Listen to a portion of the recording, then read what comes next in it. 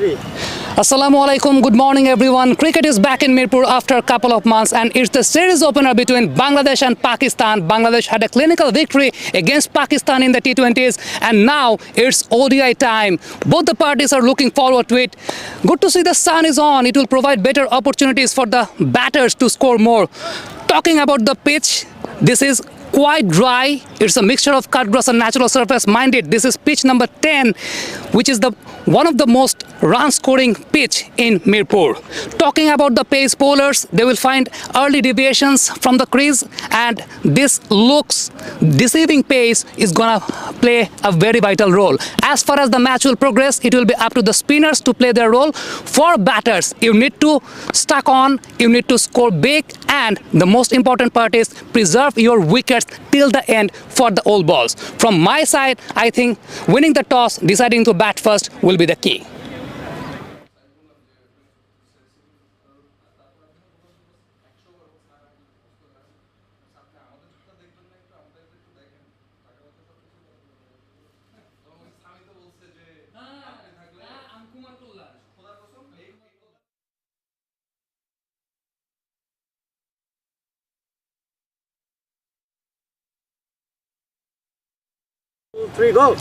Assalamu alaikum, this is the series opener and it's toss time. I have got both the captains right here with me, Miss Nigar Sultana Jyoti, Bangladesh captain, and Miss Nida Dar, Pakistan captain, alongside with the match referee Mr. Niamur Rashid. So let's have the toss. Heads is call. It's tail. It's tail. Want to bat first. Nigar, you have on the toss early November, back in Mirpur. What's your decision and why? We wanted to bat first because we want to give our batters a freeway in the middle that they can get runs in the board. What's about the wicket? Looks pretty dry. I think it's a very good pitch, and we have been playing our practice game here, so we have seen like so many runs in the board, so we want to go for that.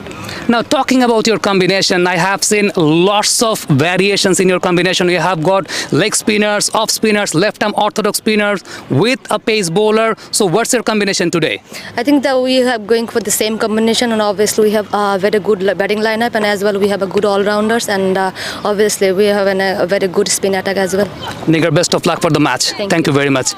Nida, happy to bowl first or you had some other plans? Definitely, but I don't mind bowl first. We have a very good spin attack, and especially our fast bowlers, very senior bowlers, so I'm okay with that. What's your combination for today's match? We're going with the same combination, whatever it was last in T20. So, yeah. While playing in this part of the world, what's the most challenging factor for Pakistan? I guess as more challenging is always a spin, and in Asia it's always a spin track. So yes, it's not a very good conditions for batters, but especially very good for the bowlers. So we are sticking on that. Got the momentum in the last T20. You want to capitalize on that? Definitely, and we had a very good practice match here. So inshallah, we'll go for. Thank you very much, Nida, for the match. So news from the center: Bangladesh have won the toss and they have decided to bat first.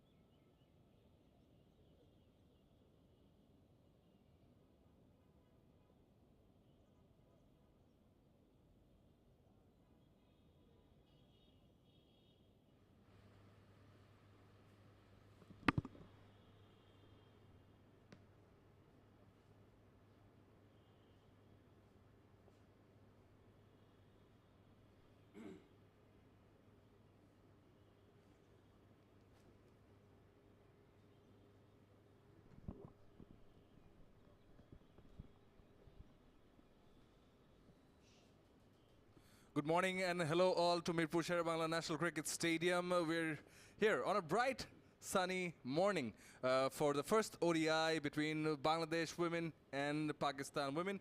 It's part of the ICC Women's Championship, definitely. And, we've already seen the toss where Sami was there, and Bangladesh captain Nigar Sultana Jyoti has won the toss and elected to bat first. Hope that Bangladesh would definitely hope to get some runs on the board. And Pakistan captain Nida Dar, she mentioned that spin could be a challenge on these sort of conditions and the pitch. And Sami was there in the middle, and he is here at the moment with me. So I'd like to ask him what he saw and what he thinks of the pitch today. Thank you, Shaman. It's pitch number 10, I think one of the most high-scoring pitches here in Mirpur. The captain of Bangladesh, Nigar Sultana Jyoti, mentioned that it's a good track to bat on. The wicket looks pretty dry, and runs on the board is always very much beneficial for any side. And I think it's a good toss to win. Anything above 220 to 230 is a competitive score to defend. Yeah, Bangladesh earlier won the T20 series 2-1 against Pakistan, which was in Chattogram. So the girls would be really happy on that regard. Pakistan, on the other hand, would like to make a comeback and make a statement that they here can be a formidable side also. They don't have any change, Team Pakistan. They're playing with the same combination as they played in the T20 series. But on the other hand, Bangladesh have a couple of changes in the squad. They have brought Miss Farzana Haq. Earlier, she scored a century against India and had a wonderful domestic season back in May, June. Bangladesh Cricket Board Women's Wing did a fantastic job introducing the Women's Premier League and also Women's Premier Division T20 League. Now you're looking at the playing 11, Nigar Sultana Jyoti, the captain and the wicketkeeper, along with Fahima Khatun, Farzana Haq, Marufa Akhtar, Subhana Mushtari, Nahida, Rabia, Ritu Moni, Shamima Sultana, Sharna, and Sultana Khatun. Yes, that's the Bangladesh side. Alongside is the Pakistan women's side. Muniba Nida Dar, the captain and wicketkeeper. Alia Riaz is there. Bisma Maroof, the prior captain. She's in this side with a lot of experience. Diana Beg, Najiha, Nashra, Sadaf Shamas, Sadia Iqbal, Sidra Amin, Hani. So it's a pretty decent side with a mixture of experience and young guns in the side also for the Pakistanis. It's very interesting to see the lineup of Bangladesh. We have seen 3 leg spinners into the 11. We are searching for a leg spinner with hurricane as far as male cricket is concerned, but we have not a couple of, we have 3 leg spinners into the squad of Bangladesh women's cricket team. It's a progressing sign. Yeah, Sami, some of the football fans might think that you were talking about Harry Kane, but yeah, he's referring to the hurricane, but not the storm, definitely. But I think, you know, as Nida Dar also mentioned to you about being careful and cautious against spin, and rightly, as you pointed out, that the Bangladesh is going with 3 spinners, and this side in particular likes to exploit the conditions with their spin bowlers also, but at the same time, they would like to take early wickets when bowling with Maruf Akhtar early on, who gets the ball to nip back in. But again, with the bat in hand, if they've elected to bat first, it's going to be all about the start. And if they can lay that solid foundation in the middle overs, the experienced campaigners such as Jyoti herself could come in and take it forward from there. What captain mentioned during the toss time that in this sort of wicket you have to preserve your wickets. You have to preserve your wickets till 30 to 35th over, and after that you can capitalize on the foundation, and it will be very much interesting to see how the old ball behaves in that kind of surface. So definitely a good toss to win. You're watching a bird's eye view of Mirpur Sher-e Bangla National Stadium. Cricket is back in Mirpur after a couple of months. Last time it was against New Zealand. Bangladesh male side played. Not a convincing World Cup is going on for Bangladesh Tigers, but I think every tournament, every lesson is a learning. Definitely, it is a learning curve. The umpires are on the field, and I think it's again is the right time for the Tigress to make a statement. The Bangladesh women's side, and they're playing against Pakistan. They have, raised their bar, raised their hand. against India in the previous series. We've seen them play well in Chattogram in the T20 format. So now, you know, it's all about the ODI game. In the ICC Women's Championship points table, Bangladesh, they stand at number 8 with 7 points, whereas Pakistan, they're number 4 with 12 points. So Pakistan are 5 points ahead. The two Bangladesh openers are ready. So Farzana Pinky is there. Pinky coming on to bat, along with Samima Sultana. So both the openers, plenty of experience, good amount of runs among them. Among these openers, again, Bangladesh would be looking for a solid start. And I believe from one end, they would be, after, of course, observing the wicket, be looking to attack. And the other end, the other person might be playing the sheet anchor role. One thing I mentioned that they had a wonderful domestic season, Team Bangladesh, and mentioning about Farzana Pinky, she had a wonderful season back in March and April, scoring 334 runs of 8 matches, averaging 111, maintaining a strike rate of 82.06, played for Rupali Bank and scored 6 half centuries among 8 matches.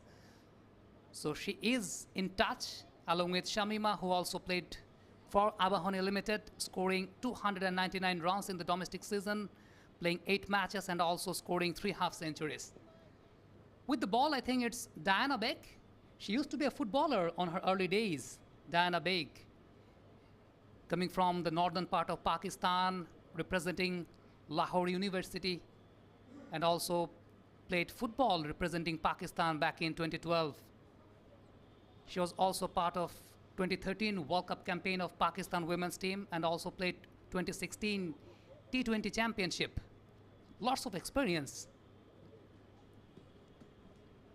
Yes, Bisma Maroof is there, but Diana Beg will be starting the proceedings for Pakistan.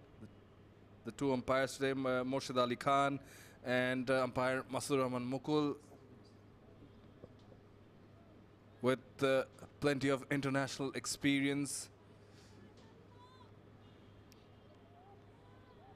Just waiting for the umpire signal to get the game on, to get it going. Yeah, getting the side screen right by Morshid Ali Khan.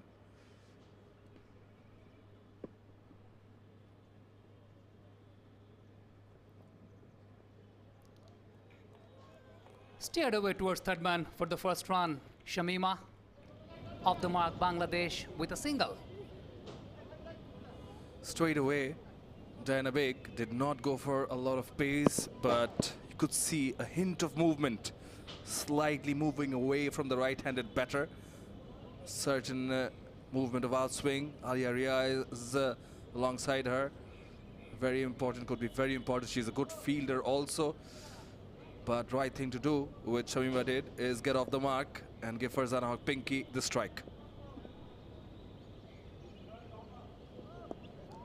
Pitched it full, driven back past the bowler. I think deceiving pace is the key in this kind of surface. You have seen Diana Beg decreasing the pace from the first ball into the second. This is going to be the key factor in this particular match. We may see spinner from the other end as far as the wicket is concerned. We mentioned in the toss, this is pitch number 10, one of the high scoring pitches here in Mirpur Sher-e Bangla National Stadium.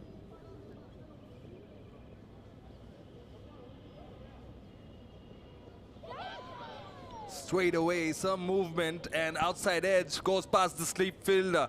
Did not go to the boundary. Fielder will recover, but a bit of a shaky start here for Farzana Pinky, and that is why, Sami, as you pointed out, she pitched it full. So when first few deliveries, you try to assess the conditions, you try to see out the wicket, and there's some movement. She's also getting some movement in the air, so there's some swing from Diana Beg on offer. That is why you pitch it up and you get some movement. You have to play with your front foot.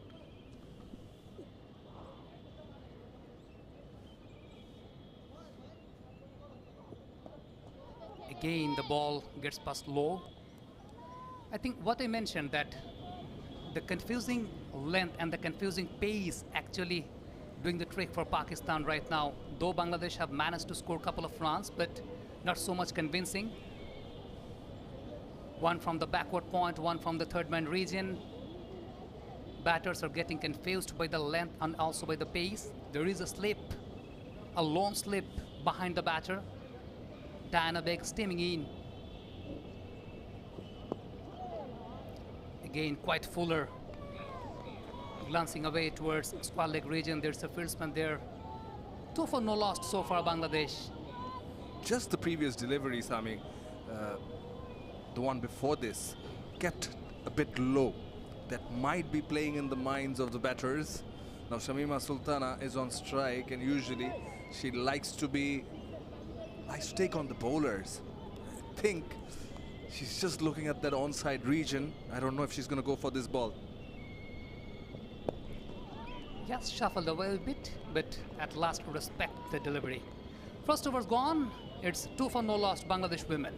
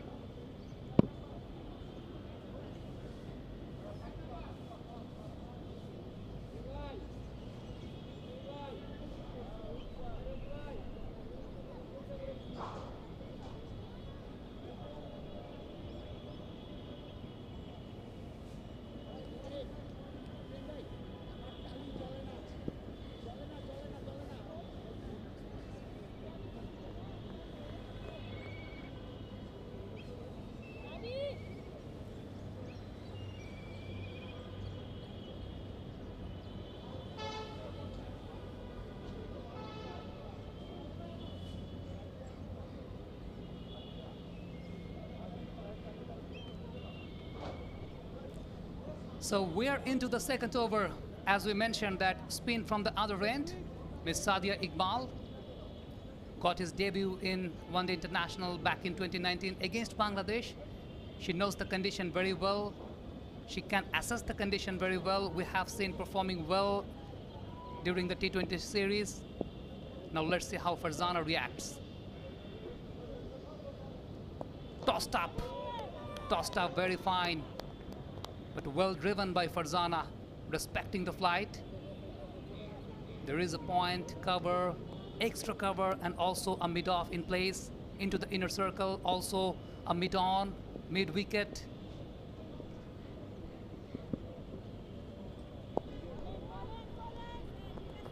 There is also a protection in the deep square leg region and also in the deep mid-wicket region to cut off the sweep, convincing the batter to play the sweep, to play in the air, generating flight.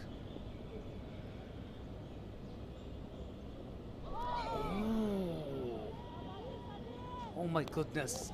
It was a sharp turn and the batter was beaten by the turn on that occasion. I have to give it to you, Sami. You had mentioned it in the previous over that they could be operating with spin from the other end, and that's what they went for. Sadia Iqbal from Mohammadabad, Punjab, the left-arm orthodox spinner, 28 years of age. Now, right after that previous delivery, quick single taken, but I was just about to point out the fielder standing in the slip cotton, just angled a little bit. But what's good to see that even with the new ball, on the other end we saw the pacer extracting some movement, some swing. Now the spinner, just in the second over, is also getting some turn, but credit should be given to them. She's tossing it up and not going for some extra pace. I'm pretty much surprised that she does not have a protection in the long on region or in the long off region, but she's tossing it up, forcing the batter to play in front. Sorry, that's the bait. That's the bait. That's the challenge that they're throwing at the batters. Particularly, you see there, the fielder you mentioned for long on, there is a mid-on.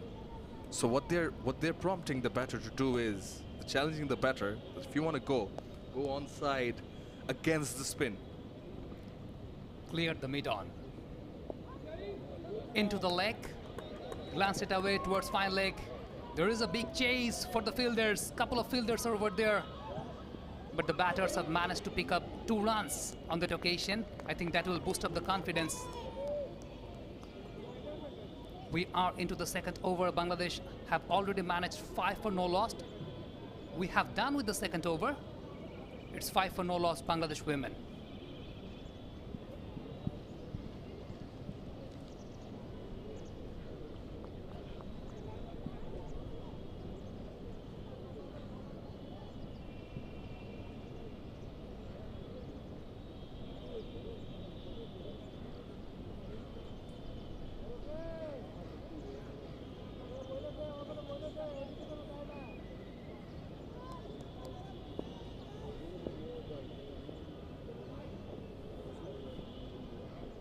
Diana Begg steaming in for her second over.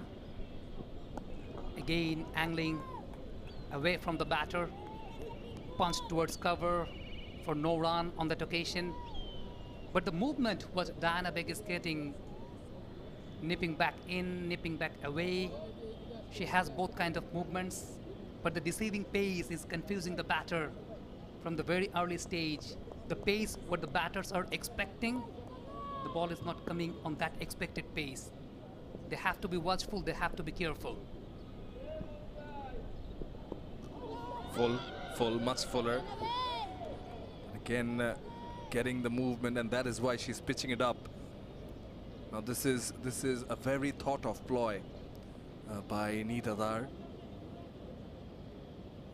Both the bowlers, and even when Sadia Iqbal was bowling, the last delivery, she did not get the ball to turn. It drifted in. That is where the batter took advantage, just glanced it away. A good thing for Bangladesh, both the openers are off the mark, but they'll have to be patient. Oh my goodness, angling back away from the batter. As I mentioned that she's mixing with the lengths. The first delivery she pitched, it was pitched bit in the hard length. After that, bit fuller, and now she angled the ball away from the right-hander. Look at the replay. She was spot on in terms of both line and length. Right in that corridor around the off stump, tempting the batter to come forward, just play at it, play and a miss. Now again mixing the length very well. The previous delivery she gave the ball a bit of air to swing, a bit of air to generating the movement, the ball zipping back away from the batter. And of course, it was an ishing moment for Pakistan. Bangladesh still struggling, 5 for no loss. I think that's the skipper Neeta Dar walking up to the bowler, Diana Begg. They're talking about something. Now on the onside, they're going to make a change in field. Yes, exactly. They had a mid-wicket. Inside the circle. Now they've moved that fielder at mid-wicket. Mid-on was there inside the circle. Now mid-on is moving away a bit towards mid-wicket. It is still a wideish mid-on the onside, but one of the fielders have been removed, put to gully. Again forcing the batter to play the shot wide on that occasion, but the plan was right. They have put a gully in place and forcing the batter play away from her body. Just had a feeling, it's just the third over, and they could have tested the patience of the Bangladesh batters, and they're bowling well. I think with that ploy, because the batters were waiting, I was just about to say, it's just a matter of time, but they take the bait, they take the challenge and try to hit it over mid-wicket or long on, as you mentioned, long on also. So I don't know the exact reason. I think that she's trying to draw the batter outside the off stump again. I think the previous ploy, I was liking it. It was testing the patience. Yeah, definitely. When the dot balls are on, it actually creates pressure to the batters. Last ball of the over. The ball kept bit low, gets past, but there is a fielder in the third man region. Single to finish the over. After 3, it's 7 for no loss to Bangladesh women.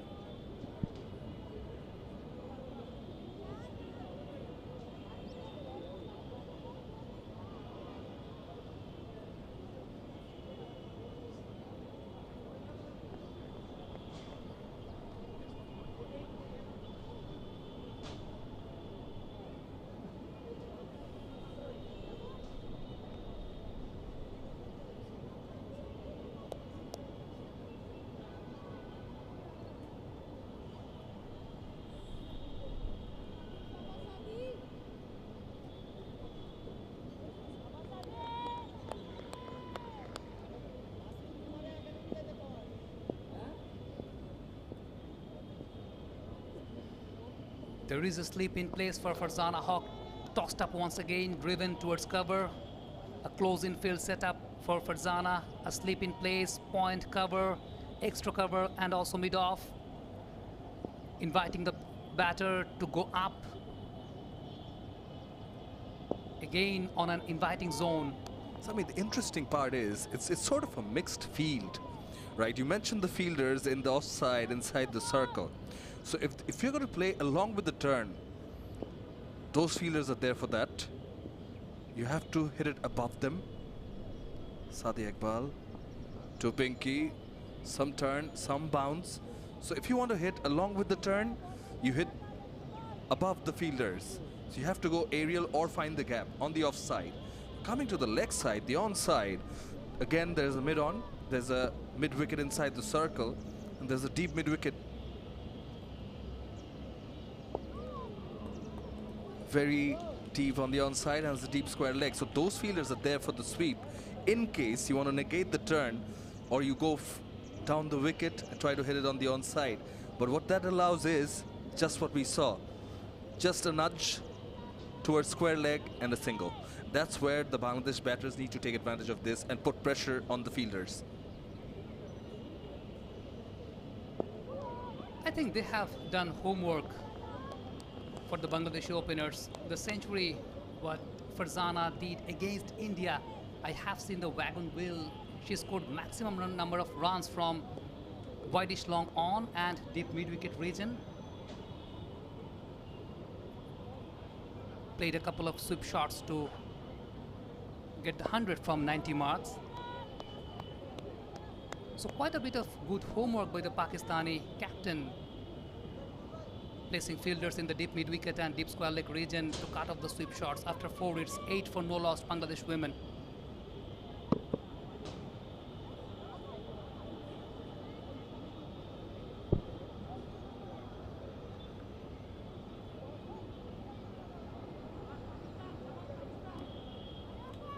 It's just the one run of the previous over, bowled by Sadia Iqbal, both the fast bowlers. Diana Baig and Sadia Iqbal going for 4 runs each. Bangladesh standing on 8 for no loss, as you mentioned. Farzana Pinky on 4 of 16 and Shamima Sultan on 3 of 8. I think it's just a matter of time. Yet to see the first boundary. Patience is key for Bangladesh batters, not to throw away. Drops full and well driven by the batter on that occasion. Farzana Haq Pinky. She moves on to 4, conceding 17 deliveries. On the other hand, Shamima Sultana scoring 3, conceding 8 deliveries. The dot balls are on. Diana Baig mixing the pace, mixing the lengths very well. Just wondering, Sami, we've seen the movement Diana Baig is extracting as she's getting some swing away from the right-handed batter. There is again pitching it up. Now there is a cover drive for Farzana Haq Pinky straight to the Pakistan skipper. I'd like to see Diana Baig getting one delivery to come back in, even if she doesn't have that.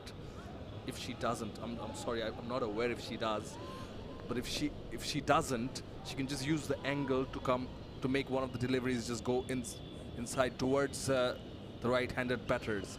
That might just prompt the batters to think. Again, providing the freebie on that occasion. The ball angling away from the batter. But Farzana did not attempt to play the ball on that occasion. This was a delivery where the batter could have taken a chance. Not saying hit it in the air. Maybe along the ground, maybe a square drive because it was full, had plenty of time, there was room on offer. So you need to make the bowler pay for the bad deliveries also. Oh my goodness, angling away once again. She has done it a couple of times in this particular over, and all the occasions Farzana, she was bitten by the swing. And this time, she's bitten by the swing once again. Speak of persistence and consistency. You have to give that to Diana Baig. Again, right on the money. This time around middle and off. again inviting the batter to come forward and then getting the ball to move away. Bit of bounce on offer also. Again beaten by the zip of the ball. Once again the same corridor, the corridor of uncertainty.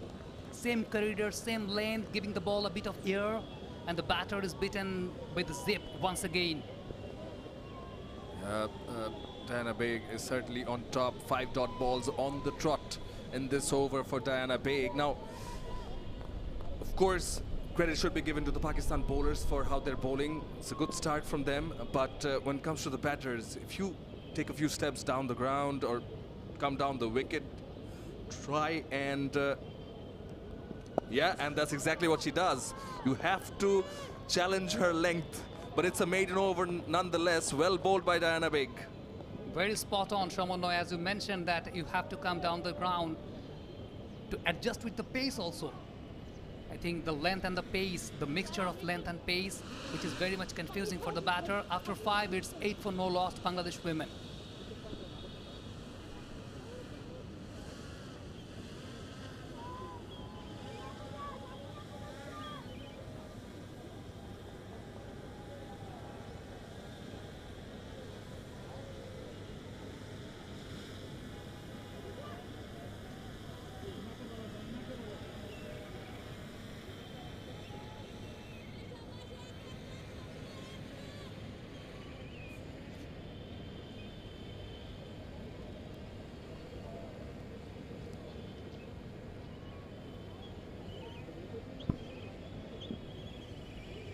Sadia Iqbal into his 3rd over, coming around the wicket, tossed it up, driven towards cover, inviting the batter to go up, to go top. Shamima Sultana conceding 9 deliveries, scoring 3 runs.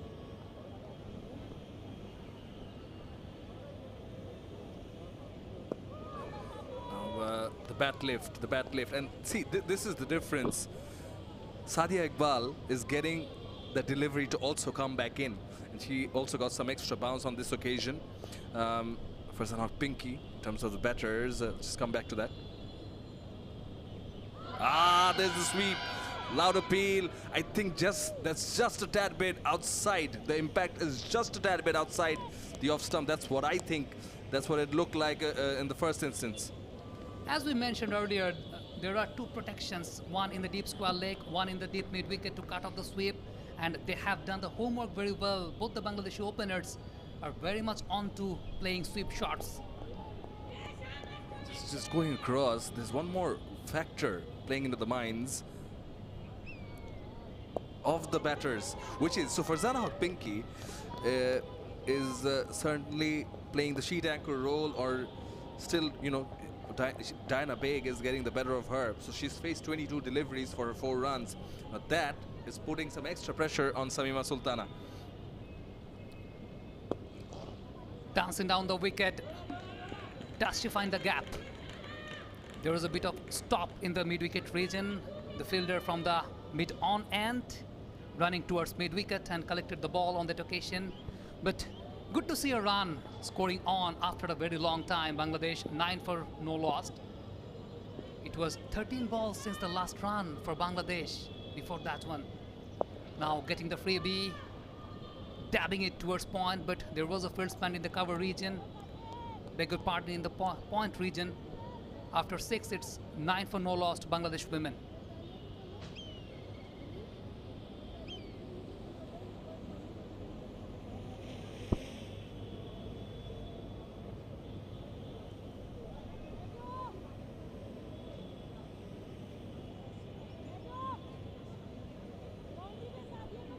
Diana Baig coming in for her 4th over.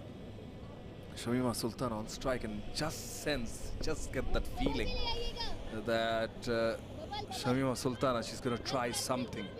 She is the one who's going to try and score some runs here.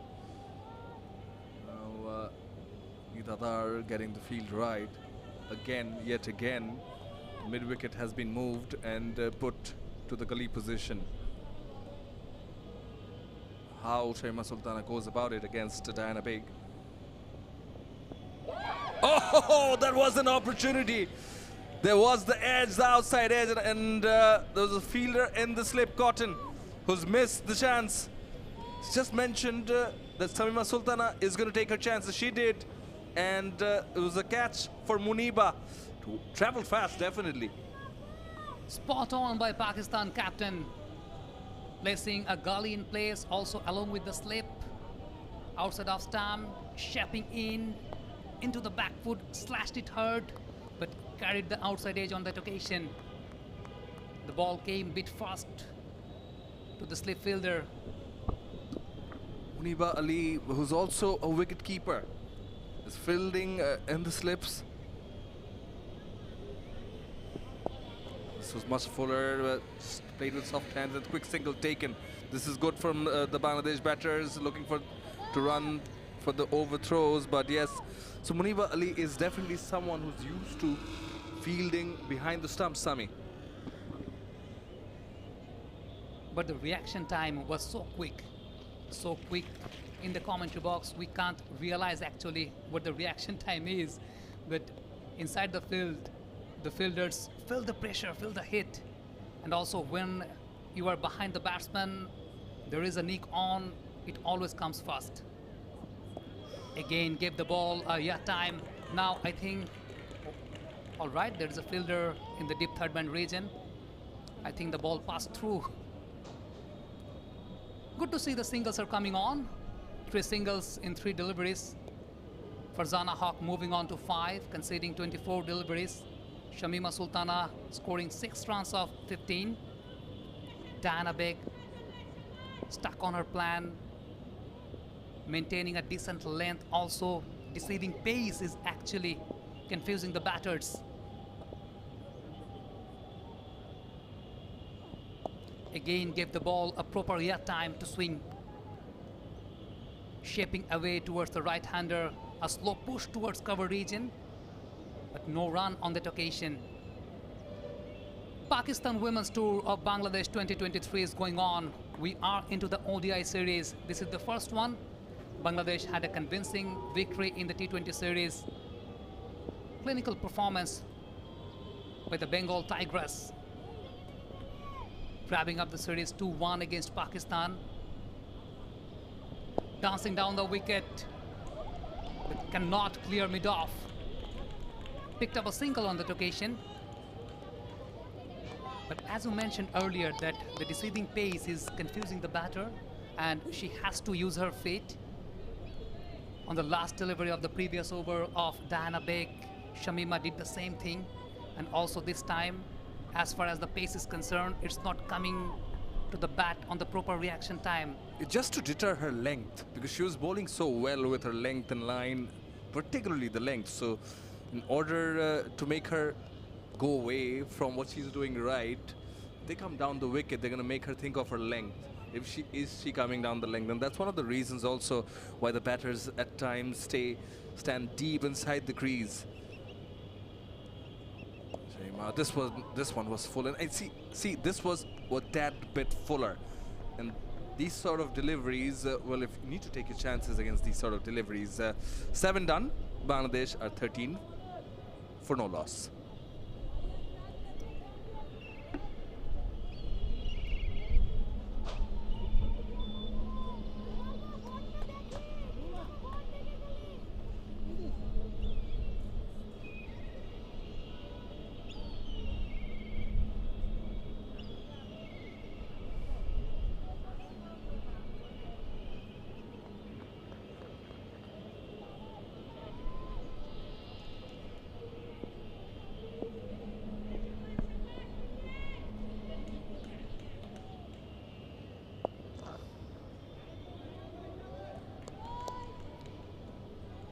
For a glimpse, I thought it gets past to the backward point fielder.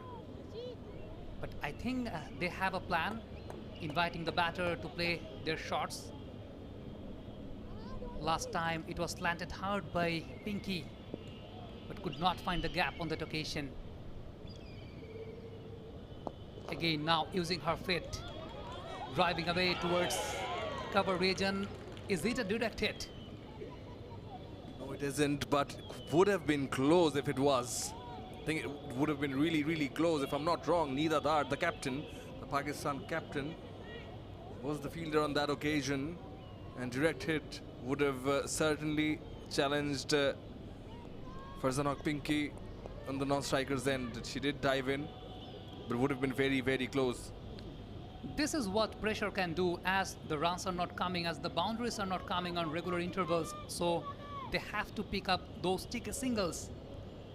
But as we mentioned earlier in the pitch report, and also Nigar Sultana Jyoti mentioned during the toss, they have to preserve their wickets. Dancing down the wicket, but unfortunately, it's out. Caught in the mid-wicket region, as we mentioned earlier. There was protection in the mid-wicket and also in the square leg region. They done the homework very well. Shamima Sultana departs. Exactly, as we were saying, that there are two fielders in the deep against Sadia Iqbal, one at deep mid-wicket. Also mentioned that Shamima Sultana is the one who's going to take her chances. And she did. She had to. I understand that. Went aerial, but only to find that fielder. So patience paying off for Pakistan. And, well, to be fair, again, she had to take her chances, but was not the best of deliveries, was not the best of shots, did not connect it properly. Good catch taken in the deep. So she departs, the Shamima Sultana. I think that was the plan, as we mentioned, that they have protection in the deep mid-wicket and deep square leg region. As a left-arm orthodox spinner, she did not have any protection on the offside into the boundary. So if the batter plays against the turn, it's always difficult to clear the ropes. Now, Shobhana Mustari is the new batter in 690 runs, average above 40.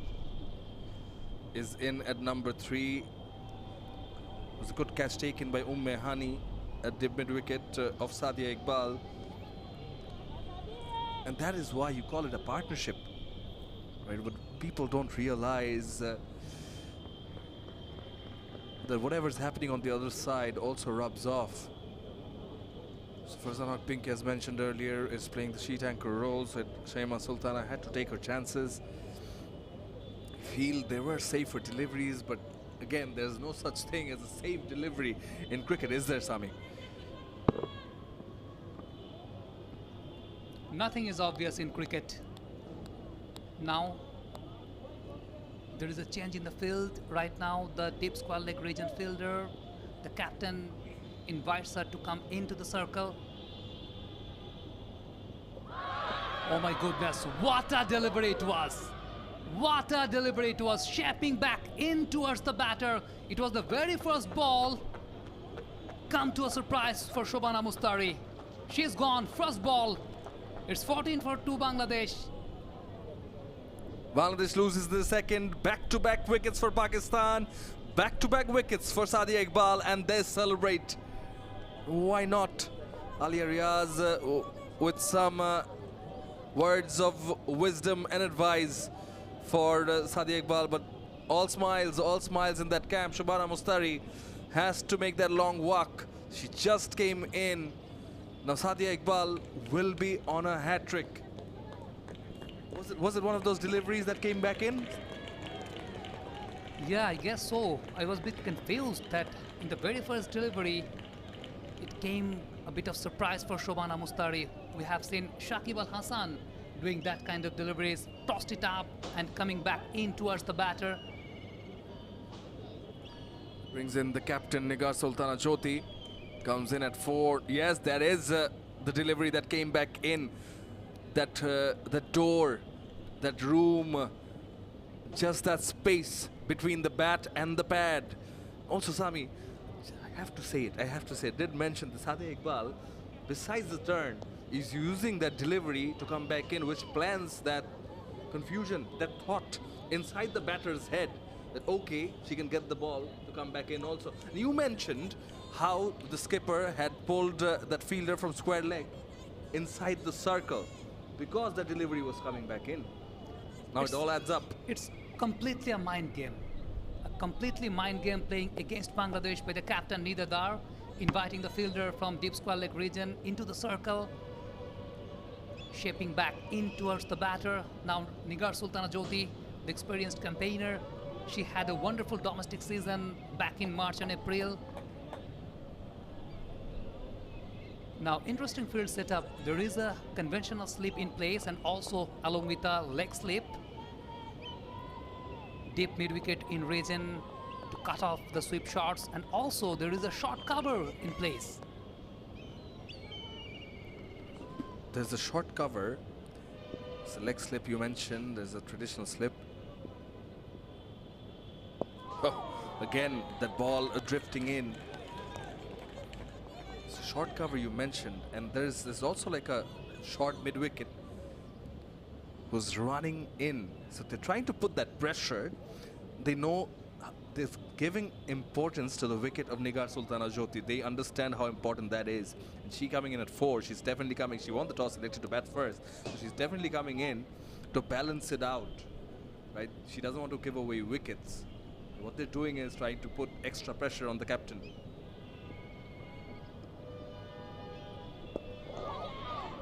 Quite uppish, but could not find a gap on that occasion, Nigar Sultana Jyoti. A wonderful over comes to an end. Couple of wickets taken by Pakistan in this particular over. Bangladesh 14 for 2. She almost had it. She was on a hat-trick. That is why they put in those fielders very close to the batter. Now, two experienced campaigners in the middle, Farzana Haq Pinky and Nigar Sultana Jyoti, have done it over the years for Bangladesh. Of course, with the bat in hand also. The good part is Jyoti is a good player of spin. She's just looking to get off the mark, but again, I think Farzana Haq has to get going, has to get some shots out of the middle of the bat, which will give them a boost in confidence. Both the batters have a healthy competition between them. Last time against India, Farzana Haq mentioned after scoring the century that it was a challenge against Jyoti. It's a bit of healthy competition that Nigar Sultana Jyoti mentioned that she wants to score the first century for her country. But it was Farzana Haq Pinky who scored on that occasion. And during the press conference, she mentioned that it was a bit of challenging scenario between she and Nigar Sultana Jyoti. Right now, they have to step up. They have to build the partnership. As Bangladesh are struggling, 14 for 2. Diana Begg, I think she's building the pressure. She's building the pressure and mixing up with the length, as we mentioned, playing with the deceiving pace, creating confusion towards the batters, and also excellent captaincy by Nida Dar, the Pakistan captain.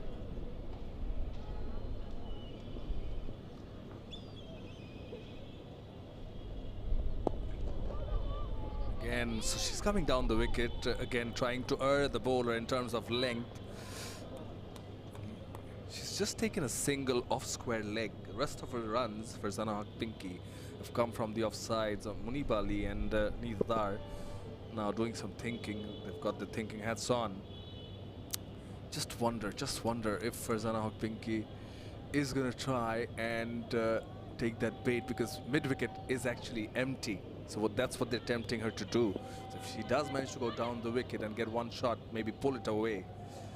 Let's see. Going down leg on that occasion. The umpire is not signaling a wide, as I think it just brushed the pad of the batter. But the length was predicted on that occasion because before the delivery, they have placed a fielder in the short cover region in the driving slot to cut off the drive. So the length was pretty much predicted, but the line was not. The line was not that much convincing. Naji Albi with the gloves on is the wicket keeper. Bit of excitement seen in the previous delivery from her. Even though we saw the ball bounce, she was appealing from behind the stumps. Well, you see some excitement from the young blood, don't you? Dropping on the hard length on the previous delivery, forcing the batter to come forward. There is a slip in place. In the previous over, there was a gully for an extra protection. Right now, forcing the batter to come in front. using the fit, considering the length, and picks up a single on that occasion. After a very long time, Farzana moves on to 8, consisting 34 deliveries. Bangladesh are 15 for 2, single to finish the over. After 9, it's 15 for 2, Team Bangladesh.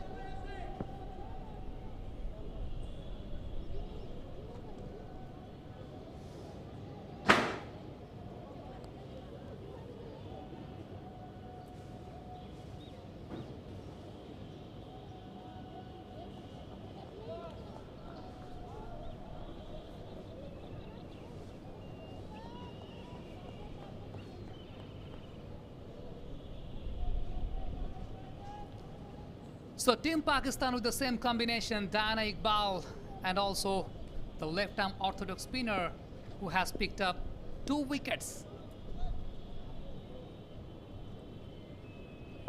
Tossed up once again, forcing the batter to play the drive. But there is a protection in the cover region. Dot balls are doing the key for Pakistan right now.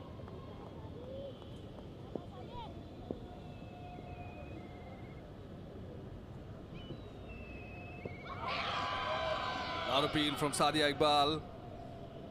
Umpire Masur Rahman Mukul is not interested in that one, but this is good bowling from Pakistan. Managed to put on a lot of pressure. Farzana Haq Pinky was on strike. It's a loud appeal. Niga Sultana Jyoti is at the non-striker's end. I think she needs to take a single and rotate the strike at least. Again a big appeal, and the finger goes up by Masood Rahman Mukul. The batter shuffled a bit. Could not judge the length and also could not judge the height on that occasion. 3rd wicket down for Bangladesh. Disappointing stuff by Pinky, Farzana Haq Pinky, the Centurion against India. This is great bowling. This is great bowling from Sadia Iqbal. On the previous delivery, there was a loud appeal also. Umpire Masur Rahman Mukul was not interested on that occasion, but this one, yes, the leg stump was visible. She got the ball to just straighten Sadia Iqbal coming around the wicket, the left-arm spinner. Ball pitched around the middle and off and straightened. Again, as mentioned, the leg stump was visible, so the impact suggested that the ball would certainly go on to hit the stumps. And Bangladesh lose their 3rd. Sadia Iqbal has done the damage. She's got all the 3 wickets. She was on a hat-trick in the previous over. Did not get the hat-trick, but has got her 3rd wicket. And that brings in the new batter, Shorna Akhtar, to the crease. But also, you know what people don't understand, if they don't follow the match, what they don't get, the importance of bowling in tandem. So Diana Baig from the other end has also bowled well, but here's the wicket, Sami. As we mentioned earlier, the leg stump was quite visible and the approach of the batter was quite mysterious from the very first delivery. She was shuffling towards her off stump, exposing the leg stump on both the occasions. And in the very first ball, which was zipping away from the right-hander, the bowler realized that the leg stump is visible and the batter is shuffling away towards the off stump. Then comes the straightener, picking up the wicket. Now Shorna Akhtar, the new batter. There is a short cover in place. Flighted towards off stump. Driven back to the bowler by Shorna Akhtar. 15 for 3 Bangladesh on that occasion. So the decision to bowl pace and spin together with the new ball has paid off. Flighted delivery now. Now toying with the batters. Again, tempting the batter. Come after me. Go for it. Go for it. Well, the batter doesn't, but they are enjoying it in the middle, Pakistan bowlers. Look at the field setup. There is a mid-off in place, inviting the batter to go up, to clear the mid-off. Again, shaping back in towards the right-hander, playing across the line. Dot ball to finish the over. After 10, it's 15 for 3 Team Bangladesh. It's a wicket maiden. It's a wicket maiden from Sadia Iqbal, and after 5 overs, again, yes, of course, well obliged. She's taken 3 wickets, just given away 6 runs, so this is fantastic bowling from both the bowlers. This is good captaincy from Nida Dar. You have to give her that also. She persisted with them. She's patient. She's allowing them to bowl. And certainly, this is working for Pakistan bowlers. Now Bangladesh got two new batters in the middle who are yet to get off the mark. They need to get on a partnership. And again, if they are not finding a boundary, they need to rotate the strike, take the singles and doubles. And if I'm correct, we're yet to see a boundary. 10 overs gone. We're yet to see a boundary of the bat of the Bangladesh Tigress. Yes, we have completed 10 overs, but still Pakistan is maintaining an attacking field setup. You were allowed to take 4 fielders outside of the circle, outside of the 30 years area, but Pakistan is not taking the opportunity on that occasion because they are creating the pressure on Bangladesh. Nigar Sultana Jyoti, the captain of Bangladesh, who has to go through a rebuilding procedure. Diana Begg steaming in once again. Again, a deceiving pace and also a confusing length for the batter. Shaping away towards the right-hander, Nigar Sultana Jyoti respected the length, respected the line on that occasion. They are onto a rebuilding procedure, winning the toss, deciding to bat first. It's a very good condition to bat, as Nigar Sultana Jyoti mentioned during the toss. Let me remind you, it's pitch number 10, which is one of the most high-scoring pitches in Mirpur Sher-e Bangla National Stadium. But the scenario is different. Shaping away from the right-hander once again. She's playing with the length, she's playing with the zip, she's playing with the line. When the dot balls are on, it forces the batter to take those cheeky singles and create opportunity for the fielders to grab a wicket.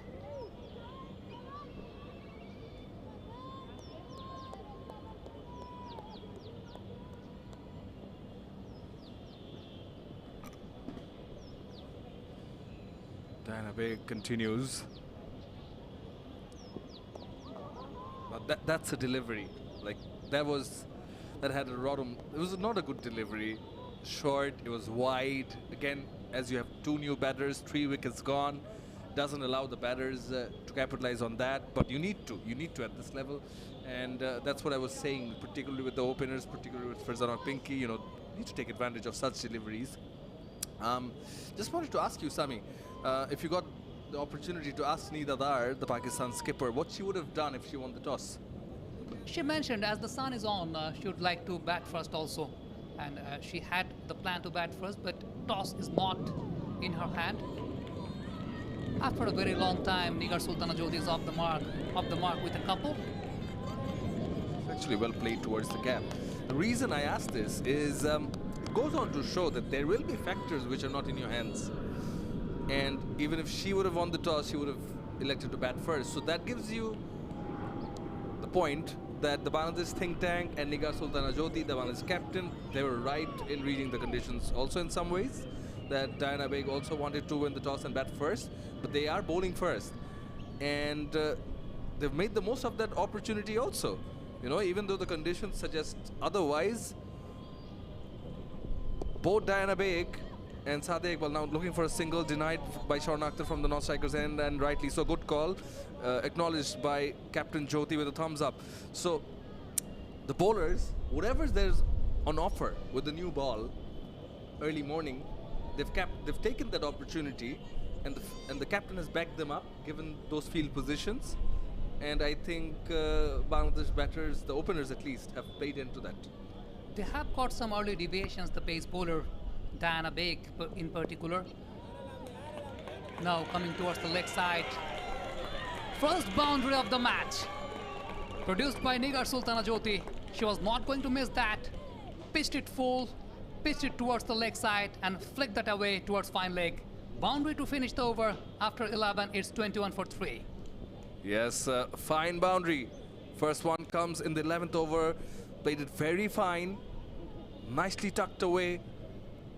Just use the pace of the ball, and that's exactly what I was referring to, because there were some deliveries. You can't tell me that there were no deliveries in the first 10 overs which were not weak links. If you did not capitalize on those deliveries, yes, there were not much, but there were 1 or 2. And at this level, that's where it counts. You have to be patient, your technique is tested, and you get those one or two bad deliveries, you pounce on the bowler, take advantage of that, and then maybe you can get on top of the bowler. I think it was the pressure which was not allowing the batters to free their arms. Sadia Iqbal continuing. Again a tossed up delivery. Sharna Akhtar driven away towards mid-on.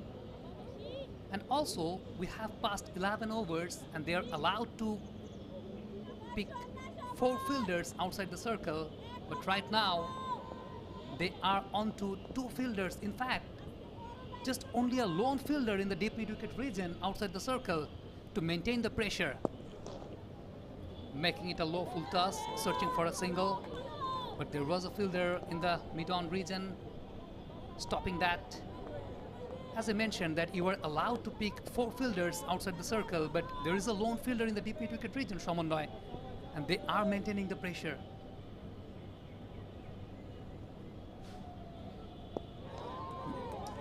I think it's very important for Bangladesh that Jyoti and Sharna both stay in the middle.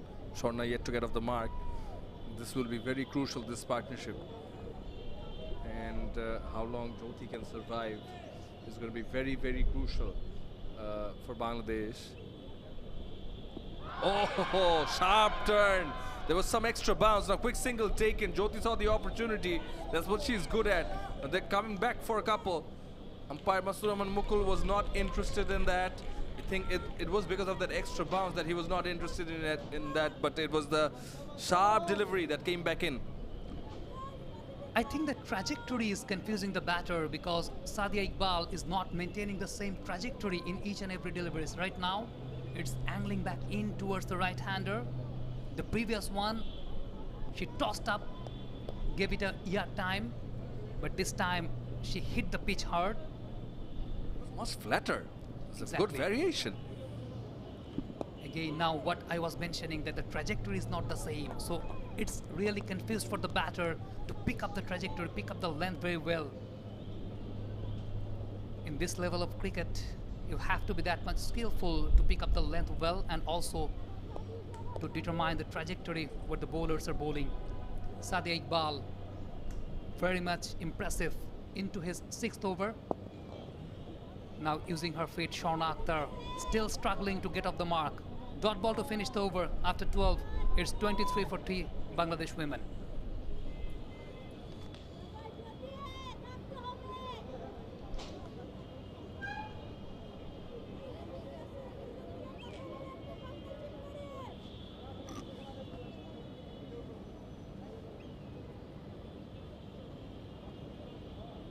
Sadia Iqbal, she's bowled brilliantly. 6 overs. She's got 3 wickets. She's given away 6 runs. Bangladesh 23 for 3 after 12.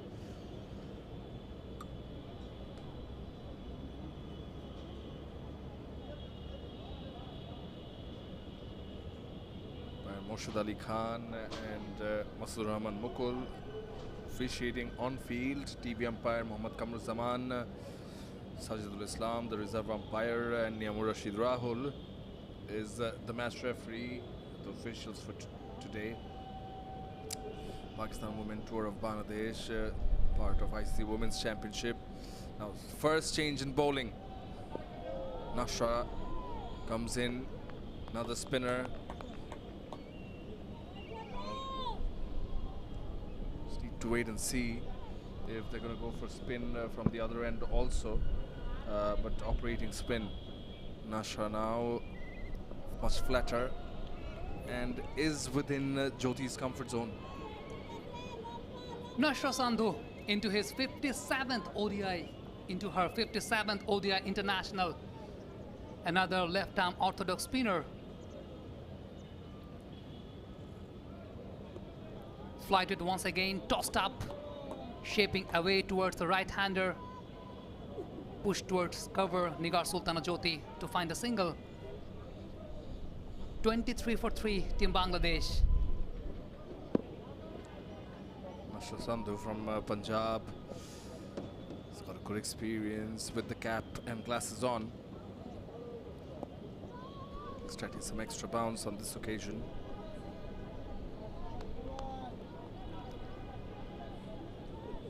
to wait and watch how Jyoti goes about it. She had an economical display in the T20 series. Nasha Sandhu now got the roam, produced the roam, but could not find the gap on that occasion. There is a extra protection in the inner circle region for Nigar Sultana Jyoti. Playing onto her back foot, try to find the gap. The pressure is increasing.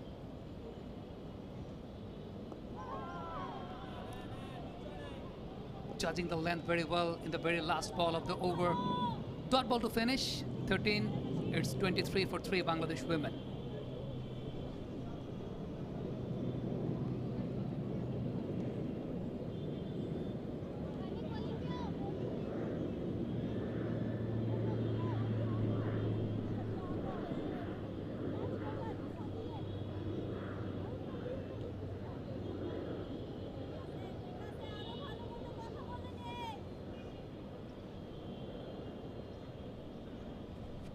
So now the question is, does Nida Dar continue with Sadia Iqbal? That's the question. They've operated Nasha Sandhu from the other end, and Sadia Iqbal was bowling from the media end, and I think she's going to persist with her because she has been her strike bowler. So this is good, positive captaincy from Nida Dar. She's looking for wickets, and she knows how important this pair in the middle is, and particularly Jyoti and Shorna. So she's looking to put on pressure on them.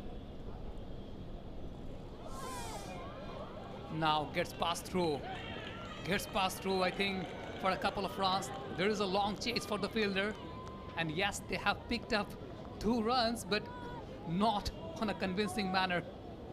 It's not the most ideal way, but Shorna Akhtar is off the mark. So again, this time it was not the delivery that comes back in. This was the delivery. This was the stock delivery of Sadia Iqbal, which goes away from the right-handed batter. She's looking to sweep, going for the big heave was Shorna Akhtar, and was an outside edge. Muniba standing in the slip. It was went from in between the keeper and the slip fielder and went very fast. While there is no protection in the offside, so why playing against the turn? Again coming back in this time. She's mixing it up very well. The previous delivery was turning away from the right-handed batter. This one, she gets the ball to come back in and also keeps a bit low. Why? I understand that why. Because she's trying to take on the bowler. But definitely, Sadia Iqbal is on top. Definitely. As we mentioned earlier, the trajectory, what she's maintaining, the line she's maintaining, and also the zip she's maintaining. The batters are getting confused. Some are coming in, some are going out. So that's what the trick is going on. Right now it's coming in. It's coming in, and Masoodur Rahman Mukul raised up the finger. It's 4th wicket for Sadia Iqbal. A convincing one, and it's Shorna Akhtar. She was struggling, and the angle, the trajectory, and also the zip, which actually has done the damage for Bangladesh. Exactly as we were mentioning, and that is why this is good captaincy from Nida Dar. She persisted with her strike bowler. Sadia Iqbal is on song. She made the batter think. First delivery, looking for that big heave, was turning away from the right-handed batter. Second delivery comes back in. Third delivery, it does not turn. It comes back in again. Again, the leg stump is visible. Bit of way to go, but it would have gone on to hit the middle and leg. And what I liked is the team celebrating, and how they're celebrating, and how Diana Beg came and celebrated.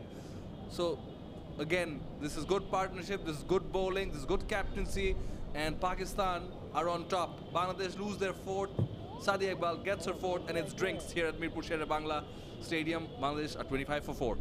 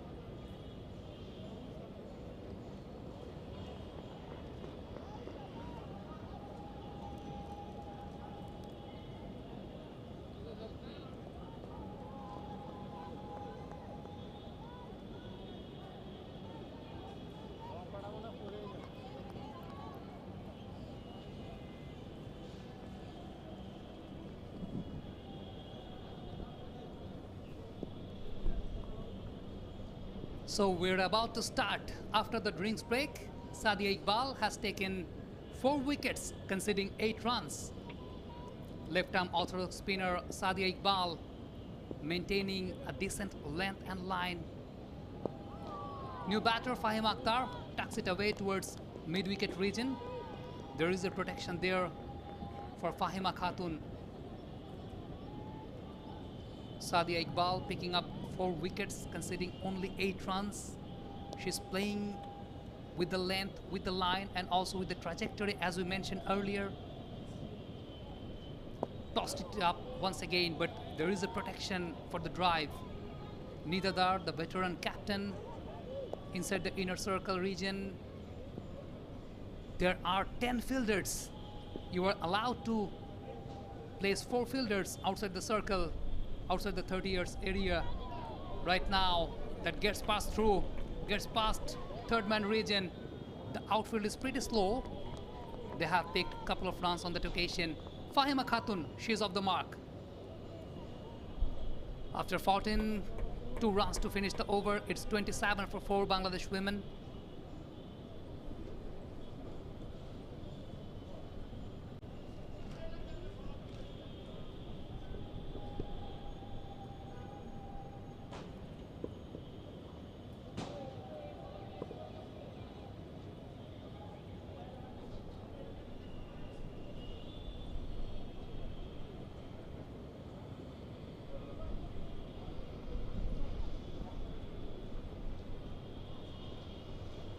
We are into the 15th over, and Nashra, she is steaming in. Got a first over maiden on the previous occasion. Maintaining a wicket-to-wicket corridor for Nigar Sultana Jyoti. Sweep is her go-on shot. Last time here in Mirpur Sher-e Bangla National Stadium, Nigar Sultana Jyoti scored maximum number of runs by her go-through shots. She had a wonderful, decent enough domestic season. We have to appreciate the women's wing of Bangladesh Cricket Board introducing Women's Dhaka Premier Division Cricket League, consisting 8 teams, and they have played a bit of matches. And also we have seen the Dhaka Premier Division Women's T20 League this year, and also the First Division Women's T20 League was going on the previous month. Nashra steaming in once again. There is a slip in place. Again tossed it up, glanced it towards the fine leg region. There is a long chase by the fielder, and they have managed to pick up a couple of runs.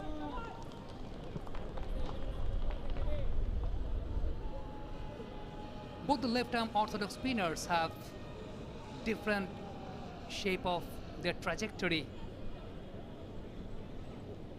We have seen Nashra very much dependent on flight and also varying the length pretty well, confusing the batter with her lengths. Going into her back foot, Nigar Sultana Jyoti, she's not going to miss that. There is a long chase for the fielder, and the ball wins the race. Boundary for Nigar Sultana Jyoti. This is the second boundary in this match. We are into the 15th over, so you can understand the pressure is on for Bangladesh, but that will certainly ease the pressure from Nigar Sultana Jyoti. She was waiting for that kind of delivery, got the room, got the freebie. It was a freebie serving on a plate. Nashra playing with the mind of the batter, varying the length once again. On the previous occasion, it was a bit fuller, and now again onto the back foot. But this time could not find the gap. There is a protection in the cover region. As we mentioned earlier, they are allowed to place 4 fielders outside of the 30-yard circle, but right now they have placed 2 for Nigar Sultana Jyoti. And last time we saw 1 for Fahima Khatun. That's good batting. That's good batting. Flighted, tossed up, respecting the length, respecting the line. Placed it towards the cover. They need to build a partnership. She was attempting to play a sweep shot on that occasion, seeing the flight of the ball, but at the end, drived back pass to the bowler. After 15, it's 33 for 4 Bangladesh women.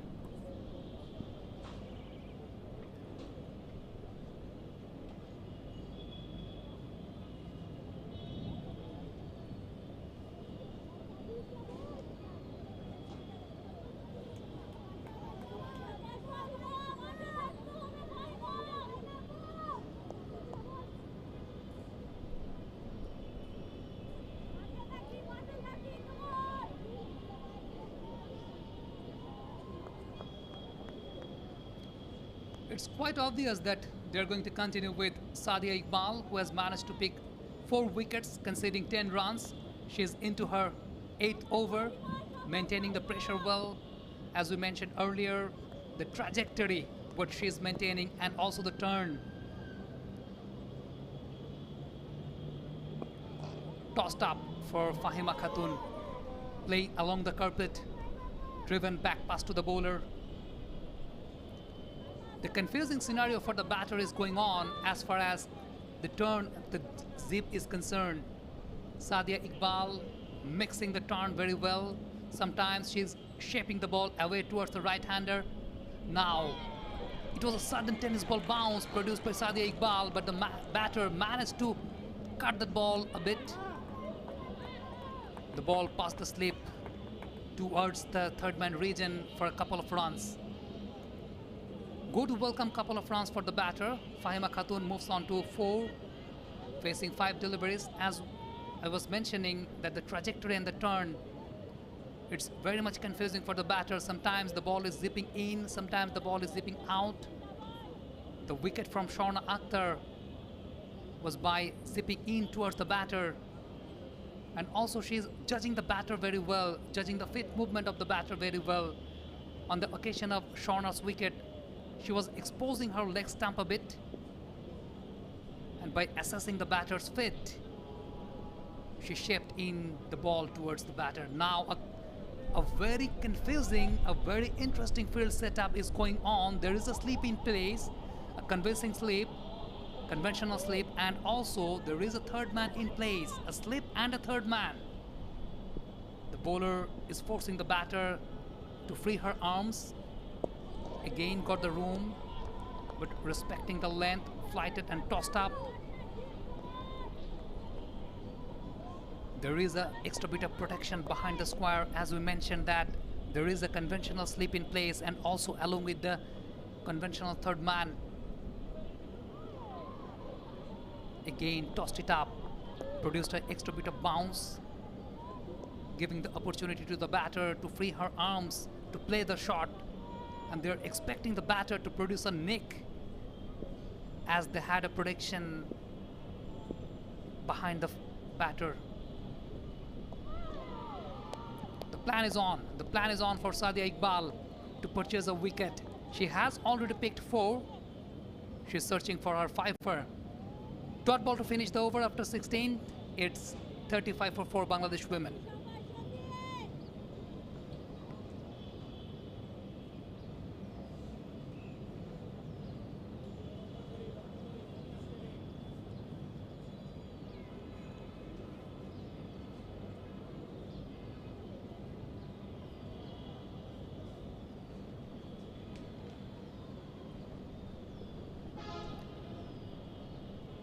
An attacking combo is going on between Sadia Iqbal and Nashra.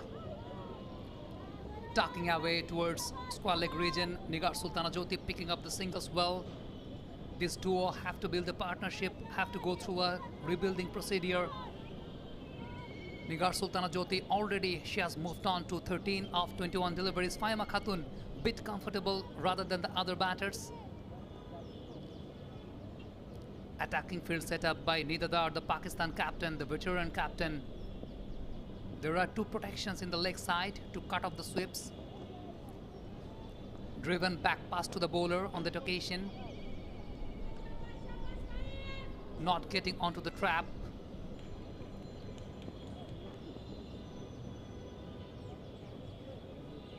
Now dances down the wicket and clears mid-on.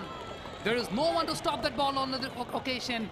It's a boundary, a welcome boundary for Fahima. She moves on to 8. It will boost up her confidence as well. There was a flighted delivery on to confuse the batter. They have their protection in the deep mid-wicket and also in the deep square leg region, inviting the batter to clear mid-on, and the batter has accepted the invitation on that occasion.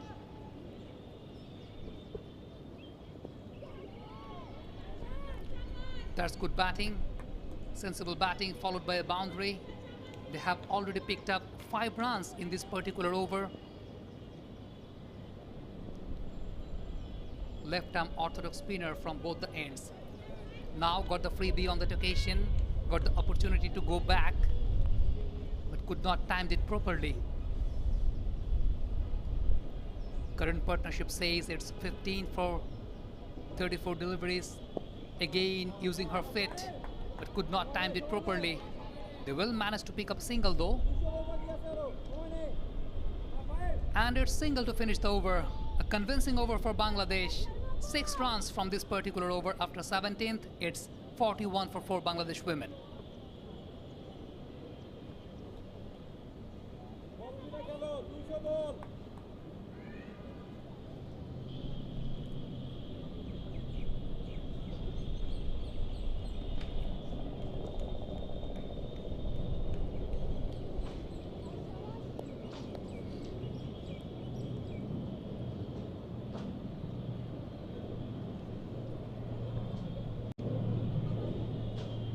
I think there might be a change in the bowling from the media end. We saw Sadia Iqbal continuing 8 overs in a row, picking up 4 wickets, 4 important wickets. In fact, all the wickets of Bangladesh has been taken by Sadia Iqbal. This partnership is going good. A decent enough partnership by the 2 experienced campaigner Fahima Khatun, veteran campaigner as far as women's cricket is concerned of Bangladesh, and also Nigar Sultana Jyoti. Umme Hani from Faisalabad, right arm off break bowler. 27 years of age, will be bowling from the media end. Tossed up delivery, flighted, played with soft hands. Quick single taken. This is good batting, this is good calling, good running between the wickets, and exactly this is what we were speaking of, Sami, initially, particularly referring to the opening pair. This is where they missed out. If boundaries are not coming, yes, it was tight. Let's try and manage the singles, maybe the odd boundary. Jyoti on the back on strike, so credit to Fahima for playing it with soft hands, and credit to Jyoti for a quick call. But now everything lies with this pair in particular. I think the fact that the openers were not able to producing boundaries, it actually created the pressure. We have seen the first boundary being scored by Nigar Sultana Jyoti in the very 12th over. Can you believe that? 12 overs in a row without a boundary. It just happened. It did. But I like the glasses Umme Hani is wearing. She's got some style. Vintage glasses, not the typical sports glasses, if I'm not wrong, seeing the side-on view. Bowling with the glasses on, definitely the sun is up. It's a November morning here in Dhaka.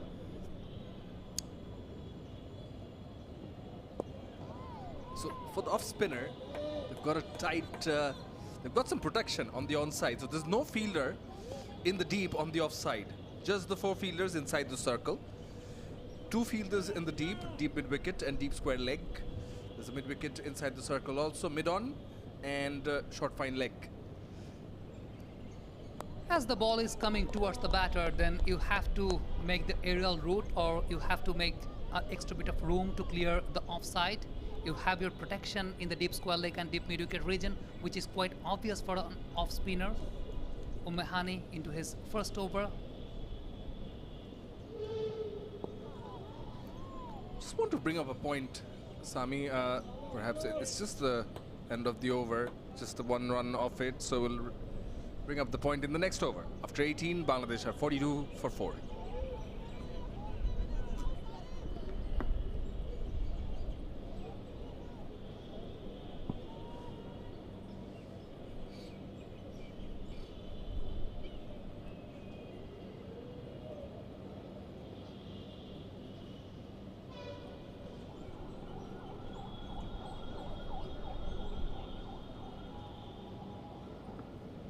Partnership now 17 of 27. Just wanted to bring up the fact, and particularly against the off-spinner, just noticing Bangladesh batters, there is some turn on the surface. So as there's some turn, it prompts, it gives you an indication that most of the runs got to play square of the wicket. Now another change in bowling. The captain Neeta Dar is coming in with the ball in hand from the other end. And what's the field setup for her, for the right-handed batter? It's pretty much the same as mentioned earlier in the previous over. The same ploy from the other end. So as there's some turn from the surface, got to play square of the wicket unless you're coming down the track. Now this is well played with soft hands, quick single taken. So the understanding, the calling between the wickets is good between the two batters, Jyoti and Fahima. So if you want to negate the spin, maybe negate the, you got to come down the wicket, use your feet. If you want to hit it straight, crossing mid-on and mid-off, otherwise square of the wicket. Now when it comes to square of the wicket, seen most of the batters go onside just like that, right? But if you have that to play sometimes against the spin or with the spin and hit it way above, again going for the sweep, single denied, rightly so. If you can hit it and cross the fielders on the offside, there's no protection in the deep on the offside. I haven't really seen that side of the Bangladesh batters, at least not today. Yeah, spot on. So Neeta Dar also mixing the length very well, sometimes pitching it up, sometimes pitching it down. Got the room on that occasion, slice it away towards the backward point region. Conceding just one run in this particular over, Neeta Dar.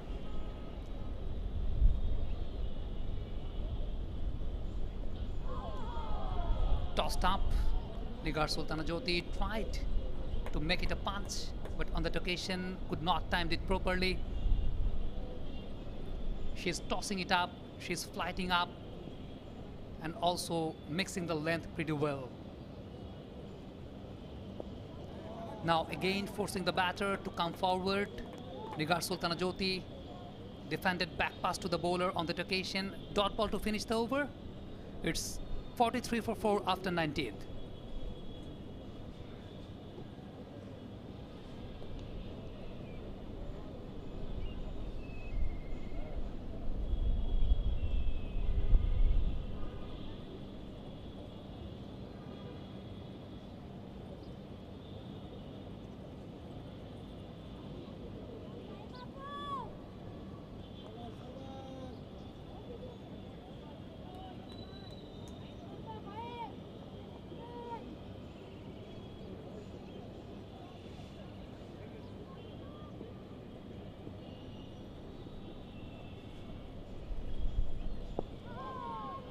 Quite a surprising change by the captain of Pakistan, Neeta Dar, Shamonoy Ummahani, from the media end. She produced the last over. You were very much convinced by her sunglasses. But right now, she's off. Nashra from the other end. Flighted delivery. And, well, just straight to the fielder. So again, this is exactly what we were talking about. We'll come back to the sunglasses, but at least Fahima Khatun showing some intent to hit it through the offside. Is looking to hit it towards cover. Played with soft hands, looking for the single. Jyoti rightly denied, but the intent is there, which I like to see. Now coming to the sunglasses, maybe Neeta Dar, she prefers the traditional sports glasses instead of the vintage glasses. And hence, Nashra Sandhu, wearing the traditional sports glasses, is back on. Which one do you like? I think the traditional sports glasses, because it's quite uncomfortable when you are with your conventional glasses. Now clears mid-on, but the fielder is there, picks up 2 more runs. The intent is clear by Fahima Khatun. She's using her feet as the bowler is tossing it up. So you have to play according to the flight, and that's what Fahima Khatun is doing. I have seen her using her feet quite a bit, couple of times in this particular over. She moves on to 13. Oh, just drawing the batter out outside the off stump. This is well bowled from Nashra. Still persisting with the fielder in the slip, and that is why. I think this is the perfect length they should be focused on. Not too full, not too short. Makes the batter confused. Now again using the feet to cut off the length, making it a full toss. There is a protection in the long on region. Single to finish the over. I think a decent enough over for Bangladesh. Scoring 3 runs from this particular over after 20. It's 46 for 4 Bangladesh women.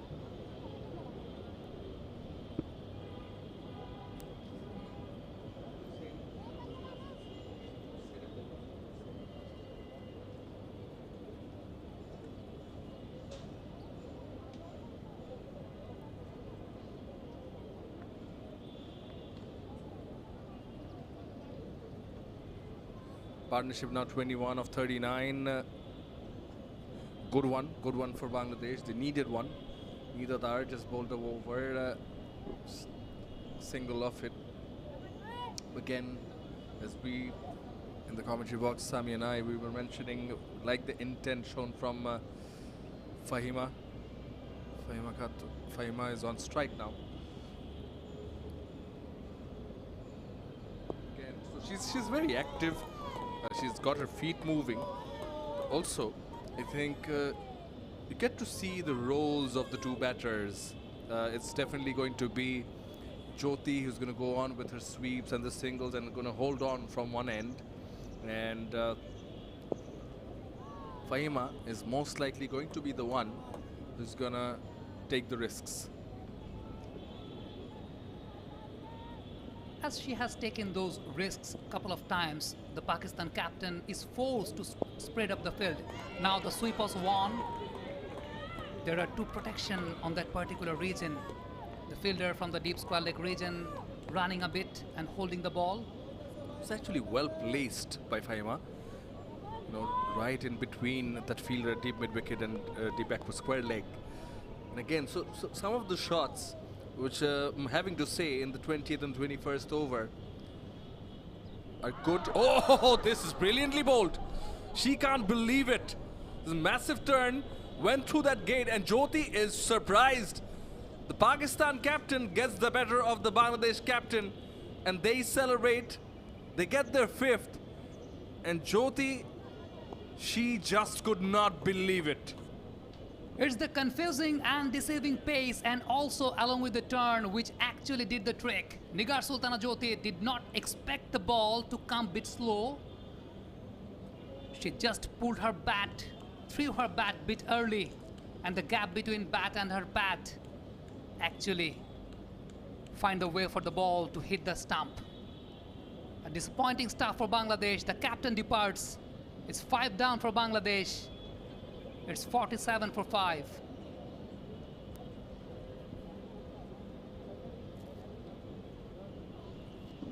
Now moving on to the replay, as you see, the flighted delivery, the deceiving pace from Nida Dar, Nigar Sultana Jyoti forced to come forward. Most of the things she did was right. She came forward. She went quite a bit forward. But there was some extra bounce and just a sharp turn.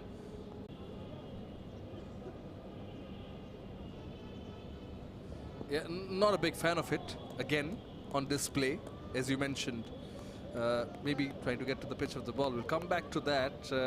It's the over, just a single and a wicket off, and Nida Dar becomes the other wicket taker in this match. Beside Sadia Iqbal, who's taken 4. Bangladesh 47 for 5.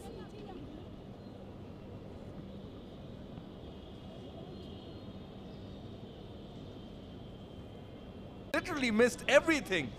The bat, the pad, the wicket, the keeper, the gloves, the sleep, everything. It went past. Well, they ran. They took a single, I think, right? Yeah. On that kind of surface, when the ball is pitching on that particular line, you can't afford to go on back foot. You can't afford to go on back foot because the pitch will do some trick. The pitch will definitely do some trick. It's risky for a batter to play her shot on her back foot when the ball pitches on that particular line. Went through the legs of Najiha Alvi. And they've got the tails up, Pakistan. And I think, you know, Ritu Moni moving across is also a sign of that. And she's just shadowing that with a lot of confidence. Well, There is a protection there in the short mid-wicket region. Also, a slip is on for Ritumoni. Tossed it up, playing towards mid-off region with soft hands. It's 48 for 5, Team Bangladesh. The pressure is building.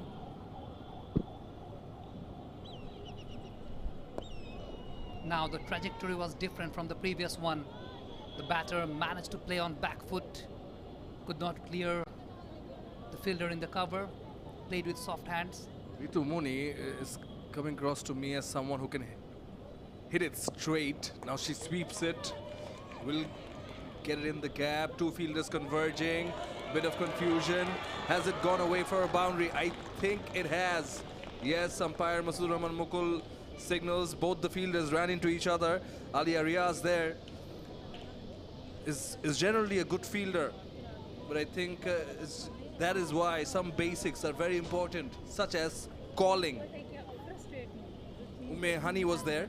Vintage glasses? The sweep shot was on for that particular length, and in this level of cricket you have to utilize your maximum number of skills. When you are not getting options playing straighter, when you are not getting your singles on, then you have to find some unconventional ways to score runs, and that's what Ritumoni was doing. End of that over, we have moved on to 23rd. Nidadar steaming in. That's good cricket. Picking up the single very well, judging the length pretty early. She was very much watchful as far as the ball and the flight is concerned. Fahima Khatun being very active, using her feet very well, judging up the length very well from the very early stage.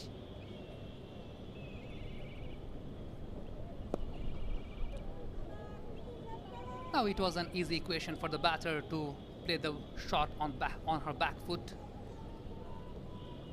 Bangladesh need a big partnership. It's been a lack of that. Now this is well played. It's well played, and in the gap, she was on top of it and looked very comfortable. So now, the fact that she's moving across, but her feet are planted pretty solid. You know, she gives her a solid base. So it allowed her to stand on top and just hit it for a straight pull through that cow corner region for a boundary. This is the first time I have seen a Bangladeshi batter in this particular innings using the power, using the muscle power, rotating her arms. That's good cricket. A boundary followed by a single on that occasion. Look what it does. A boundary gives the batter a confidence, right? The previous delivery, now she's taken a single. She did not go across. Now she looks much more stable. Again using the feet, judging up the flight. Fahima Khatun, she's on to her 17, conceding 28 deliveries. As we are displaying the last wicket, Nigar Sultana Jyoti. Unlucky 13 striked. I did not notice earlier. Nigar Sultana Jyoti got out on 13. And yes, after 23, it's 58 for 5 Bangladesh women. All the 4 wickets was taken by Sadia Iqbal, and the lone wicket remaining was taken by Nida Dar.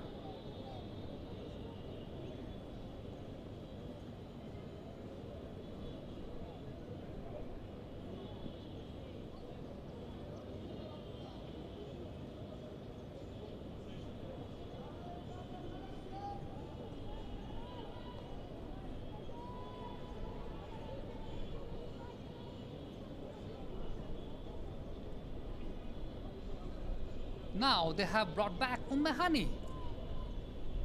Is it? Yes, Hani, the right arm off-break bowler, starting with a flighted delivery. The batter respecting the flight, pushed towards cover. It's from this end that Sadia Iqbal got her success. So they're we've seen three bowlers bowl from this end. Sadia Iqbal, Nashr Sandhu and Hani is back for a second over now. With those vintage glasses now, flighted delivery, using her feet, Ritu Moni pretty well. And all of a sudden, you see the reduction in the number of close fielders. Right? We're into the 24th over, and as she's looking more comfortable, she's using her feet, and Faima has also, you know, pretty much looked at ease, taking the singles and doubles. It has forced Nida Dar to... Oh, now this is close. Coming down the wicket, and perhaps using her feet is the factor that saved her on this occasion. You mentioned a very vital point that Sadia Iqbal has picked up 4 wickets from this particular end, the media end, and from that particular end, the length is different from the other end. We have seen the bowlers are maintaining a foolish length from the media end. On the other hand, Nida Dar, we have seen she was bowling a bit shorter. A very nice looking shot. We'll come back to that, Sami. Sorry to bring, because again, the footwork, going for the front foot and then dragging back, coming back onto the back foot and nicely cutting it, even though it went to the fielder. Because this is something so important and so crucial when it comes to playing spin, quick single taken. Now, did it hurt? I think it has hurt the keeper, Najiha Alvi. It's not something too dangerous, but yes, the ball does hit too hard, somewhere around her stomach. It's just hopefully she will be fine. Umpire is just ensuring. You can see umpire Morshid Ali Khan walking up to the wicket keeper, and now Nida Dar probably just saying, that's all right, knock it off. I think the medical staffs are on, so she will look after it. As we mentioned about the length from both the ends varying, from the media end we have seen Sadia Iqbal maintaining a foolish length and also carrying some extra bit of bounce from this particular end. On the other hand, Nida Dar was very much dependent, forcing the batter play towards her back foot. So these are the areas in cricket which are very much analytical, and the captain and the bowlers who are playing in this level of cricket, they have to assess, and they have to assess it very early. And Pakistan have completely assessed from the very early stage of the match. Right now, cricket is back in Mirpur Sher-e Bangla National Stadium. Last time, it was a couple of months ago against New Zealand, Bangladesh men's team. It was not a convincing series for Bangladesh. And now we are on to Women's International between Bangladesh and Pakistan. Hani into her last ball of this particular over. Dot ball to finish. After 24th, it's 60 for 5.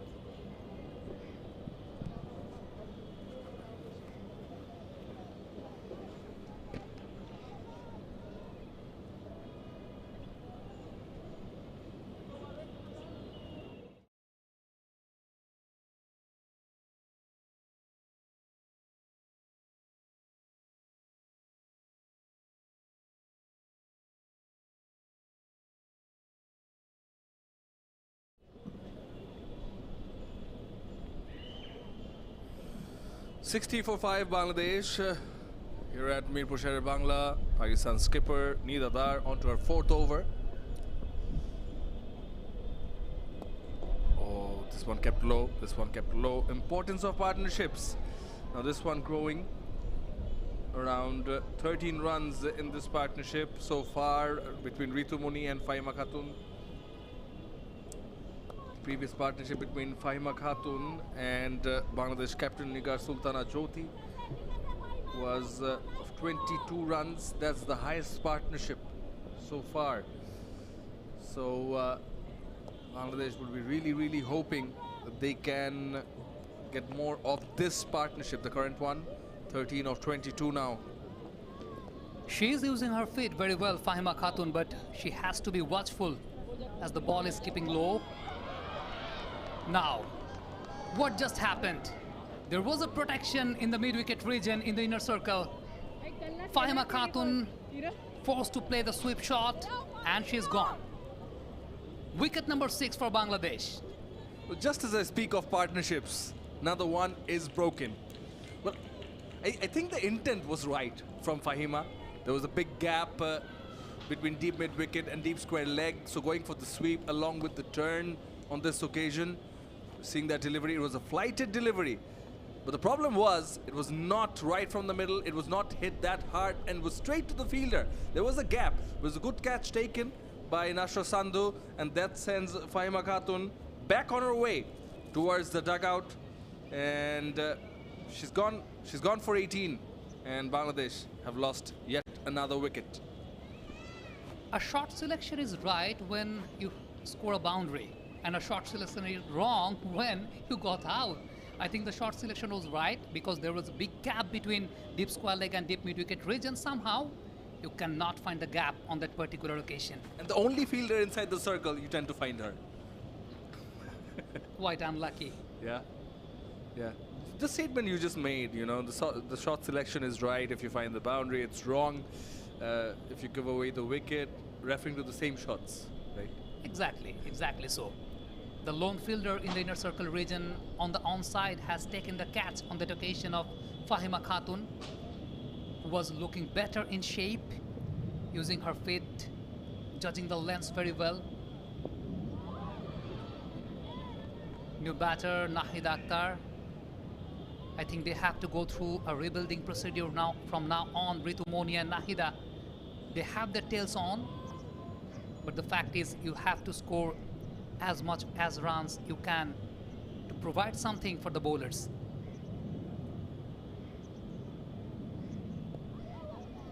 Again a flighted one on that occasion. Nahid Akhtar respected the flight, respected the length once again. Third ball to finish the over once again, and it's after 25, 60 for 6.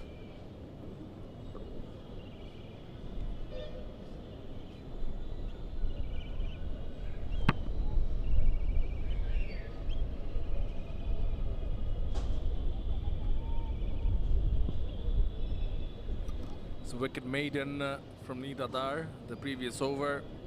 She gets 2. The rest 4 for Sadia Iqbal. Diana Baig, even though she hasn't got wickets, bowled very well. 6 overs, just 15 runs. 1 maiden. Ume Hani to continue. Flighted delivery. Economy of 2.5, but Sadia Iqbal, 8 overs, 2 maidens, 12 runs, 4 wickets. Economy rate of just 1.5. Has been the pick of the bowlers, definitely. Coming down the wicket now, she's hit it hard. It's going towards the boundary. This is very good fielding from the fielder coming from deep mid wicket. She cut her angle. She cut in straight in order to save the boundary, and this is very good fielding from Nashra Sandhu. I think the intention was right by Ritu Moni. As you are conceding dot balls, now you have to find some unconventional ways, as there was a big gap between long on and mid wicket. Ritu Moni, she moves on to 12 of 14 deliveries. Hani, she has conceded 5 runs. That's good cricket once again. A boundary followed by a defend back pass to the cover fielder. Current partnership says it's 2 from 5 deliveries. Right now they have to go big. Dot ball to finish the over, 62 for 6 Bangladesh women.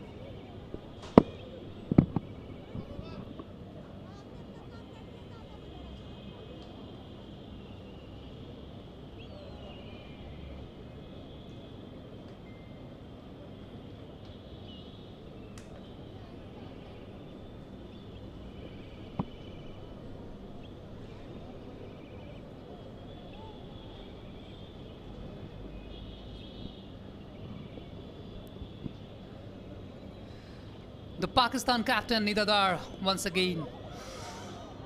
It was a bit uppish, carrying the outside edge on that occasion. Nida Dar could not manage to go onto the ball. Nahid Akhtar. had a decent series in the T20 with the balls. Varying their length for Nahida Akhtar, Nidadar. Last time it was a bit foolish. Right now, forcing the batter to come forward. Slight a confusing length.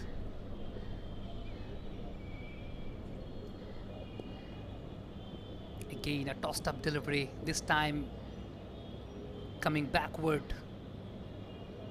It's confusing for a tail-ender like Nahida Akhtar. You know, quality bowling is going on. The bowler is mixing up the length, mixing up the pace. She's also getting some extra bounce. Nidadar.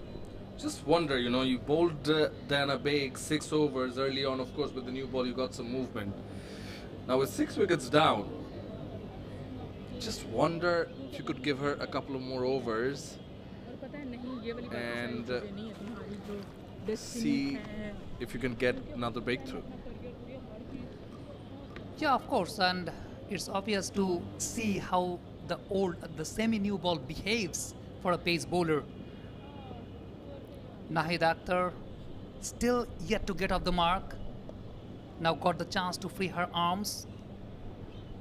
Got some freebies, but played with soft hands. After 27, it's 62 for 6.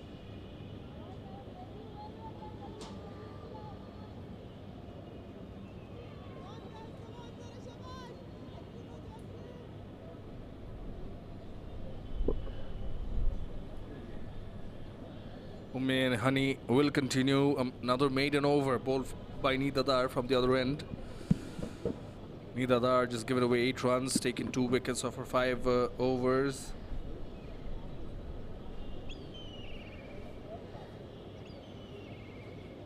So this is a good effort from Pakistan with the ball in hand and in the field.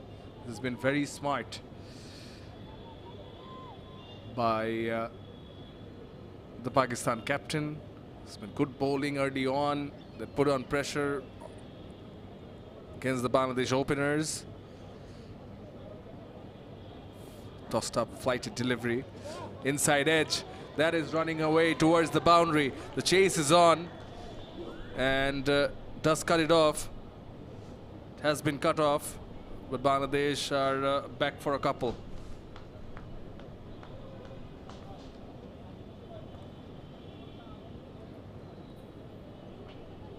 Muniba Ali chasing it, starting at short fine leg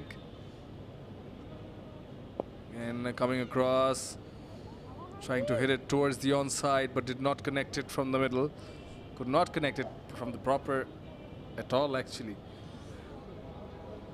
It's good to see Nidadar walking up to the bowler, always thinking. She's got an advice for the bowlers. Very experienced is Nidadar, 36 years of age, from Gujranwala, Punjab. Oh my God! Whatever the idea was, it has worked. Just see Nidadar, the Pakistan captain, walk up to Hani and advise something. She tosses it up. Flighted delivery and perhaps reduces the pace. That beats the batter. Ritu Muni is very, very unhappy. She is quite sad as Ritu goes for 14 of 21. Bowled by Hani, who gets it first, and Bangladesh have lost their 7th wicket at 64.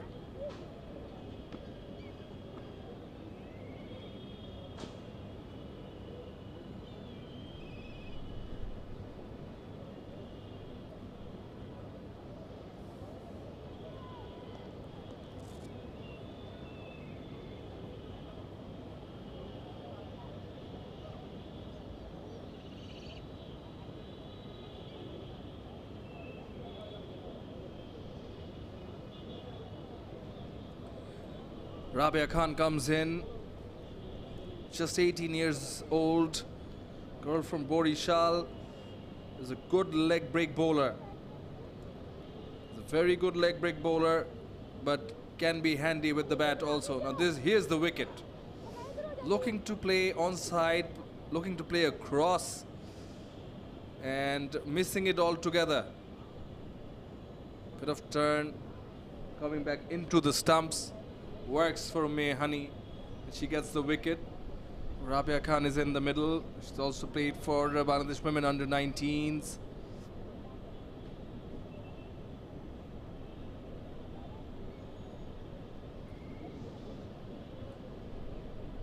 Not a lot of runs for her, but she can bat a bit. It's Rabia Khan, and she's got Nahida, who's a bit more senior than she is. 23 years old is Nahida. So she's got some word of advice. The two spinners for Bangladesh are in the middle, and they've got a job to do with the bat in hand. Now Nida Dar is getting her field right.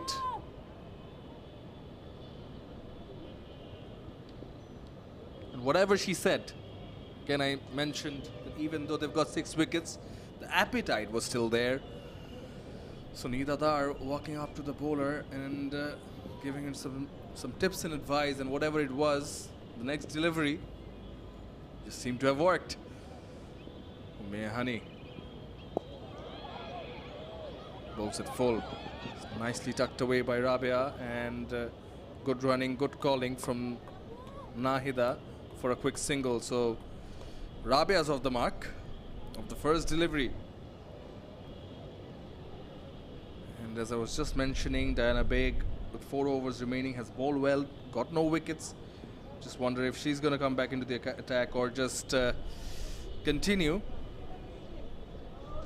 with spin. Pakistan will, because it's just been spin. Apart from those 6 overs by Diana Baig, it's just been spin by the 4 other bowlers.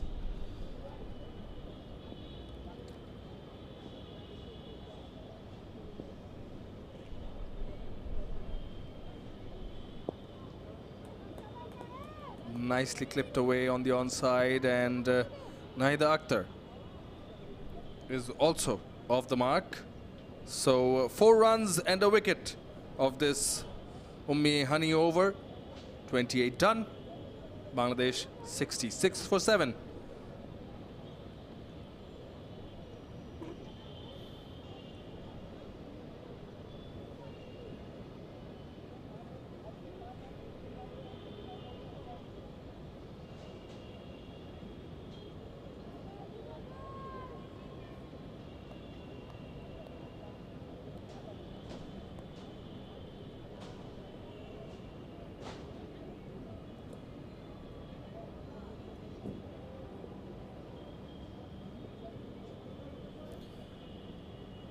Nida Dar does continue. Flighted delivery. Now that's in the air.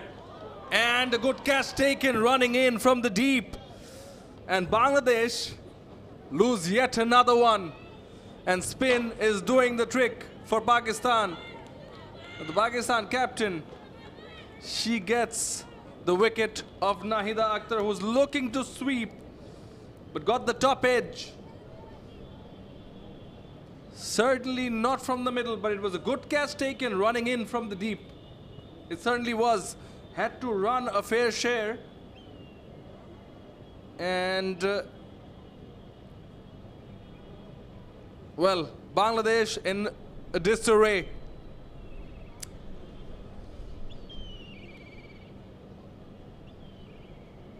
Sultana Khatun, the new batter, comes in.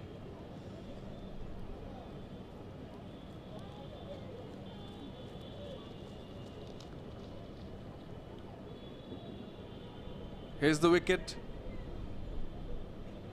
Delivery outside the off stump, looking to drag it from outside the off stump.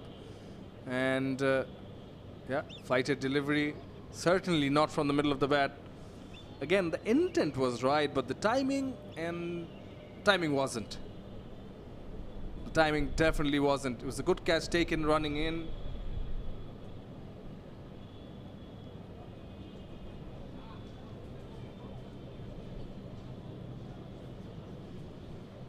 So Nidadar has got 3 wickets already. And Sultana Khatun is the new batter in. I think they have got the momentum from the last T20 match played in Chattogram, and they have carried the momentum till this match, capitalized on that, assessing the condition well, pulled it away, but there is a protection in deep mid-wicket region.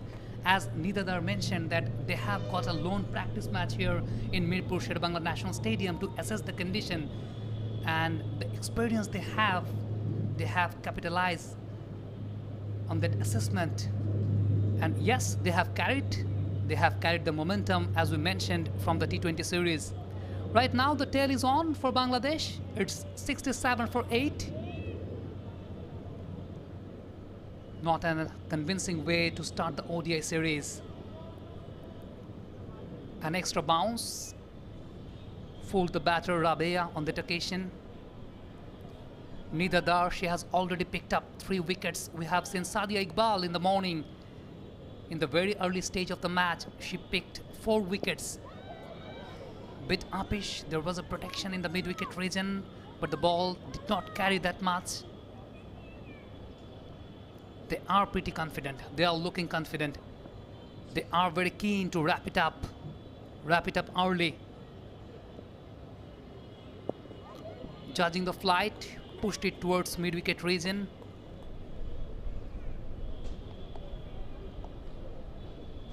"67 for 8 after 29, Team Bangladesh."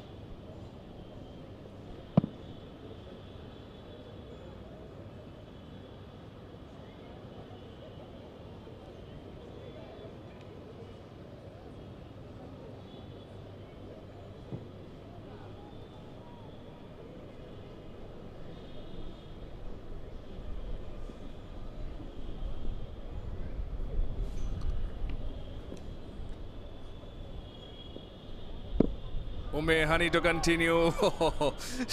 Half-hearted appeal because she knew the impact was outside, pitching outside also.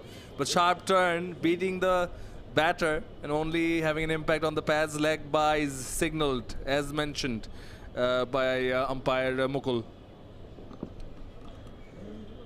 Now the question is, what is left for Bangladesh right now and what should be their approach? Shamima Sultana, in fact Sultana Khatun and Rabia, both the tail-enders are on. Right now, a slight change in the field. The long on is bringing back into the circle. So the mid on is on. Turn, bounce, both on the occasion. Going back pass to leg side, umpire signal that there's a wide delivery from Hani. Conceding 10 runs, have picked up already 1 wicket.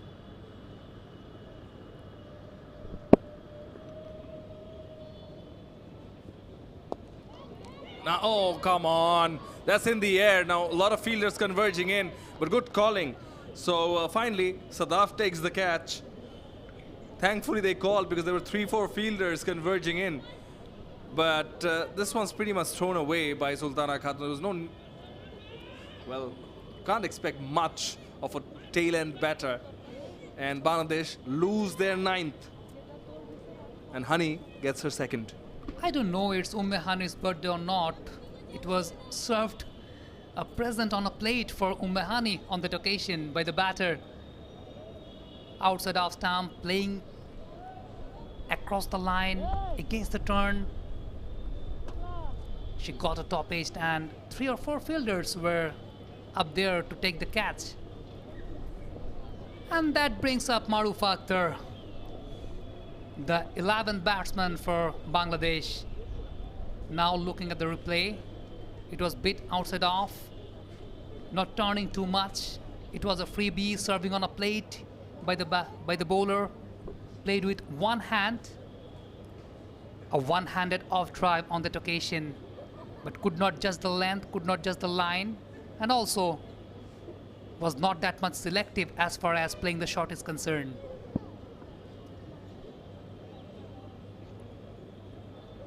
So this is not a convincing way to start the ODI series for Bangladesh women.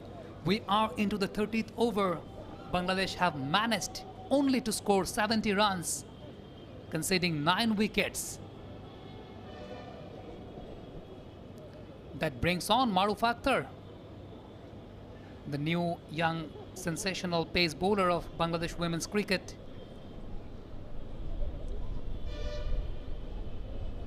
So the drinks break is going on. We're going to have a short interval on that.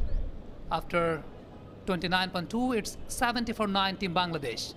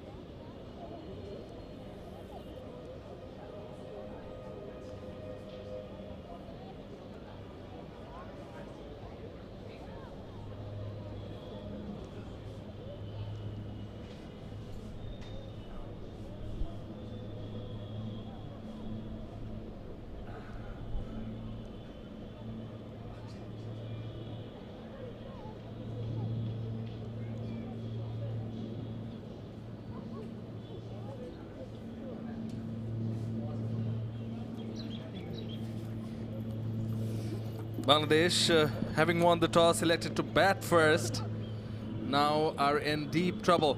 70 for 9 is just the 30th over.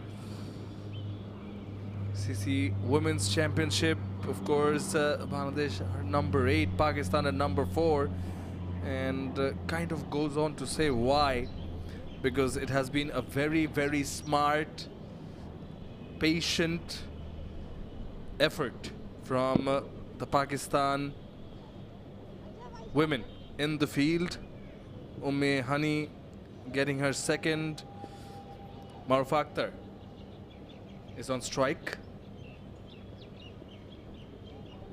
Going down leg.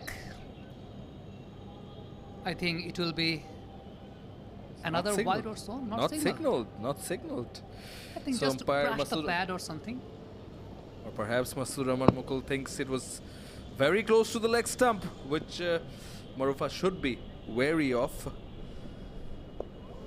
Going on to the back foot, so not looking the most confident. I was, before this wicket, I was just thinking if they're going to bring in Sadia Iqbal again. She's got 4 wickets. She's got 2 more overs to go and try and wrap it up.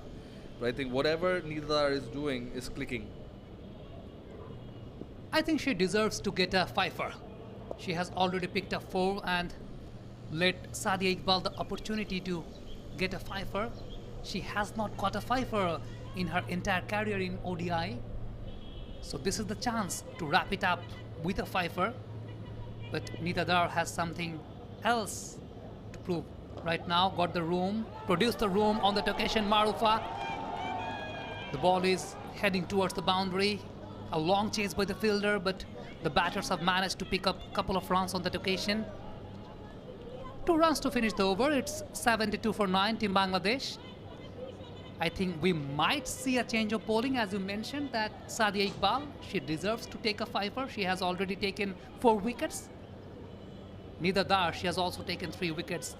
Seeing the scorecard, one might say the decision of taking bat after winning the toss a wrong one, but it seems to be a wrong one.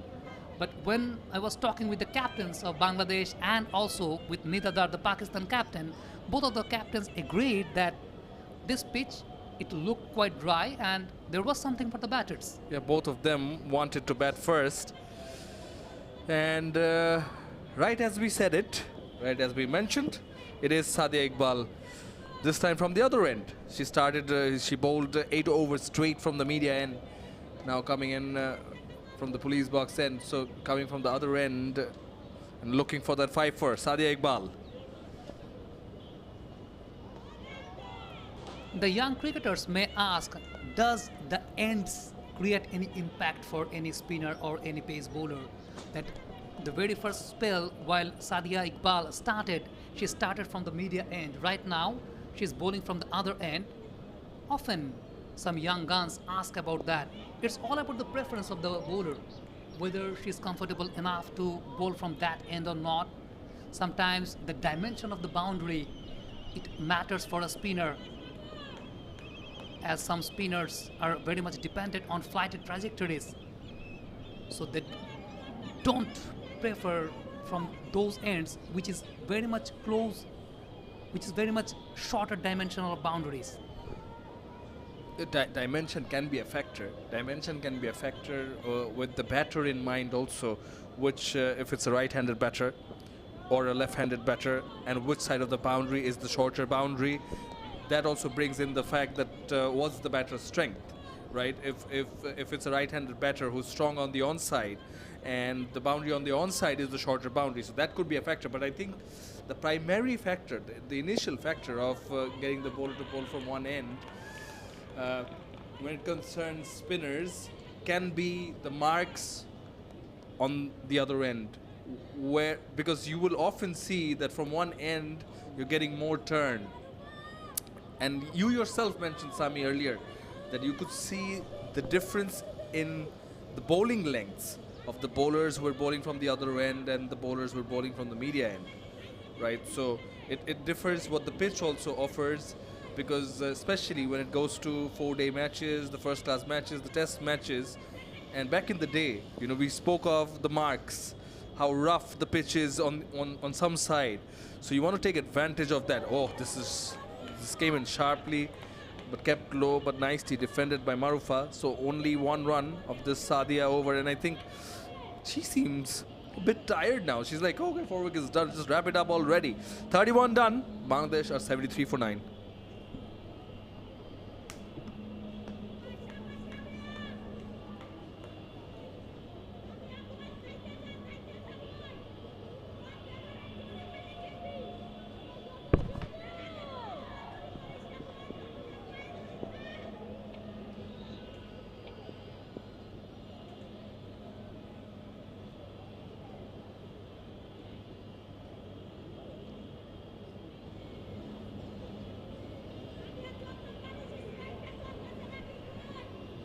We are into the 32nd over. Ummehani still continuing from the media end. Big appeal. I think the height was the factor. As you mentioned, Shamonoy, the pitch, the behavior of the pitch from both the ends is quite different. From the media end, we have seen the bowler bowling a bit fuller, purchasing the turn very well and also purchasing the bounce. On the other hand, from the other end, the bowler was bowling a bit shorter and also the trajectory was different. Going past leg, umpire has already signaled that's a wide delivery. Welcome runs for Bangladesh. Couple of runs on foot and also an extra run produced by the wide delivery. 3 more runs.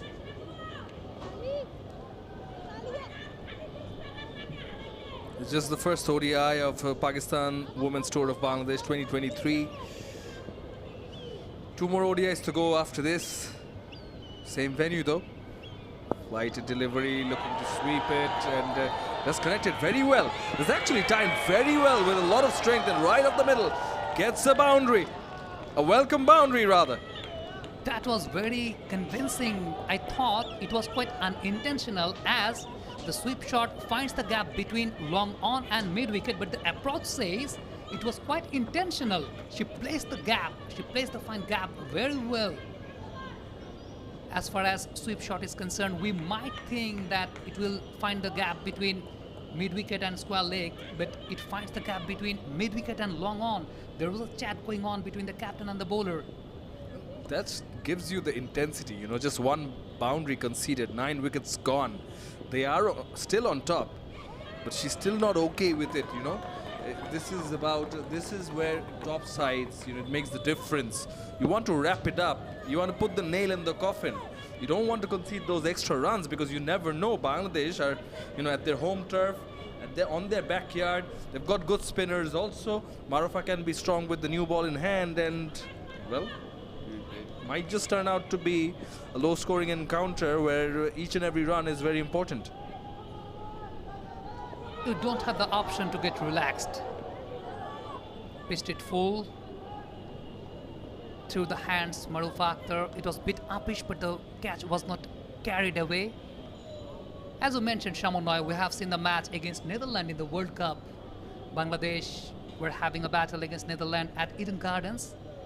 They missed out 3 opportunities. Right now, I think she should be gone. And this is the final wicket for Bangladesh.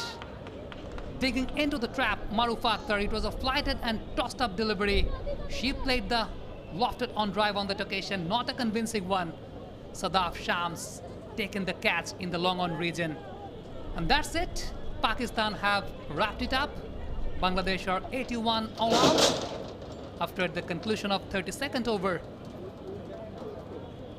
Maruf Akhtar looking for the big shot, but in the process has ended up giving up her wicket to Hani, and Sadaf Shams takes a good catch coming in from long on. Maruf departs for 2 off 7, and Bangladesh, having won the toss, electing to bat first, are now all out for well, much less than what they would have wanted. I think the approach was right by Maruf Akhtar, though you have 120 balls left after that. But as a tail-ender, what else you can do? As a tail-ender, I can relate. You can't always hold up there, rotate your strikes, because you don't have those kind of skills as a prominent batter. So she had to go for the big shots. She had to go for finding the gaps. But on that occasion, she could not time it properly. So that's all. 81 all out. Bangladesh, Pakistan have to chase down that 81. Not a long margin to grab up a victory for Pakistan. But job well done by Pakistan women, and duly applauded by the team, the squad, the management, the backroom staff.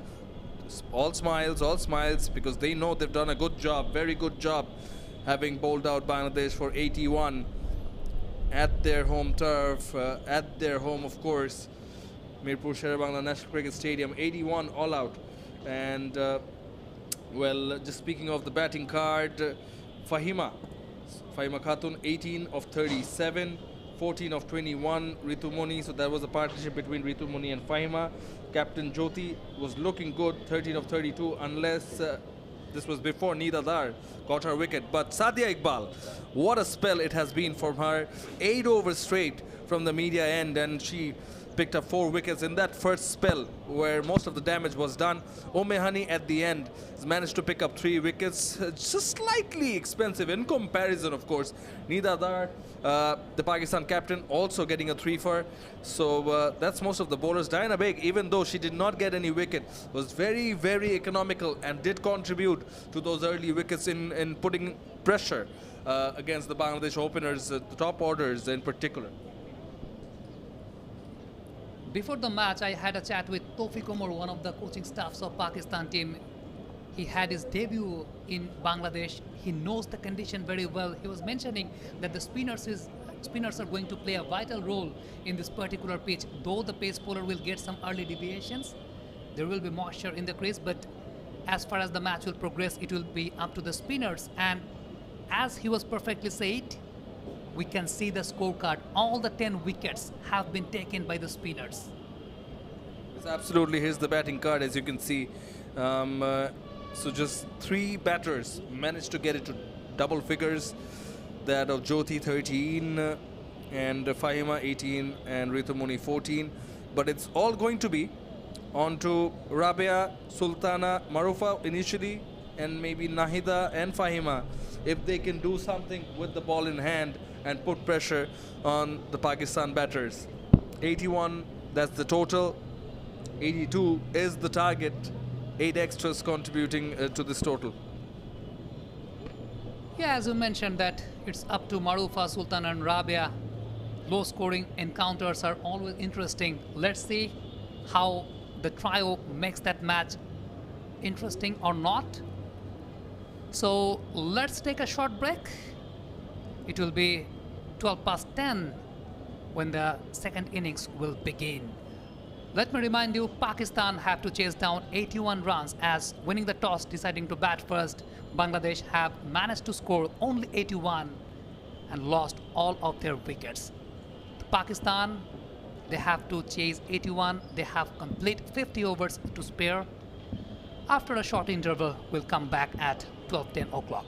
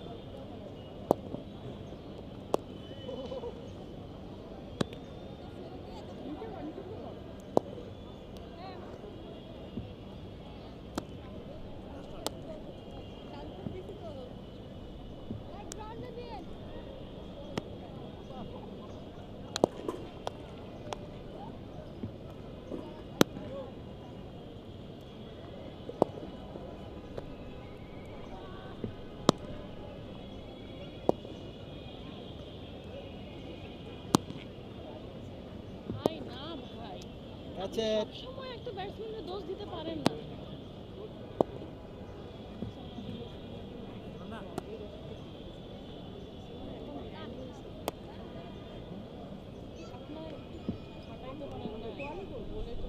Silent killer আমাদের Bangladeshi কোচরা silent চলে গেল। আপনার বোনের বিয়ে হবে শেষ মানুষ শেষ।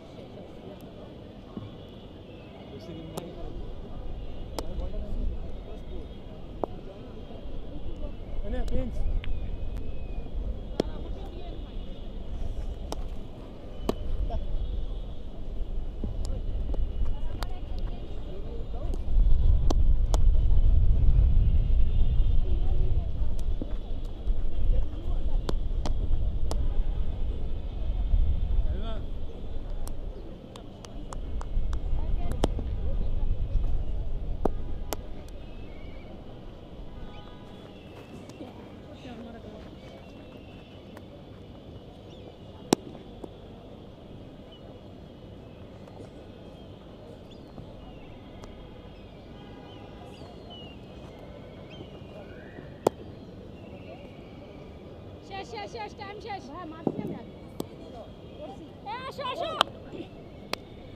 আরে টাইম আছে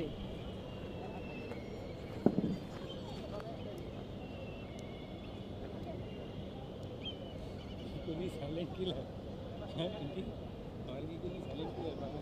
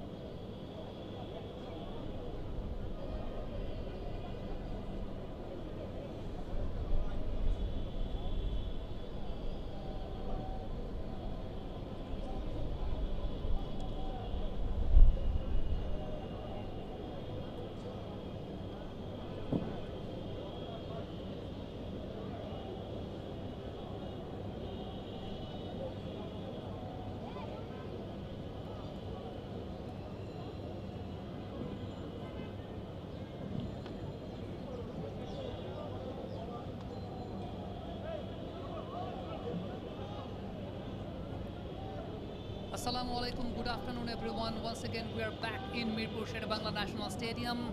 It's ICC ODI Super League, ICC ODI Women's Super League. The first ODI between Bangladesh and Pakistan is going on. Winning the toss, deciding to bat first, Bangladesh captain Nigar Sultana Jyoti. But unfortunately Bangladesh have managed to pick only 81 runs on the board. A sad looking scorecard, sad looking scenario for Team Bangladesh. We mentioned earlier in that toss that winning the toss, deciding to bat first could be a very proactive decision, and also it was agreed by the both Pakistan and Bangladesh captain Shamima Sultana, the opener, scoring only 6 runs of 17 deliveries for Zana Hawk. The Centurion against India, she scored only 8 runs. After that, it was a sad looking display by Bangladeshi batters. Right now, Pakistan, they have to chase 81. They have intact 300 deliveries. As far as ODI cricket is concerned, I think it's going to be an easy task for the Pakistani batters. Spin to start on? I guess so. Or it's the lone pace bowler Maruf Akhtar. Will be confirmed later. Right now, both the Pakistani batters are into the middle, as well as the umpires, as well as the fielding side.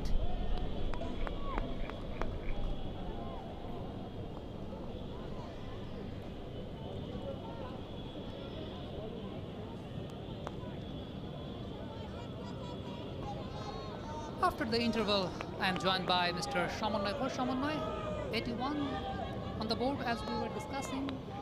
Sometimes these crunch games show some mysteries. Yeah, absolutely. You never know. But early wickets is the key. Maruf Akhtar can certainly bring that. The question is, can she? Wayward, a bit wayward. First delivery, going down the leg. Maruf has that natural swing early on that comes in towards the right-hander. So yes, she's got that movement. That is evident. But she'll have to pitch it right. Now pitching it towards middle and leg. That is why it went towards leg side and signal wide. So Pakistan are off the mark. The deviation, what you were mentioning, Maruf Akhtar gave the ball a bit of air on that occasion. And the ball was shaping in towards the right-hander, forcing her to come on front foot. Drive towards the mid-on region. There was a fieldsman there. They have to chase down 81 runs. Winning the toss, deciding to bat first, Bangladesh captain Nigar Sultana said it's a pretty good surface to bat on, but a sad-looking display by Team Bangladesh. But they have to forget that. They have to focus on their bowling. Sidran on strike. The ball again, some movement. The only Sid Ramin, the veteran campaigner from Pakistan, represented Central Zone Blues Omen in their domestic league. She has scored 1,420 runs in her ODI career. This is her 58th match. Best of 176 in a particular match. Sid Ramin, she has the quality. She has the quality to make her mark into this arena. Going good.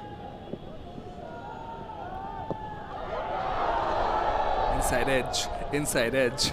Excited Maruf Akhtar, half-hearted appeal. No one else was interested, but she knew there was an inside edge. She mentioned Sid Ramin's highest score, 146. She's got 300s, beg your pardon, 176 not out. So she's got 300s and 650s.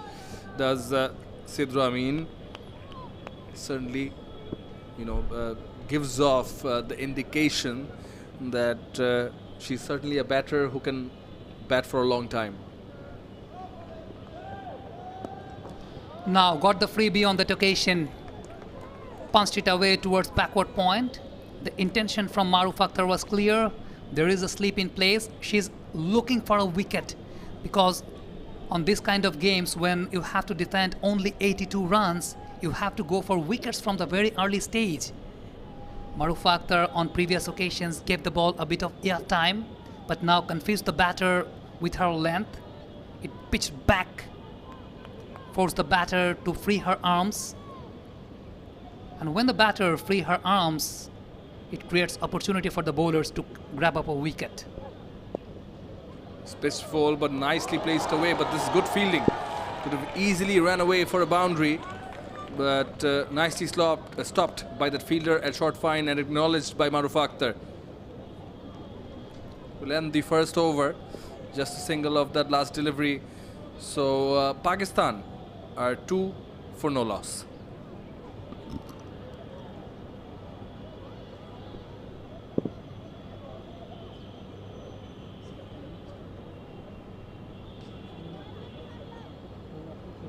And spin from the media end, and likewise it's going to be similar approach from Bangladesh. Nahida will be coming on to bowl. The girl with the golden arm, she had a convincing T20 series with the ball, and also during the India series she had a decent enough performance, picked up 5 wickets in a single match. In 2019, she was among the top 5 bowlers in ODI ranking as far as women's cricket is concerned. Right now, there is an extra protection in the long on region for Sidra Amin. She did not have a decent campaign in the T20 series for Pakistan. Want to get on track by the ODI series. Coming around the wicket, flighted and tossed up, forcing the batter to play the sweep shot. There is a protection in the square leg region. In fact, the fielder from the square leg just ran towards the fine leg. Just down the leg and allowing that easy single. That again shows the difference. When Bangladesh were batting, singles were not easy to come by, and there was no boundaries, of course. First 11 overs, this one kept low from Nahida. Sadaf Shams on strike. Also from Lahore, Punjab, like her opener partner, Sidra Amin, who's also from Lahore, Punjab. Sidra Amin, 31 years of age. But Sadaf Shams is a younger one. We mentioned Sidra has 3 centuries and 6 50s. Sadaf Shams, on the other hand, has a single 50. So still early days in some ways, but definitely she has potential, and that is why she's been given the opportunity.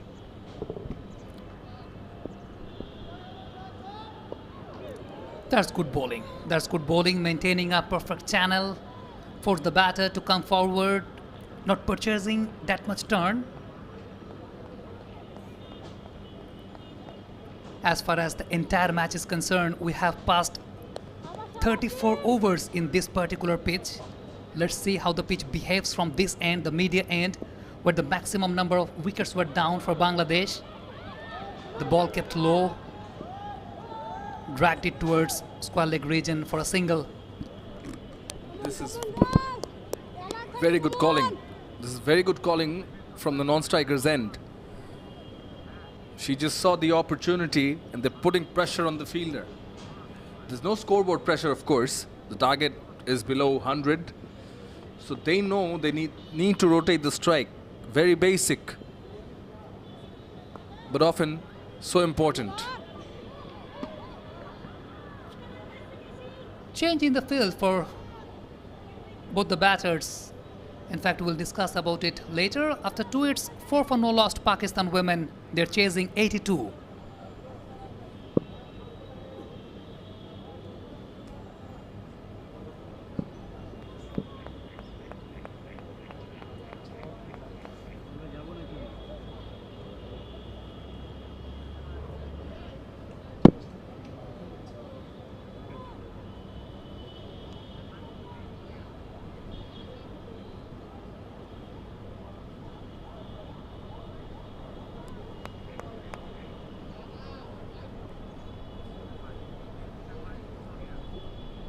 Pakistan require 78 more runs to win. Not a big total to chase for Pakistan. Maruf Akhtar steaming in for her second over. That was a freebie, overpitched. driven away towards backward point on that occasion, got a single. I had a chat with the coach of Marufa Akhtar, and he mentioned about the braced front leg of Marufa, which is quite rare as far as women's cricket is concerned. While delivering the ball, Marufa maintains a braced front leg, which actually helps her to convert the angular momentum from the linear momentum very sharply, very precisely. And this is a sign of progress of Bangladesh women's cricket, that they have found such a pace bowler like Marufa going down leg. It's a wide signal by the umpire. As you mentioned, that she has the natural variations and also she has the natural swings. Yeah, she does. She does, and particularly with the new ball. We mentioned how she makes the ball to come back in. It was a good take down the leg by Jyoti. Good to see from the captain straight away. She comes running towards the bowler, has a chat with her, taps her on her back, and some words of advice, and hopefully we'll see a better line and length from Marufa. From next delivery, she hasn't got much to play with in terms of runs. They need wickets. Shaping back in towards the right-handers. She has got both the variations. I can still remember the wicket she got of Smriti Mandhana in the first ODI between Bangladesh and India, angling back away towards the left-hander, carrying the inside edge. And it was a proper plan made by the captain Nigar Sultana Jyoti and Marufa Akhtar. So when you have a bowler like Marufa who is capable of both the variations, it gives the luxury to the captain to bowl as much as overs as you can. Now giving the ball a bit more ear. Just the previous delivery, before that, Jyoti had a chat with her. Previous delivery before this was back of a length. And Marufa looked towards the captain. She clapped at her. And the next delivery, she pitched it in the block hole. So perhaps Jyoti had asked her to check her length a bit, draw it back, and then pitch it full to surprise the batter. Again pitching it full, but good running between the wickets by the Pakistani batters. Pushed it with soft hands towards mid-on region. As soon as the fielder grabs the ball, they have completed the single. You mentioned Smriti Mandhana, and we were working on the series which was played on this ground. You know, yes, the total is not high, but there's a difference in approach, and you see the Pakistan openers are happy to deal with singles. There's no pressure. And again, soft hands, played into the gap, quick single taken, no danger there. Just like to see the fielders walk in a bit more aggressively, not to allow the singles. You've got nothing to lose. There's not a big total on the board. So at least don't allow them the singles. Make them play some flashy strokes for the boundaries, which Smriti Mandhana likes to play. And that particular kind of pressure was produced by Nida Dar, the Pakistani captain. She brought up extra fielders into the inner circle to cut down the singles. Now, bowling at an inviting zone, inviting the batter to play the shot, to slash. But the batter let the ball go. 3 overs have passed. It's 8 for no loss Pakistan women.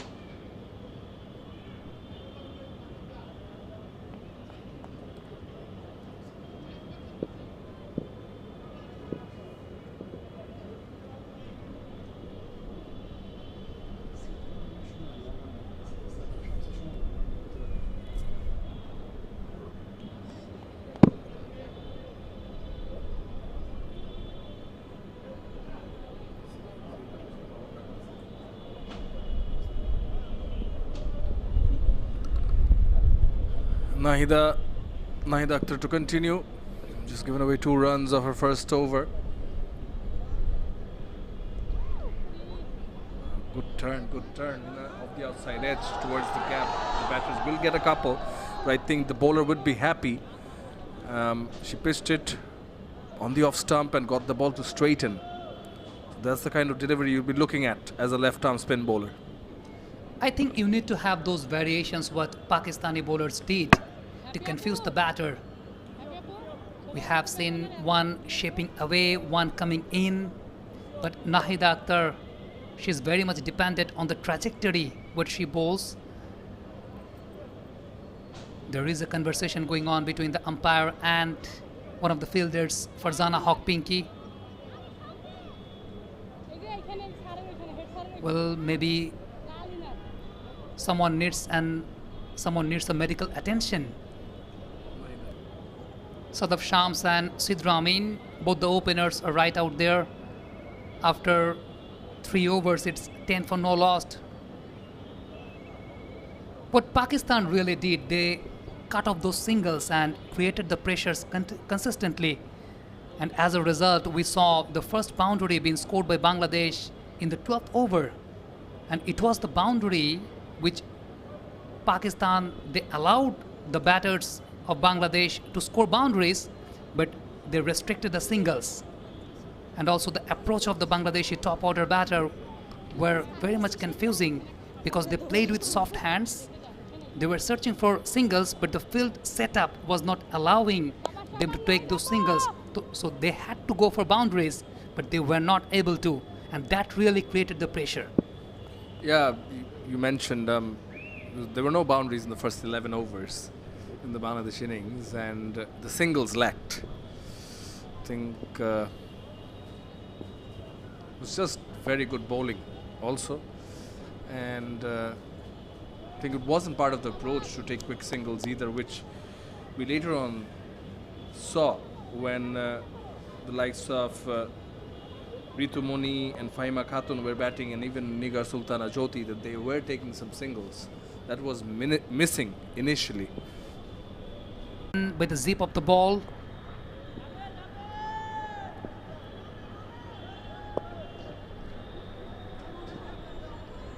driven away towards mid-on region, there was a fielder there. Nahida needed a medical attention because of her fingers, and as a finger spinner you have to roll your fingers quick and quick, so sometimes it creates some tear for the drive.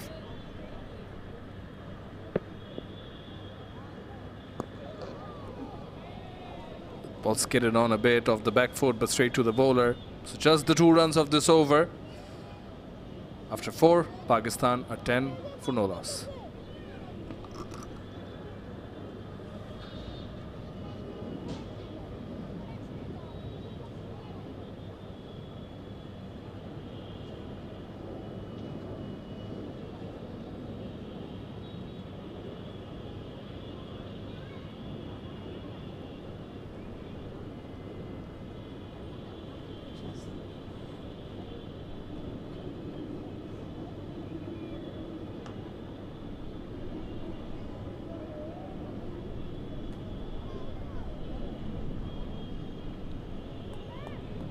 Rabea, the leg spinner, going down leg, attempting a sweep shot, but missed the bat on that occasion. Umpire signal a wide ball.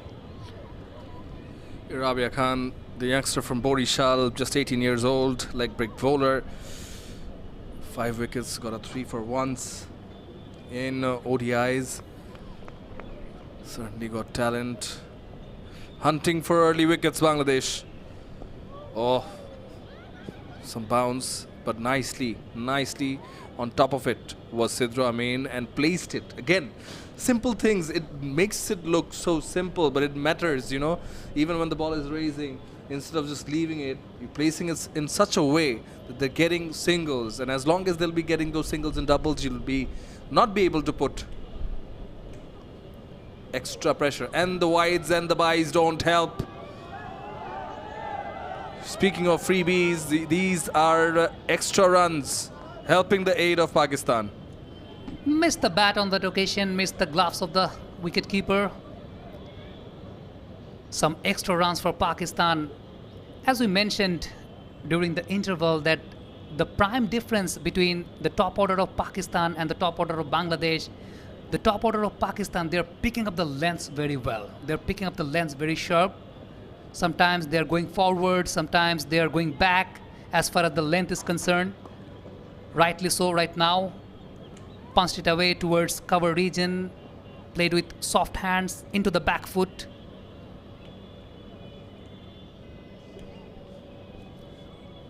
It's good to see a Bangladeshi leg spinner turning the ball away from the right-hander.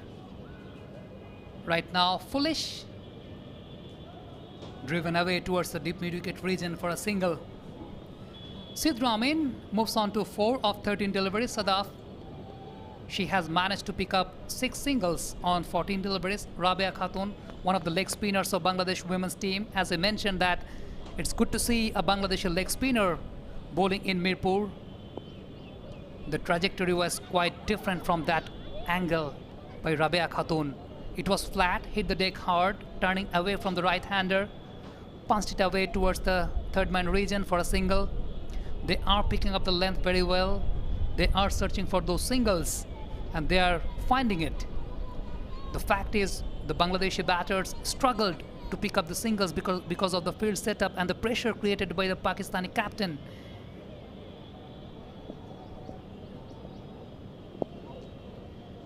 Onto her legs, played with soft hands into the mid-wicket region. That's good running between the wickets. Oh no! Oh no! First wicket! First wicket for Bangladesh, and it's a blunder by both the batters. I was mentioning that very good running between the wickets, but it was a bit risky just playing it with soft hands towards mid-wicket. There was a fielder and a protection over there. In fact, 2 fielders were running towards the ball and picking up. It was a decent enough throw to make the run out. Sadaf Shams, I think she's gone. Looking at the replay, it was a slow push towards mid-wicket. 2 fielders were running towards the ball. It was a one-handed throw, very well taken by Nigar Sultana Jyoti, and she broke the stump. First wicket gone for Pakistan. It's 18 for 1.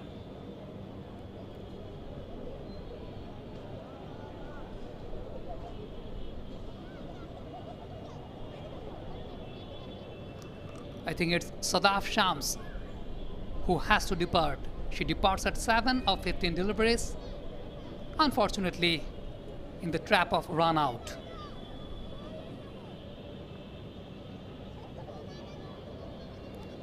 As a fielder, you have to be very much proactive. There are 2 fielders in protection in the deep mid-wicket and deep square leg region. So there is a big gap.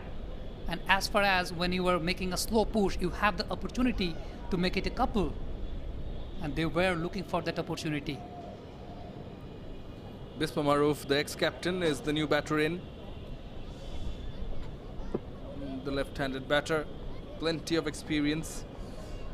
But credit goes to Sharna Akhtar for that run out, for that one-handed throw, pick up and throw. It was quick.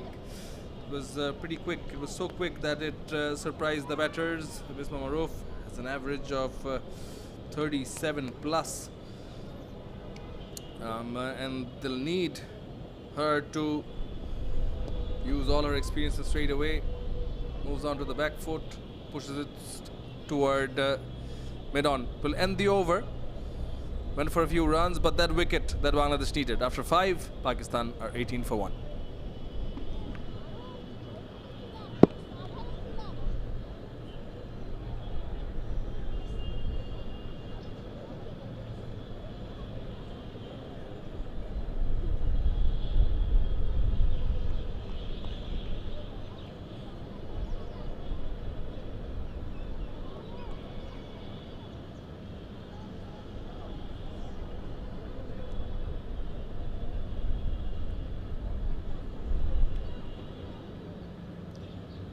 The fielding has been impressive by Bangladesh. The last run out, what we were mentioning, though the throw was not a bullet arm throw, but the direction was proper. And nice picked by Nigar Sultana Jyoti, the wicketkeeper. So first wicket down for Pakistan. Nahida coming around the wicket. It was a straightener.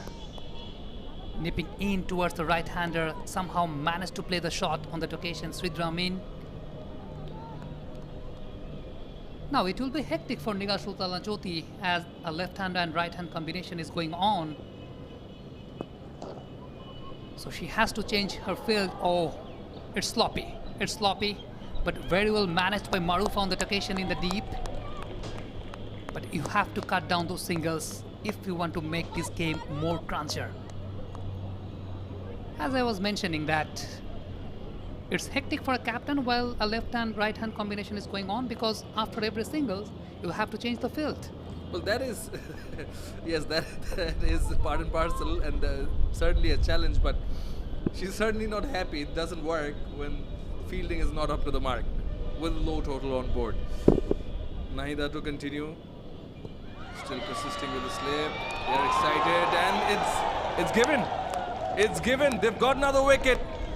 Back-to-back wickets and back-to-back overs, and Nahida brings them another one.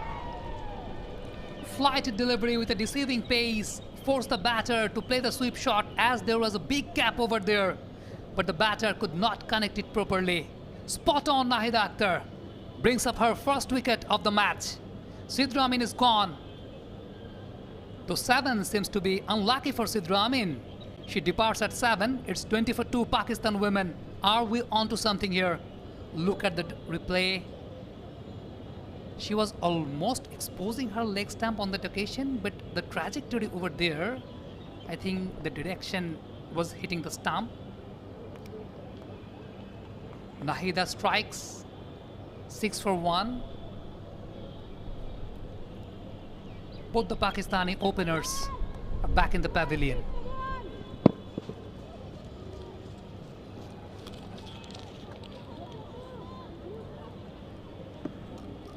And that brings in the Pakistan skipper, Nida Dar, getting her gloves on, and she will be giving company to the ex-captain.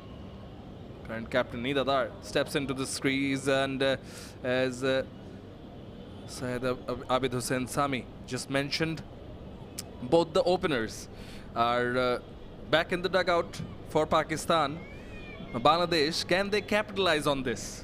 They were looking for early wickets. They've managed to take 2 wickets in the 5th, and this is the 6th over. And rightly, Faima Khatun, standing in the slip, is trying to pump up the fielders. Can they get a few more quick wickets and make it more exciting? Nida Dar, right as when the bowler was about to bowl, she signals she's not happy with the side screen. Umpire Masood Rahman Mukul is not entirely sure of what she's indicating at. There'll be some work need to be done by the groundsman to fix whatever that's bothering the batter behind the bowler, around the side screen, and certainly it's within the batter's rights to get it fixed and make sure that nothing's bothering her. I can remember a match of Sachin Tendulkar back in 2000s. He was frequently disturbed by the side screen, and after a long hard work by the groundsman, Sachin Tendulkar immediately got out after that ball. Is it going to happen here? Well, let's see. Let's see. You mentioned the master blaster Sachin Tendulkar. Now, if Nida Dar would be walking towards the same steps. The groundsmen are there, they're making sure perhaps those the walls and the white line, as the ball is white, it's a white ball game, perhaps disturbing the sight of Nida Dar. Again, well within her rights to make sure that nothing comes in her way in terms of sight. All prepared now, Nida Dar. Nahida getting the ball to turn, played with soft hands, looking for a single. Now the fielders are charging in. Now they're slightly pumped. That's what you want to see from your fielders. It certainly pumps up the bowler, but also, you know, gives a certain level of confidence to the captain. This is the time when you need to focus more and you need to create the pressure more. That's not good enough. Allowing the single, there is a big gap in the mid-wicket region. The bowler has to field on her own ball. After 6, with the single, it's 21 for 2 Pakistan women.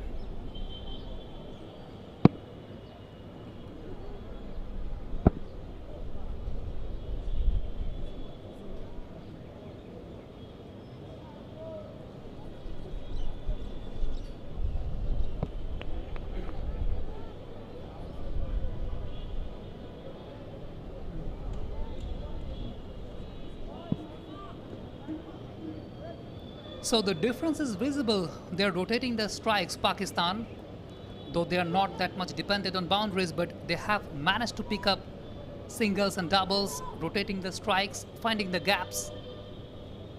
Rabea. That's what we were mentioning, that Bangladesh are allowing those singles. They have to be very much proactive. They have to attack the ball. I have noticed a certain thing, that the fielders are waiting for the ball to come towards them. They are not attacking the ball. When you're defending a total of 81, you have to attack the ball as far as singles are concerned. And Pakistani batters, they are very much proactive while it comes to the matter of taking the singles. So they've extracted those singles from the onside mostly as of recently. Now you see the slip fielder was Fahima. Now she's been moved to short mid wicket, right inside the circle on the onside.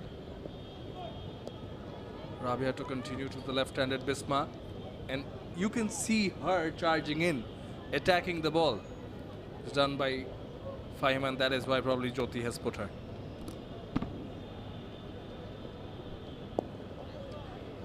Now she finds the gap. She finds the gap. But there is a fielder over there in defined leg region. They have managed to pick up a couple of runs. This is spectacular work from Jyoti. Some skills, definitely. Some underarm between her legs, getting the ball, just relaying on the throw, and direct hit. Direct hits are always dangerous. They can be very, very dangerous. Umpire Masood Rahman Mukul, standing at square leg, has indicated towards the TV umpire, so it is going upstairs. The batter did seem to be safe, but direct hits, you can never tell from them. But good skillful work, good throw from Nahida in, and look at Jyoti. She's already created some space. She was good awareness of where the stumps are. And that is why, for the youngsters, basics come in, place the bat. And that saved the Pakistan batter on that occasion. But that's very impressive by Nigar Sultana Jyoti. Look at the distance where she gathered the ball. She did not actually gather the ball. She flicked the ball. MSD-like? Yeah. Sharp turn by the leg spinner. Big appeal on that occasion, but the umpire refused. I think the impact was just outside. But the glove work by Nigar Sultana Jyoti, as you mentioned, MSD-like. The distance was pretty far, and she did not grab the ball. She just flicked. Again, forcing to play the sweep shot. Missed on that occasion. Looking for that boundary, Bisma. That is why she's looking to sweep. The short fine leg inside the circle. There's a deep backward square leg, but there's a gap, huge gap between deep mid wicket and deep square leg. And that is where she wants to put the ball. Hasn't connected properly yet. Dot ball to finish the over. A convincing one by Rabea. After 7, it's 24 for 2.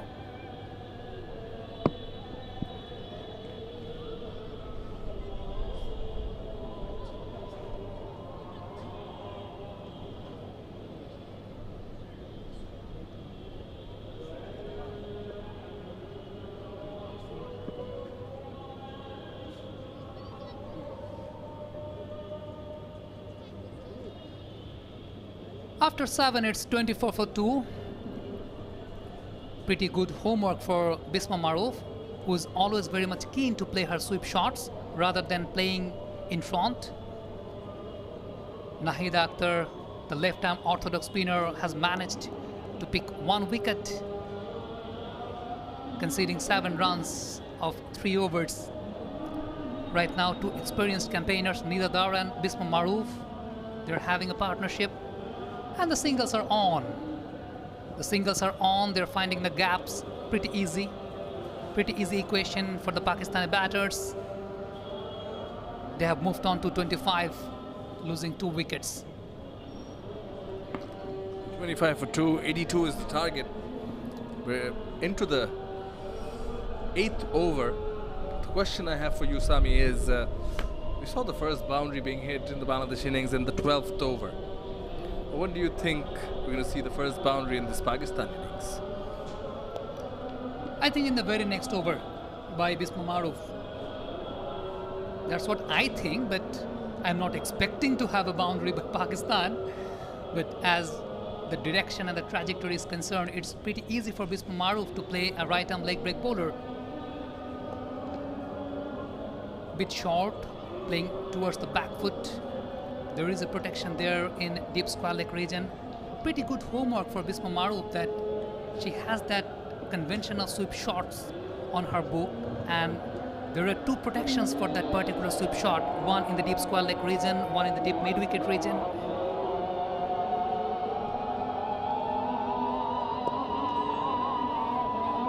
Better bowling, a bit tight, and you rightly pointed out that Bisma does like to hit it square of the wicket.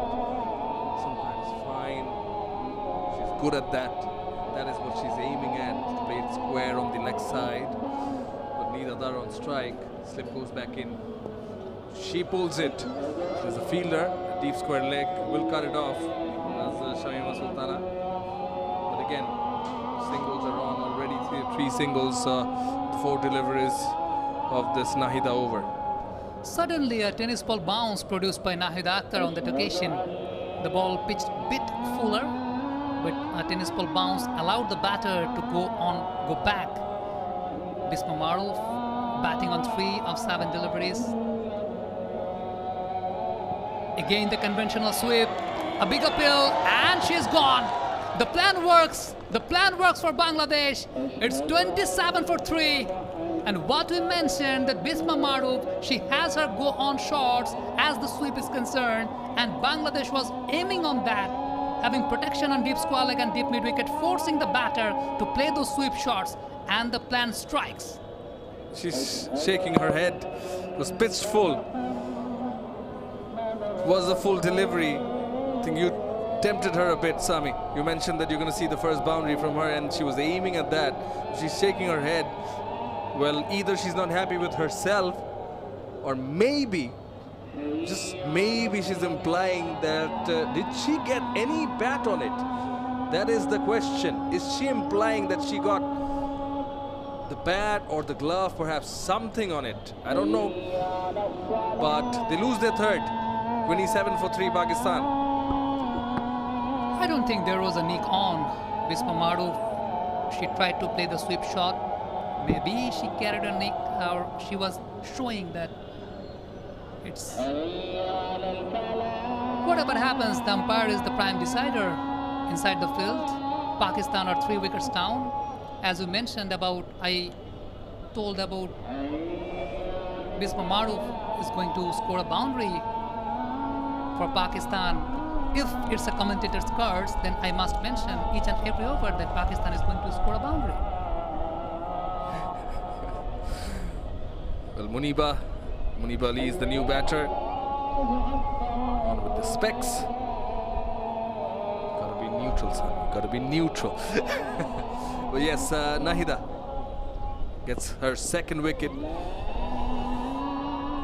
Just last one, previous delivery. And yes, that's the over.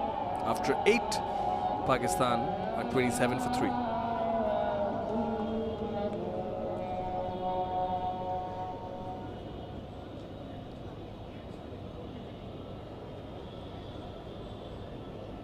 So after 8 overs, it's 27 for 3 Pakistan. They're chasing down 82. Not a big total at all. Winning the toss, deciding to bat first, Bangladesh captain Nigar Sultana Jyoti. But not enough runs on board to defend. But it's a crunch game. They have managed to pick up 3 wickets in the first spell. Yeah, they certainly did need early wickets, and Bangladesh have managed to get 3. They need a few more. 82 is the target. It's an ODI international, but it could be a low-scoring thriller. You never know. And she's rotated her bowlers well, has Jyoti. Going for Sultana now. Coming into bowl. She's bowling from the other end. Neera Dar on strike. Sure, they have a strategy in mind. Again, going down the leg, wide signaled. When you are defending such a low total, you have to expose your options.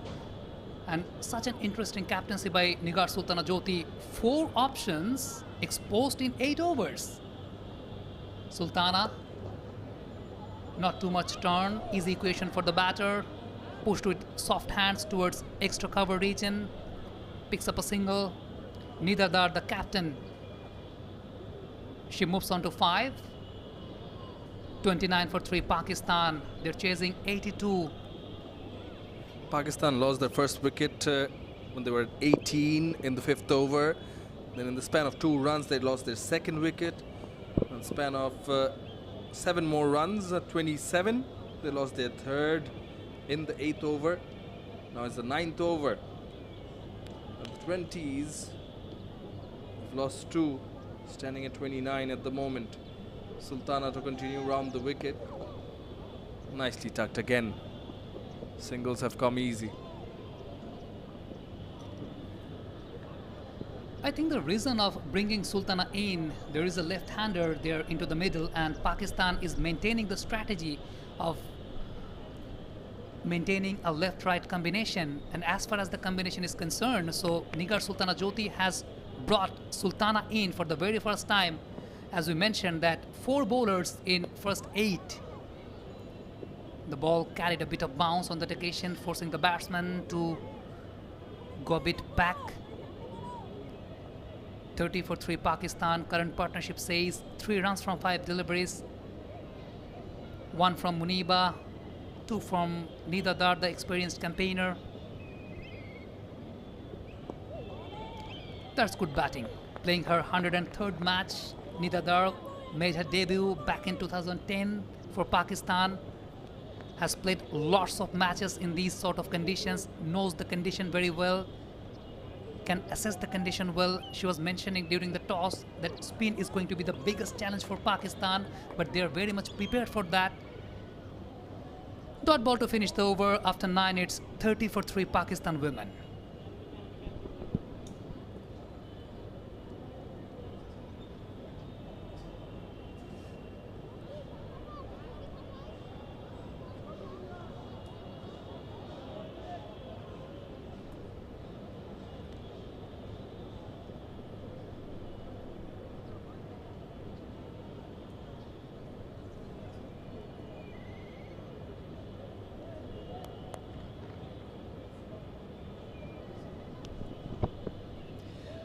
Nahida Akhtar has managed to pick up a couple of wickets in her first spell. Tossed it up, inviting the batter to play the drive. There are protections, backward point, cover, extra cover and mid-off. There is no fielder in the deep in the offside. Now allowing the batter to go back. Excellent stop in the middle. Surely has saved a couple of runs on that occasion, the fielder in the cover. Very well appreciated by her team's men. Muniba has managed to pick up a couple of runs. Pakistan are 31 for 3. Left and right hand combination is going on.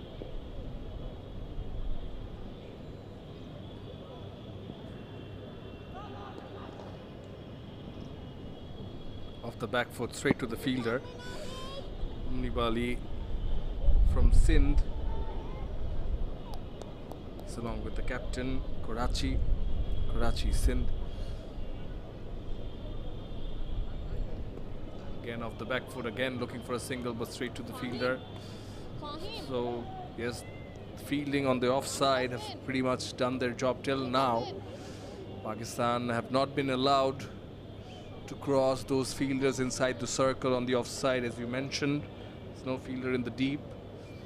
Looking for that gap, but they're not taking any aerial risks, and rightly so. Now on the onside, she got that opportunity. Was a Loosener running towards the boundary, and here comes the first boundary of the Pakistan innings in the 10th over. 2 overs earlier than it did happen during the Bangladesh innings. Was on the leg side, got ample time to rock back onto the back foot and nicely place it away. Nida Dar bringing all her experience into play. That's a fair coincidence. The first boundary produced by Bangladesh was by the captain of Bangladesh, Nigar Sultana Jyoti, and the first boundary by Pakistan is produced by the captain of Pakistan, Nida Dar. An appeal, but the ball was going past down the leg. Dot ball to finish the over. It's 35 for 3 after 10.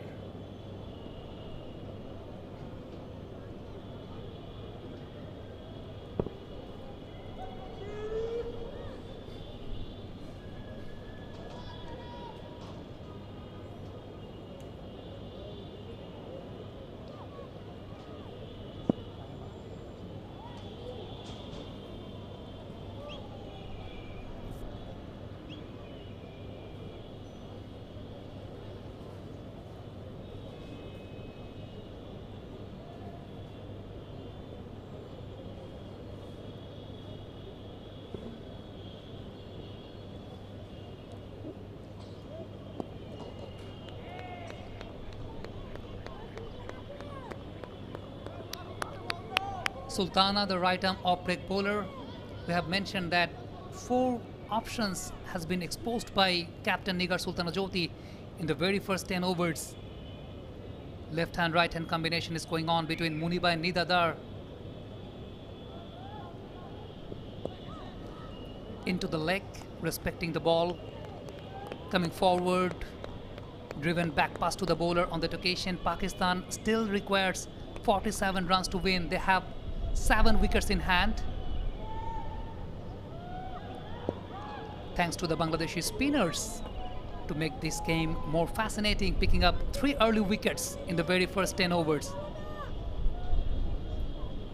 Change in field once again, keeping an extra bit of protection in short mid-wicket region. The slip is off right now.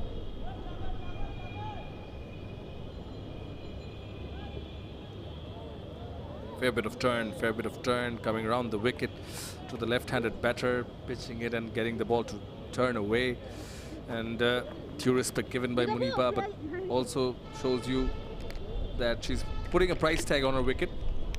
She's here to stay, not willing to give away. And that turn prompts Jyoti to put a fielder in the slip. Straight away, she brings Fahima back in the slip position. From the very early stage, from that particular end, the spinners are not getting that much turn bowling fuller. They are purchasing turn while they are dropping the ball a bit shorter, as we saw on early occasion. Right now, dot ball to finish the over after 11. It's 35 for 3. Pakistan chasing 82. It's a maiden bowl by Sultana. Good one. 35 for 3.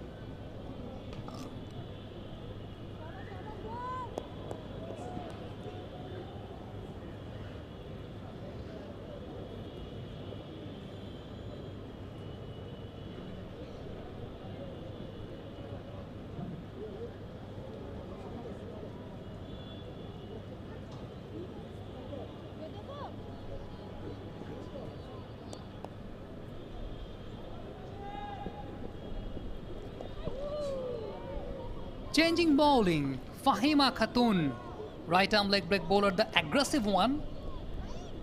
The ball skidded in towards the batter, forced the batter to play on back foot. Nida Dar, almost she was about to get a wicket on that occasion. A protection is being taken on in the deep cover region on that occasion. First one skidded on, second one kept very low. And the fielder in the slip was already down on the leg side trying to protect the ball, which didn't go through, of course. But a right smile. There it is, a right smile on her face. Now Bangladesh, they'll be happy to see the purchase Fahima's getting. Flighted delivery in the air, but in the gap. There's fielder in the deep now. She's always a wicket-taking option for Bangladesh. She has done it on previous occasions, Fahima Khatun. I like the approach she bowls. She starts her run up a bit slow. After that, increase the speed. And this should be a right way for a leg spinner to bowl. She varies her pace. She has good variations. Earlier against India, I have seen bowling those googlies. A very rare combination as far as leg spinners of Bangladesh is concerned. Right now, a flighted tossed-up delivery, as I mentioned, that mixing the pace very well. The first delivery which she bowled, Nida Dar, it was a bit quicker. Right now, it's quite deceiving for the batter.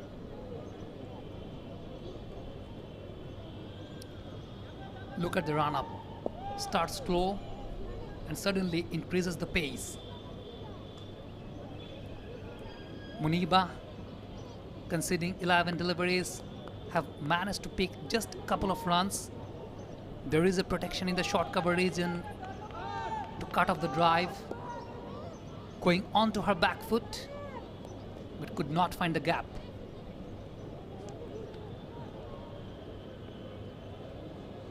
Dot ball to finish the over after 12. It's 36 for 3 Pakistan. Fahima conceded just a single run of this particular over.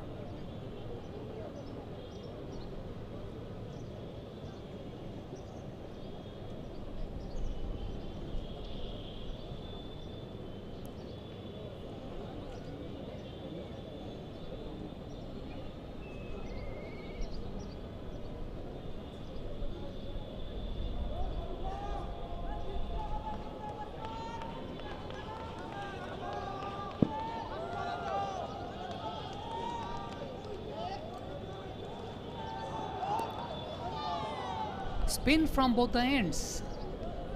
Off spinner from the media end, leg spinner from the other end. We have seen Fahima Khatun in the previous over conceding just a single run, so the pressure is building up. Nida Dar scored 10 runs from 18 deliveries. Sultana maintaining a decent corridor, keeping on the pressure, not giving the freebies, not giving the room to the batter to free her arms. Cut of the singles, there is a protection in the mid-wicket region also in long on, forcing the batter to play the sweep shot. The ball finds the fielder on that occasion. Very good captaincy and as well as very good bowling according to the field setup by the bowlers of Bangladesh. Conceding 3 dot balls in this particular over. Nida Dar gets the outside edge on that occasion, managed to pick up a single. 45 more runs to win, 7 wickets in hand for Pakistan. Mentioned to manage to get the outside edge, but still away from that fielder in the slip cotton. Sultana onto her third over. Won't need any big partnerships. Scoreboard pressure again is absent, hence they don't need to take any risks. Just has been a bit of a hard work in terms of boundaries, hard to come by. Just a single one from the bat of Nida Dar. Munibali, I think her main role here. Oh, now was that a catch? By the expression and the looks of the bowler Sultana and Fahima in the slip, it looks like. But Jyoti in the process has probably hurt herself coming around the wicket. Yes, there's certain deviation of the bat, but obviously not the easiest of catches. Very hard because the wicketkeeper is standing up in case of a spin bowler, and off the bat very close. It hurts so, because the deviation what we saw from the bat and the reaction time is pretty narrow for the wicketkeeper to react. We saw earlier on in the first innings, a slip fielder of Pakistan could not grab up the catch, could not grab up the opportunity because of the reaction time. Right now, a slip in place for Nida Dar. Bangladesh keeping it tight, keeping the pressure on. Again, forcing the batter to play the sweep shots. I have seen couple of occasions Nida Dar, considering the pressure driven by the Bangladeshi fielders, she's forced to play those sweep shots. And this kind of attempts actually creates an opportunity to grab up another wicket. Fielders have been placed pretty well, referring to the previous shot when Nida Dar swept it fine leg was a bit square, but on this occasion, on the offside of the back foot, just pushed it and got the single through that gap. The left-handed batter, Muniba, 2 of 15. Punches of the back foot straight to the fielder. Current run rate is below 3. Required run rate is much lesser than that. So unless Bangladesh creates those opportunities and makes the most of it, well, at the moment the batter is making the most of it. Muniba Ali with the first boundary for her. So nice looking cover drive, found the gap. Such a glorious drive for a boundary. I think it was serving on a plate by the bowler, inviting the batter to play the drive, and she made it perfectly well. Muniba, she's not going to miss that opportunity. Tossed up, got the room, bisecting between two fielders. There was no protection in the deep on the offside for that kind of shots. She invited the batter. It's 42 for 3 Pakistan women. That should be the perfect length. Spot on with the length, Fahima, on that occasion. A boundary followed by a dot ball. A very good comeback by Fahima. Very well attacking approach as far as the run-up is concerned. Now, it's gone. She's gone. The ball kept a bit low. And it hit right into the middle stump. The batter, she was very much confused about the height. She expected the ball to bounce more, but the fact is she went on her back and she was deceived by the height of the ball. She rocked back onto the back foot, looking to play it on the onside, was looking to pull it, but the pace of the ball, and it kept low. A slight bit of turn and went through the legs, went between the legs and went on to hit the stumps, and much to the frustration of Muniba Ali, she has to depart. And Bangladesh get their 4th. Pakistan are 42 for 4.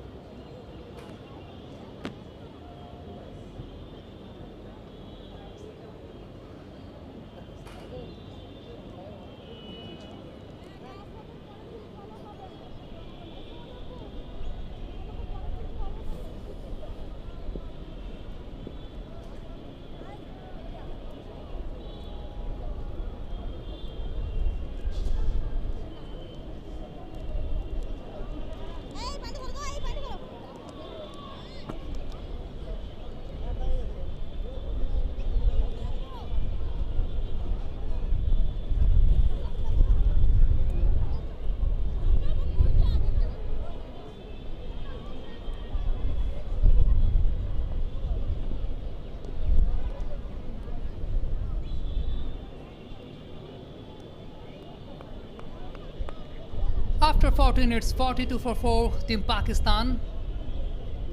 Just before the drinks interval, we have seen a wicket has been taken by Bangladesh. Fahima Khatun, the leg spinner.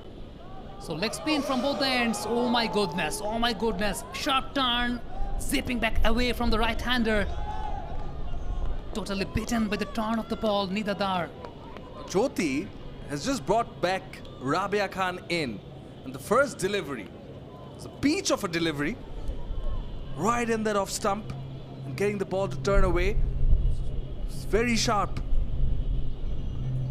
Again the same length, same line, but the ball kept a bit low, pushed towards the cover region, but there was a protection. The pressure is on. The pressure is on for Pakistan. Nida Dar struggling a bit. Rabia Khan went for 11 runs of her first 2 overs. And look at these 2 deliveries. All of a sudden, she is a different bowler altogether. And I have to praise this selection by Nigar Sultana Jyoti of bringing her back. The only question is, ooh, can she get a wicket? Looking to play it on the onside, almost got a leading edge.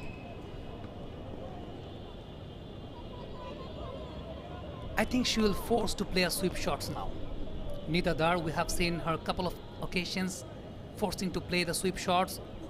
As far as dot balls are producing, 3 dot balls in a row in this particular over. Not now, not now.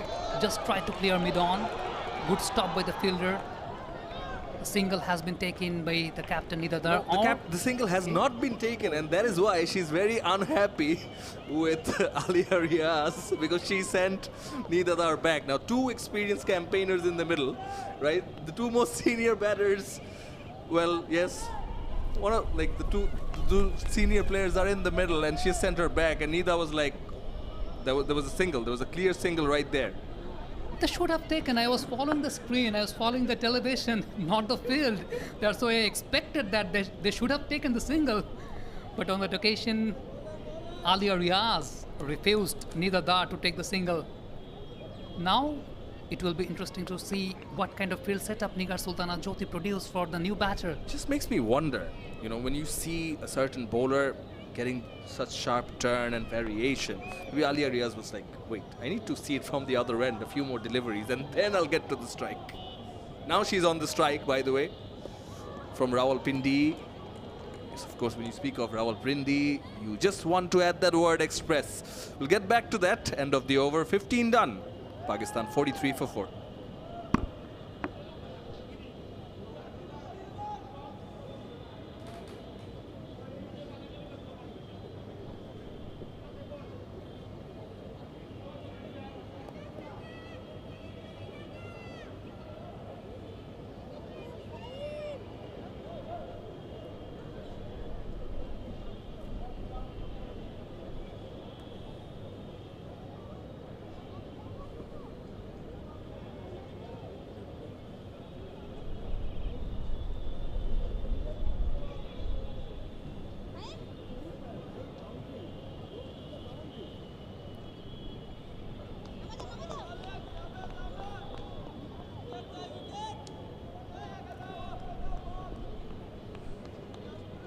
So leg spinner from both the ends. There is an extra protection in the deep cover region for Nida Dar. Fahima Khatun. The ball kept a bit low once again. The last delivery, she produced the wicket. The ball kept low, and in this occasion particularly, the ball also kept low. So the pitch is doing a trick. Almost sneaked in. Was making room for herself, removing that front leg, Nida Dar. Almost got in danger. Moral victory for Fahima. This time she flights one in, giving it more air. It seems from this end you don't have the luxury to go back as far as the pitch is concerned, because the pitch is doing some tricks. Fahima Khatun. Again, Nida Dar expected a decent height to play the shot, but the ball kept low on that occasion also. Producing a single, kept the firstman over there in the deep cover region. Right now, Alia Riaz, as you mentioned, from Rawalpindi. And you have to add another word after Rawalpindi, the Rawalpindi Express. Shoaib Akhtar.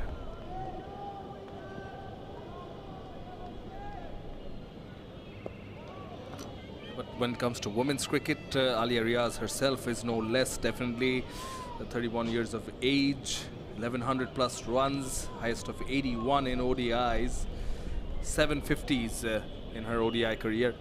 Alia Riaz does have. So, yes, plenty of experience. Two experienced campaigns. Now, Bangladesh, if they're going to make a match out of this. Oh, played very late. So late that it surprised the keeper, but also went past the fielder in the slip cotton. And look at the commitment. You have to give them that. 3 fielders chasing for that, but the ball wins the race and get a boundary. Pakistan. She played it just under her eyes, waited for the ball and deliberately played the cut shot. There was a slip in place, but there was a escaping zone for the ball. Nigar Sultana Jyoti and the slip fielder bisecting between these two. Played the ball just under her eyes, Alia Riaz. Very good presence of mind, good assessment, good judgment.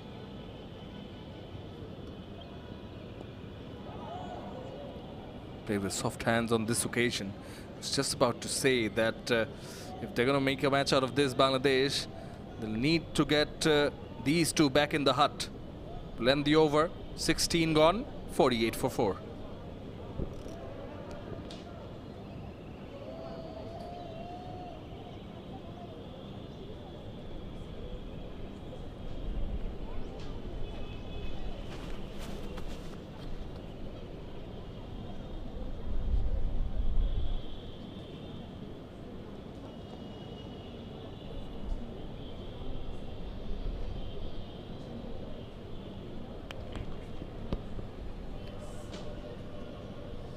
So again, leg spinners from both the end. Suddenly a tennis ball bounce has been produced by Rabia. Pitching just outside of stump, a sharp turn and bounce. Neither there get confused with the bounce actually. Again maintaining the same corridor, forcing the batter to come up front. Building the pressure, couple of dot balls. Neither there, she's on 14 of 34 deliveries. There is a big gap in the mid-wicket region, but she's bowling according to field. Pushed it towards the cover region with soft hand, picking up a single. Nidadar moves on to 15. It's 49 for 4. Bangladeshi bowlers have produced an early challenge to the Pakistani batters, picking up 3 wickets in the very first 10 overs. After that, in the second spell, they have managed to take 1.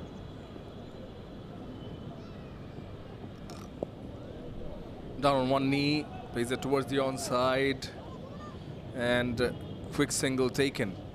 So again, what's been the difference and what's set them apart is that they've kept on with the singles. Muniba Ali there, she's not happy the way she got out. And those vintage glasses are on. Yeah, I was about to mention about the vintage glasses, what Shamanna is very much fond of. I think I might present you a conventional glass in the very second one day. Oh, thank you in advance. Thanks in advance. At least it gets me a free pair of sunglasses. I will surely. And then I'm surely going to wear it, and hopefully they'll be taking shots of me wearing a sunglass, just like them. During the pitch report or in the toss? We can decide. that will decide. Or maybe in the com box. Surely. Now using her feet on that occasion, Alia Riaz at first tried to go up. After that, considering the length, played onto her back foot. Single to finish the over. After 17, it's 52 for 4 Pakistan women.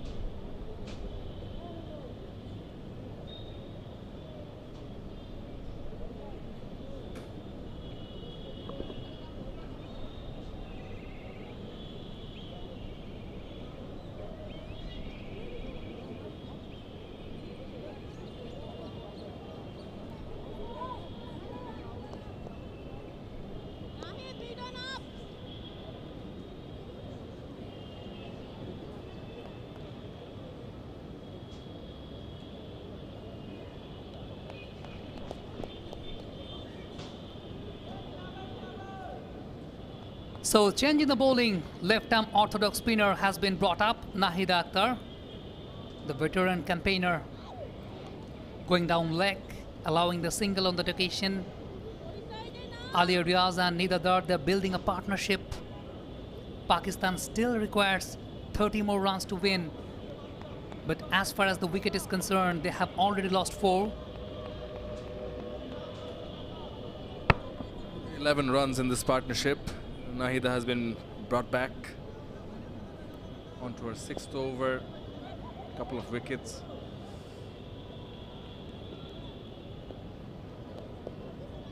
Not much runs to play with, and that is where it makes you think that maybe 50 more runs, 60 more runs, and then imagine them having 6 wickets in hand, and instead of 29 more runs to win, you need 89 or say about 100 runs to win.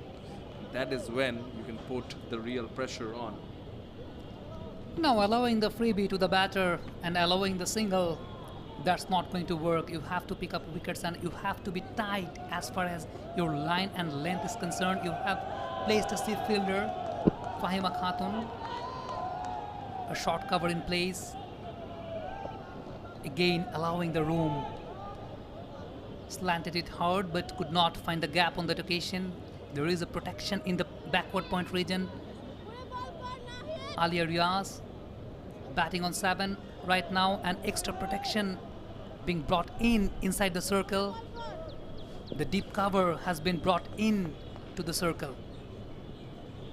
Just like, but they don't have much to lose. At least just tempting the batter to take chances. Again, steep bounce from Nahida. Defensively played with respect. In the first 10 overs, they maintained a plan, and the plan was to keep the line tight, force the batter to play those unconventional shots. Right now, easy equation for the batter. There was no protection in the mid-wicket region. The bowler had to run to grab up the ball after 18. By the grace of this single, it's 54 for 4 Pakistan women.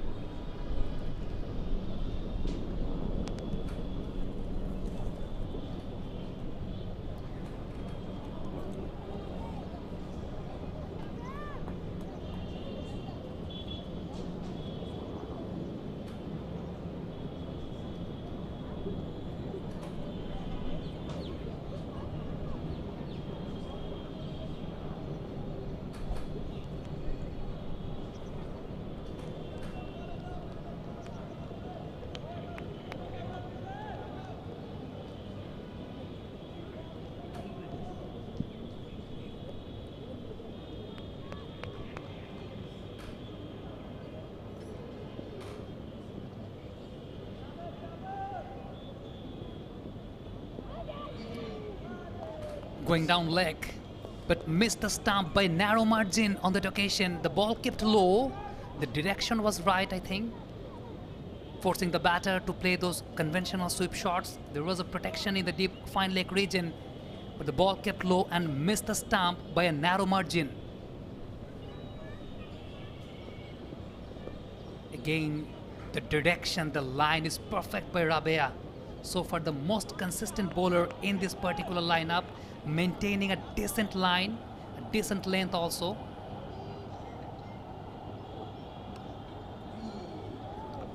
This time she gets some turn. Perhaps just load it up a bit outside the off stump, and hence getting some turn. Alia Riaz, 8 of 12. Can Rabia get a wicket? You mentioned she's been consistent, but she's been wicketless in the gap. A chase for 3 fielders on that occasion, but they have managed to pick up a couple of runs. I was mentioning about Rabia that although she is wicketless, but as far as line and length is concerned, she is pretty tight. And the pitch is doing a trick a bit because the ball is keeping low. The batters are expecting a decent height to make those cut and steer shots, but they are not getting the ball in proper height to make those shots. And again, the ball kept low. Did not turn that much.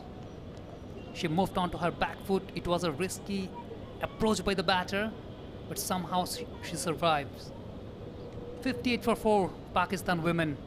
They still require 24 more runs. Off the back foot, nicely played, finds the gap.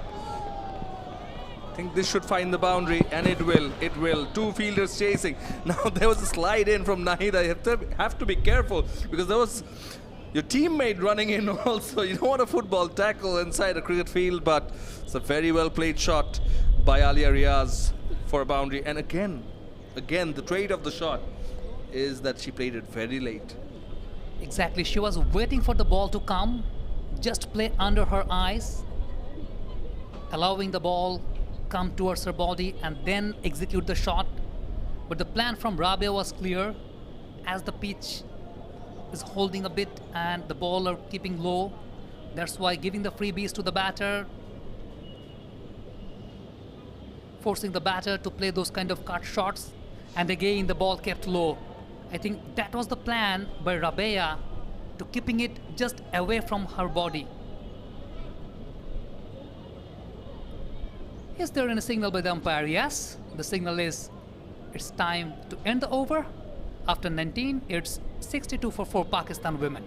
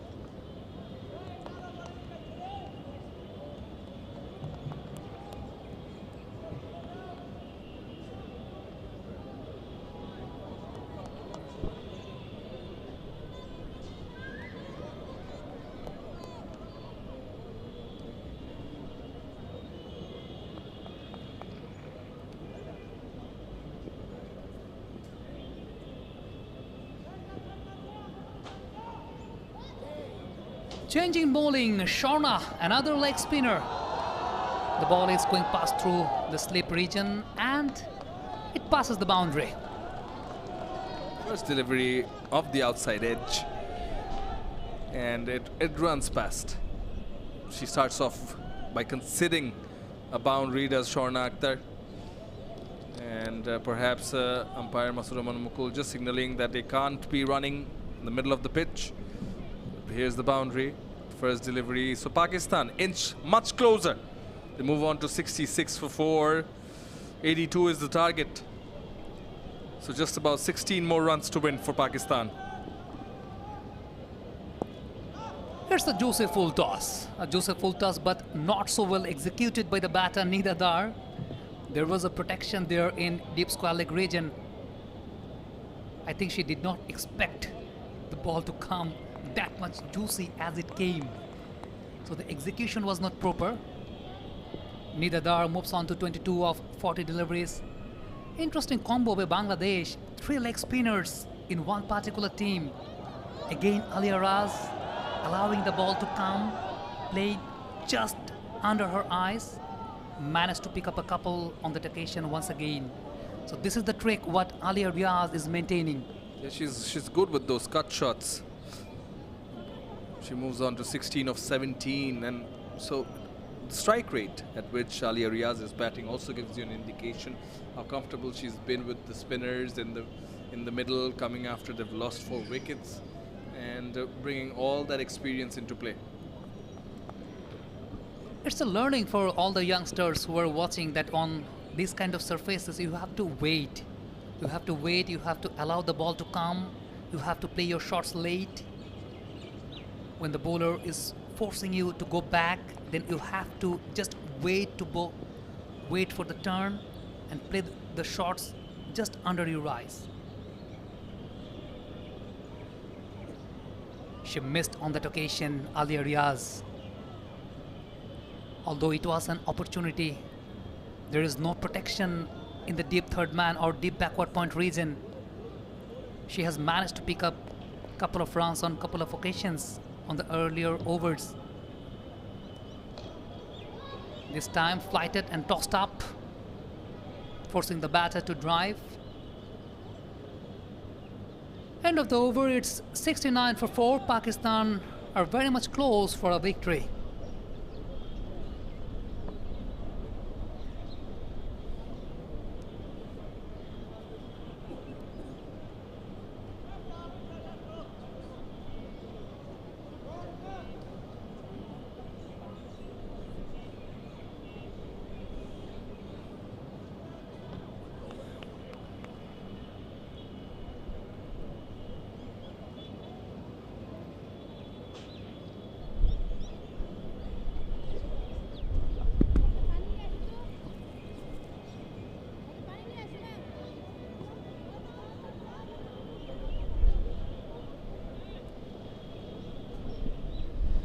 Look at the numbers. Pakistan women need 13 runs to win from 180 balls. 30 overs intact. Winning the toss, deciding to bat first. Bangladesh captain Nigar Sultana Jyoti, but not a convincing way to start the ODI series. Packed up within 81 runs. Now Pakistan are chasing. Thanks to the Bangladeshi bowlers, they have picked up 3 early wickets in first 10 overs.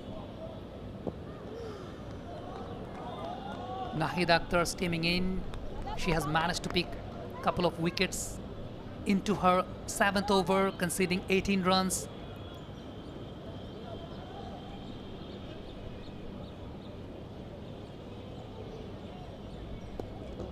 Coming back in, sharp delivery, but Nidadar up to the task. Back-to-back dot balls though. Just a matter of time, and in terms of Pakistan, I think the pair in the middle be just looking to finish the job and see the team through. I think the anticipation is quite right by Nida Dar. She's using her feet while, according to demand, when it comes to go forward, she's going forward, and like this, she's going backward also. There is a fielder in the backward point region, but the fact is the anticipation is very right, very accurate by Nida Dar, making her debut at 2010. So she knows the condition very well. She can assess each and every condition all over the world.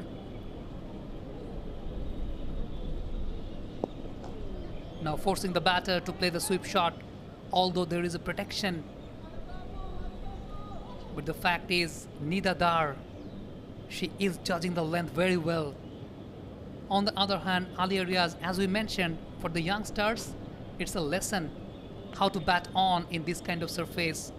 When the pitch is doing some tricks on some occasions, batters are not getting the ball as expected as it should be as far as height is concerned.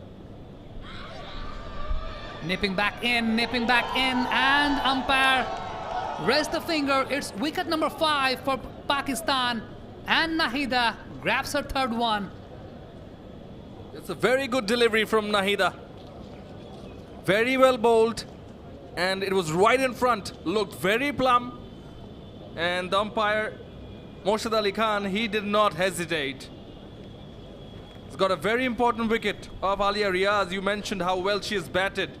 This one delivery, Nahida Akhtar has actually got the better of Alia Riaz and sends her back.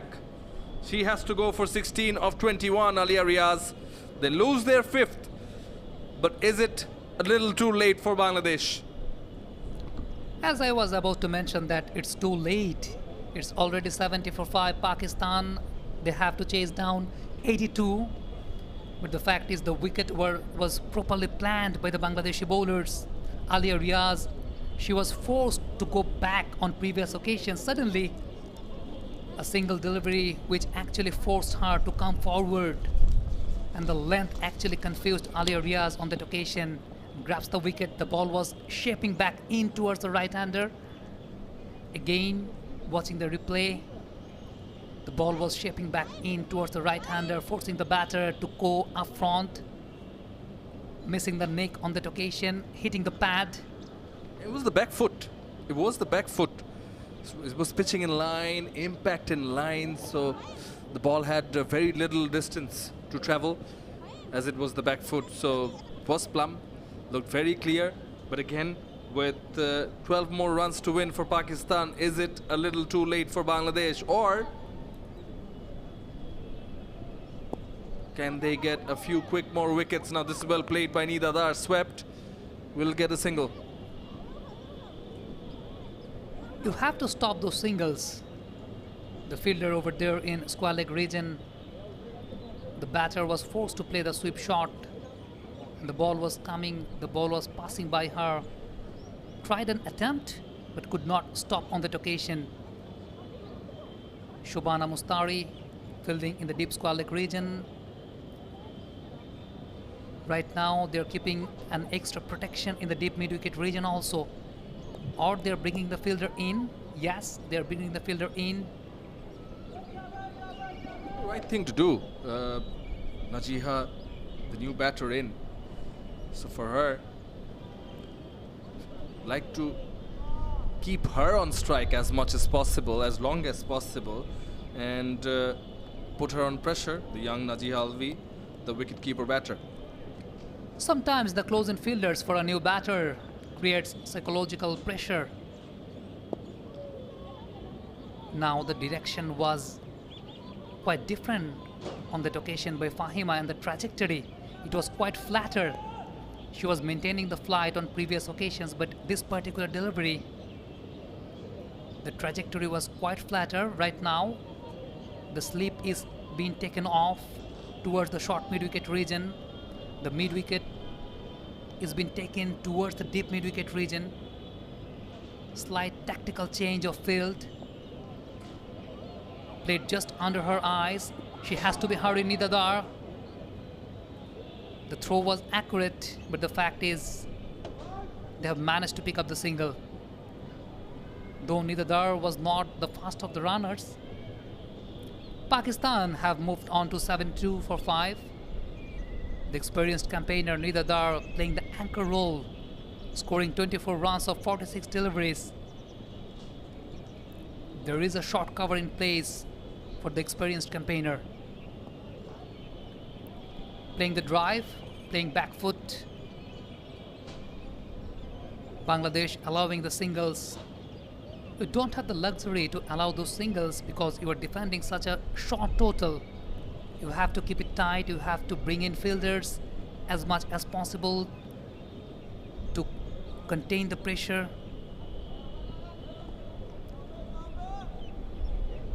Dot ball to finish the over. It's 73 for 5 Pakistan women. They still need 9 more runs to win.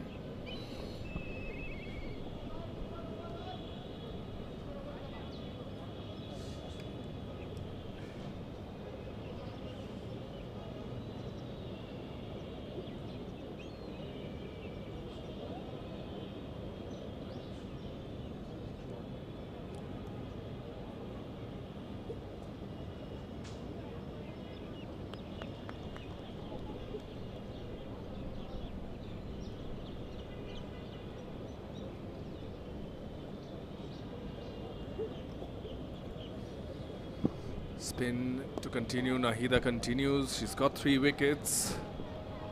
Nida Dar is dealing in singles, makes it look very easy. Batting on 25 of 47 is Nida Dar, the Pakistan skipper, batting with responsibility. Now just 8 more runs to win. Nahida Akhtar into her 8th over has managed to pick up 3 wickets in her very first spell. Pitching it a bit short, the ball kept low, but Naziha assessing the length and also the height pretty well, jamming it towards the mid-wicket region for a single. It's 75 for 5 Pakistan women. It's just a matter of time, Pakistan to get the victory. Nahida coming around the wicket, sensible batting by Nida Dar. They want to finish it off.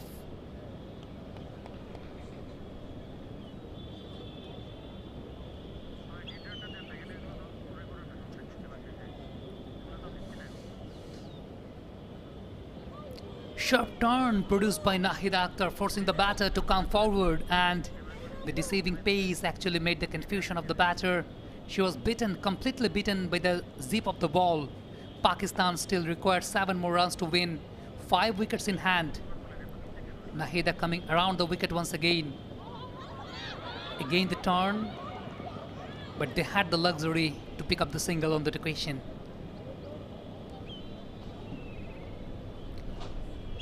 From the very beginning, Pakistani batters, especially the top orders, were very much convinced to take on the singles, and the Bangladeshi fielders were allowing so. Nigar Sultana Jyoti keeping a short cover in place to cut off the single. As you are seeing in the display board, Pakistan still need 6 more runs to win. Right now, another change in the field. Mid-wicket has been replaced by a slip fielder. A short cover in place for Naziha. On a teasing length, once again Nahida Akhtar, and also purchasing the turn. End of the over. After 23, it's 76 for 5, Pakistan women.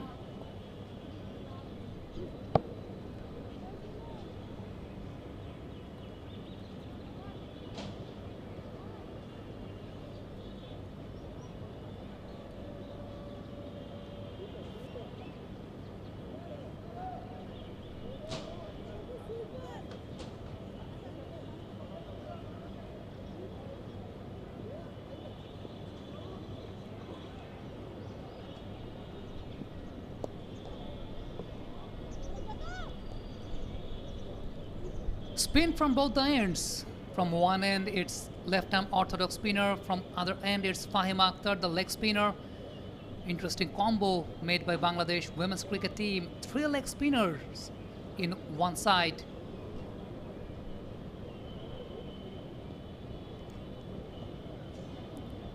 Once again, purchasing the turn, Fahima Khatun, allowing the batter to come forward, generating the flight.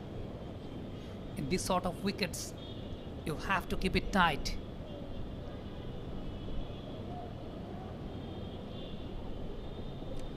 Got the freebie on that occasion, sliced it with soft hands towards backward point. There was a fielder to stop the ball, and she stopped. Three dot balls in a row in this particular over by Fahima Khatun. Experienced campaigner as far as leg spin is concerned. Bit short on that occasion, gave the opportunity to Nida Dar to rotate her arms. Single from wideish long on region. There was a protection in the deep mid wicket and deep square leg region for that kind of shots. But now it's a matter of time. Pakistan is sensing a victory. They need 5 more runs to win, and they have 5 wickets in hand. You must give credit to the Bangladeshi spinners that they have picked 3 wickets in the first 10 overs, and after that they have picked a couple of wickets. So a frequent change in the fielding. There is a slip in place. Shona Akhtar.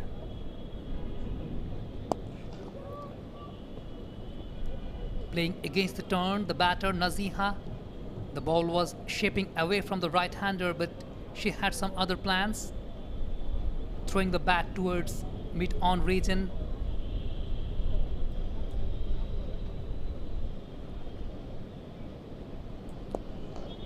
Now on an inviting zone, forcing the batter to come forward.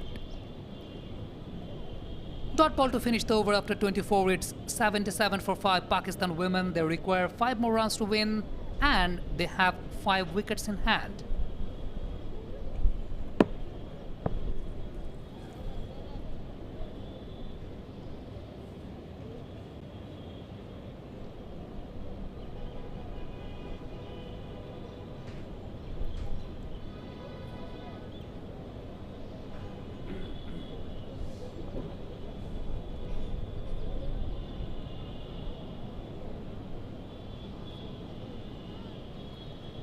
Ladies and gentlemen, ICC ODI Super League, Women's Super League is going on between Bangladesh and Pakistan, and this is the first ODI between these two sides. Bangladesh managed a clinical victory against Pakistan in the T20s. Convincing win with a margin of 2-1. But in the very last match, in the very last T20, Pakistan got the momentum and they're carrying the momentum till this match. Nida Dar, the experienced campaigner, earlier into the toss, she mentioned that they have carried the momentum right away in the ODIs. A big chase for the fielders, couple of fielders were there chasing the ball. Nahid Akhtar allowing the batter to come forward and play those drives, bisecting between two fielders on that occasion. There is a big cap into the deep. I think it's a matter of formality. Pakistan needs 3 more runs to win.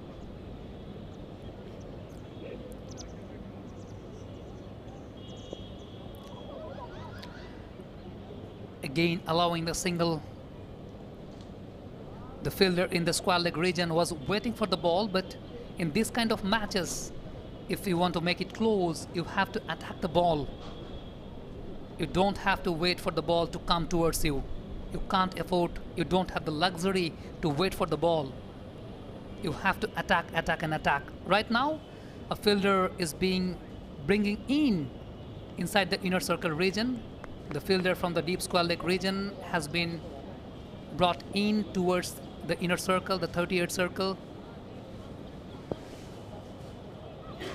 A cheeky single been taken by Naziha. There was no protection in the short mid-wicket region. The bowler had to run. The bowler had to run towards her right. Just a single run required for Pakistan to grab up the match. Let me remind you, winning the toss, Bangladesh captain Nigar Sultana Jyoti decided to bat first, but there was not decent amount of runs on the board. They have just managed to score 81 runs on the board. On the other hand, Pakistan, they also struggled. They also struggled in the first 10 overs. Thanks to the consistent line and length produced and maintained by the Bangladeshi spinners. Only 2 overs has been bowled by Maruf Akhtar, the lone pacer of this particular lineup of Bangladesh. Rest of the overs has been bowled by the spinners. They have variety of spinners, Bangladesh. Now that's it. That's the boundary and that's the victory of Pakistan. In the first ODI, they have beaten Bangladesh by 5 wickets. With a margin of 5 wickets, a clinical finish by Pakistan. The captain, Nida Dar, she must be proud of her girls. Earlier into the toss, she was mentioning that they have assessed the condition well. The only challenge for Pakistan in this sort of condition is the spin. And yes, they have succeeded the examination with pass marks. Pakistan women winning by 5 wickets. It's not a convincing way to start the ODI series for the Bangladesh. They had a clinical victory against Pakistan in the T20s, but as I mentioned, the momentum what Pakistan got from the final match of the T20 series, they carried away into the ODI. The handshakes are going on. Captain Nida Dar, we have seen the celebration after the winning shot. She's a proud captain, a veteran campaigner, made her debut back in 2010. She has played lots of crickets in this part of the world, so she knows the condition very well. She can assess the condition well. So it's 1-0 down for Bangladesh and 1-0 up for Pakistan. Again mentioning the fact, winning the toss, deciding to bat first, Bangladesh captain Nigar Sultana Jyoti. It was a right decision all the way, but somehow Bangladeshi batters could not handle the pressure. The match summary: Bangladesh 81 all out, winning the toss, deciding to bat first, and Pakistan merged a clinical victory against Bangladesh with a margin of 5 runs.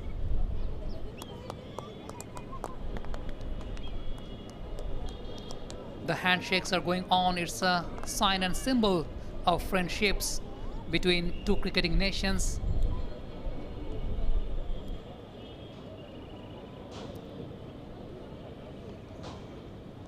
As far as runs are concerned, we have not witnessed a high-scoring venture in this particular match, but all the way Bangladesh came back with the ball. Again, I should have mentioned that 3 wickets in first 10 overs. The match summary says it all.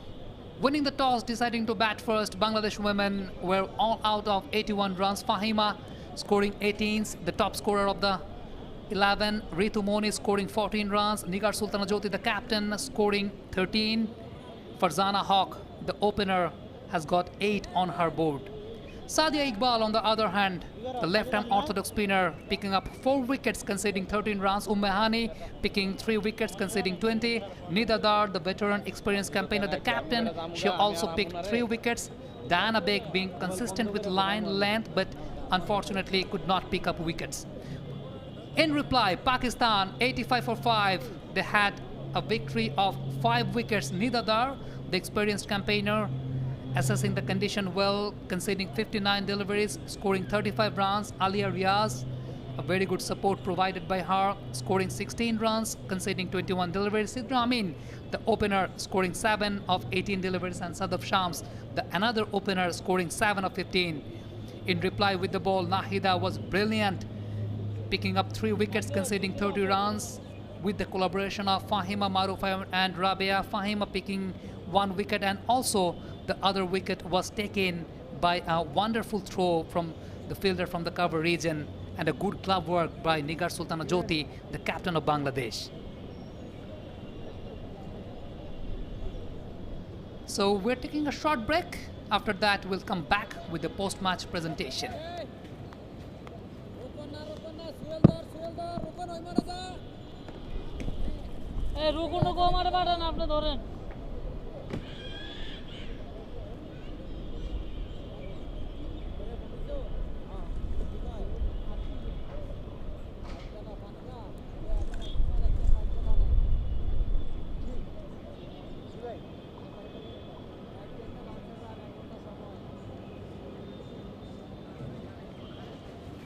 ভাই ওইখানে নেন, আমারটা তো আবার balance করতে হবে।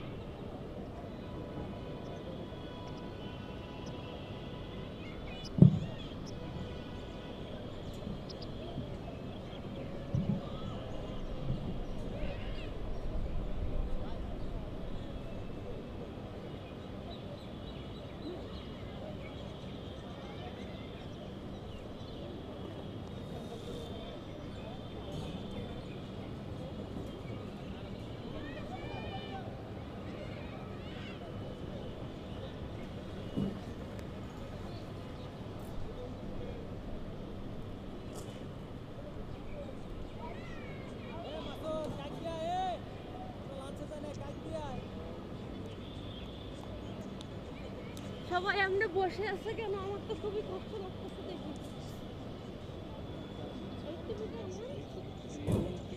এইসব খেলাইলে খেলার জীবনে খেলা টোকাটুকির খেলা।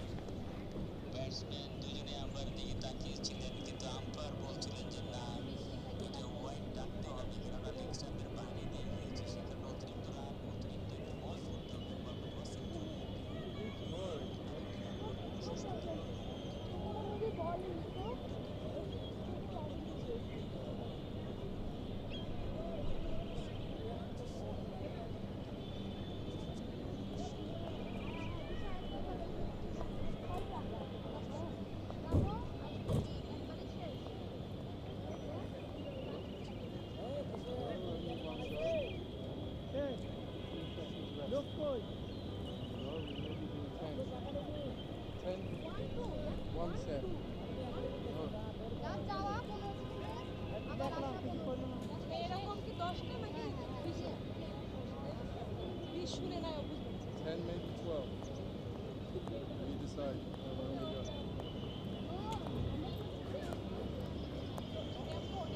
Okay, first you have to do the first 2 or 3 warming up, not full sprint.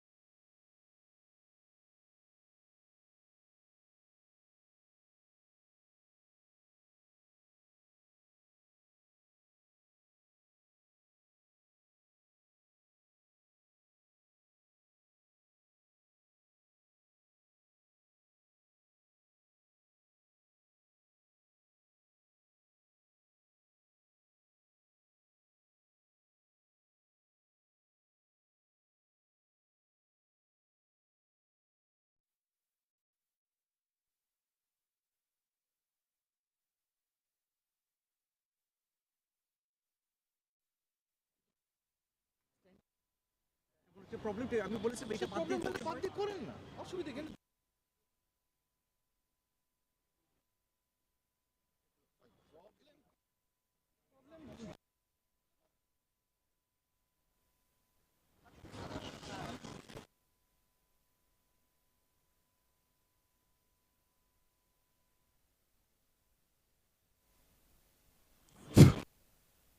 Hello, hello.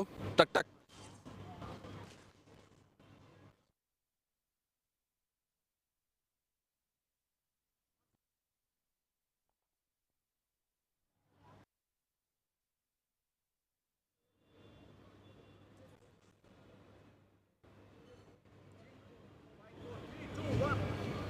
Pakistan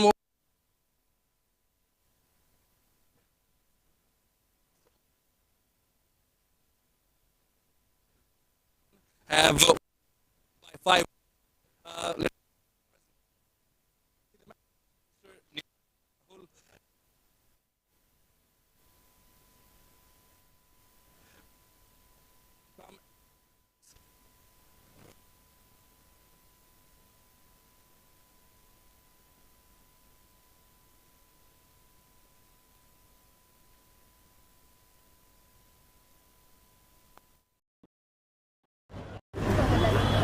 আসলে আমরা বললেন সিঙ্গেলে যাইতে হলে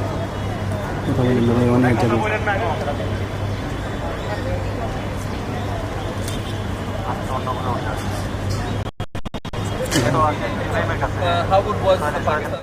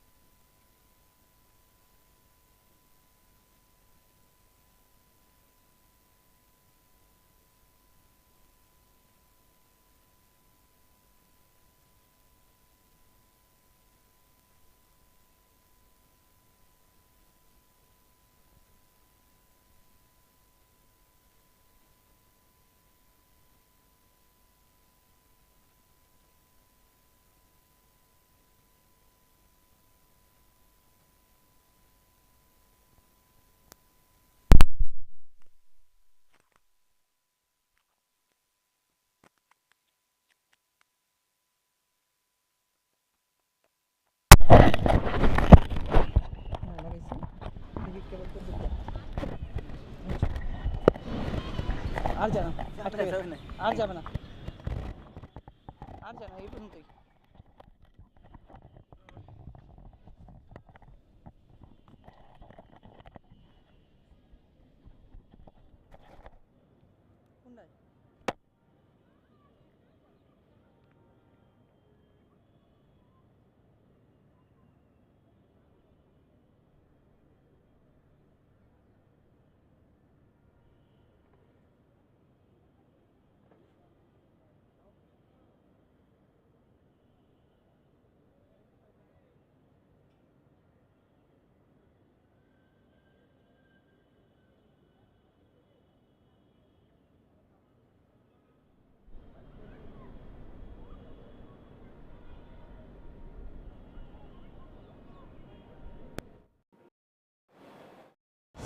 Inshallah, for the upcoming matches, we will think again and how we can bat. Might be a different pitch over there, so every match we have to plan different. So we'll come better soon, inshallah. Yep, nice. Well, you batted well, but some credit should be given to the Bangladesh bowlers also. They managed to take 5 wickets. How good was it, or how tough were the conditions in the middle?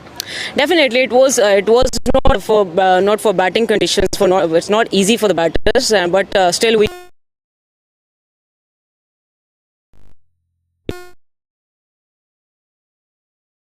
But still, I come stronger than them. Yeah, you did. And finally, I asked her the same. Do you think the momentum that you won the match, the last match, T20I in Chattogram, that helped? Definitely, because every team wants a momentum, rather it's T20, rather it's practice matches, and still because we don't have that practice match in Chattogram, but still we can have a practice match here, so we got that momentum, and Alhamdulillah, we came stronger. Yeah, you did, and congratulations for the win, and best of luck for the rest of the tournament. Thank you so much. Thank you so much. So, ladies and gentlemen, Pakistan have beaten Bangladesh on this first ODI, part of the ICC Women's Championship, by 5 wickets.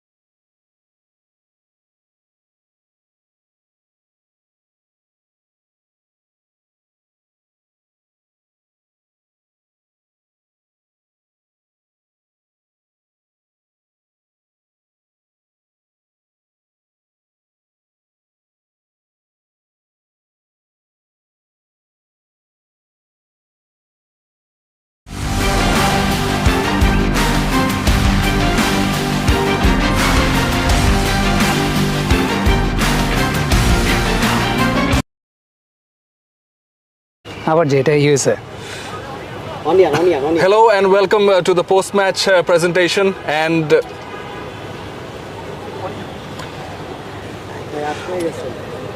hello and welcome to the post-match analysis of the first ODI between Bangladesh and Pakistan.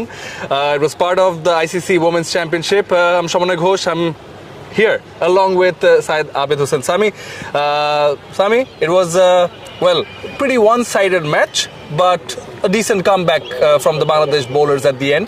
Pakistan have won the match by 5 wickets. First of all, I must mention that we both have our glasses on, as like Hani. Yeah, indeed.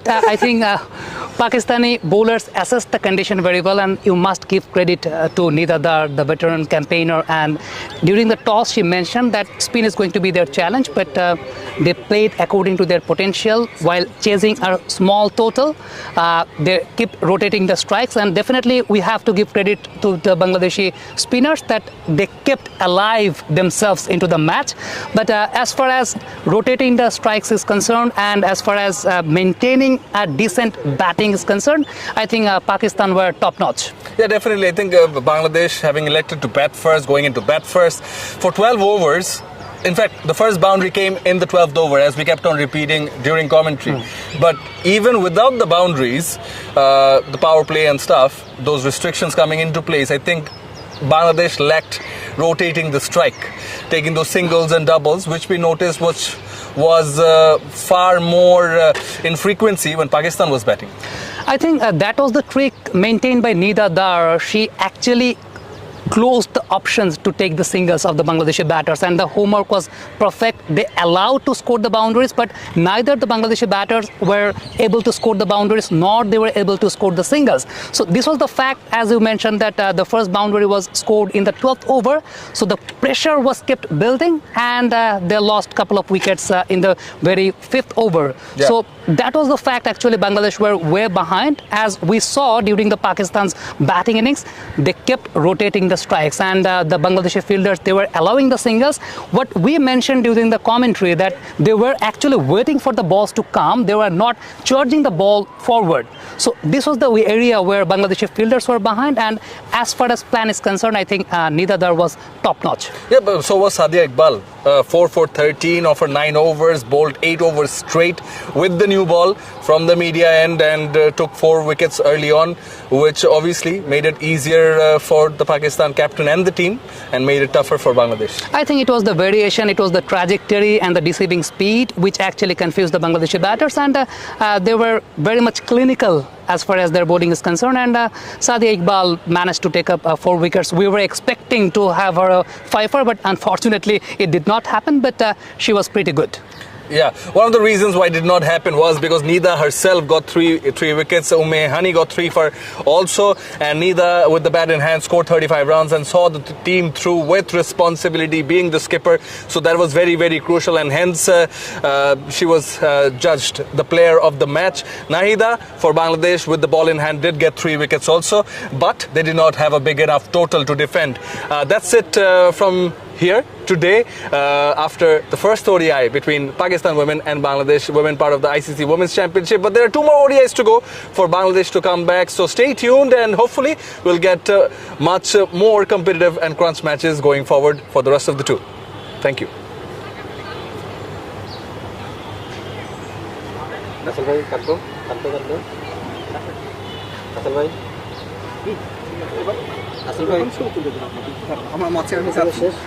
এটা কি live ছিল?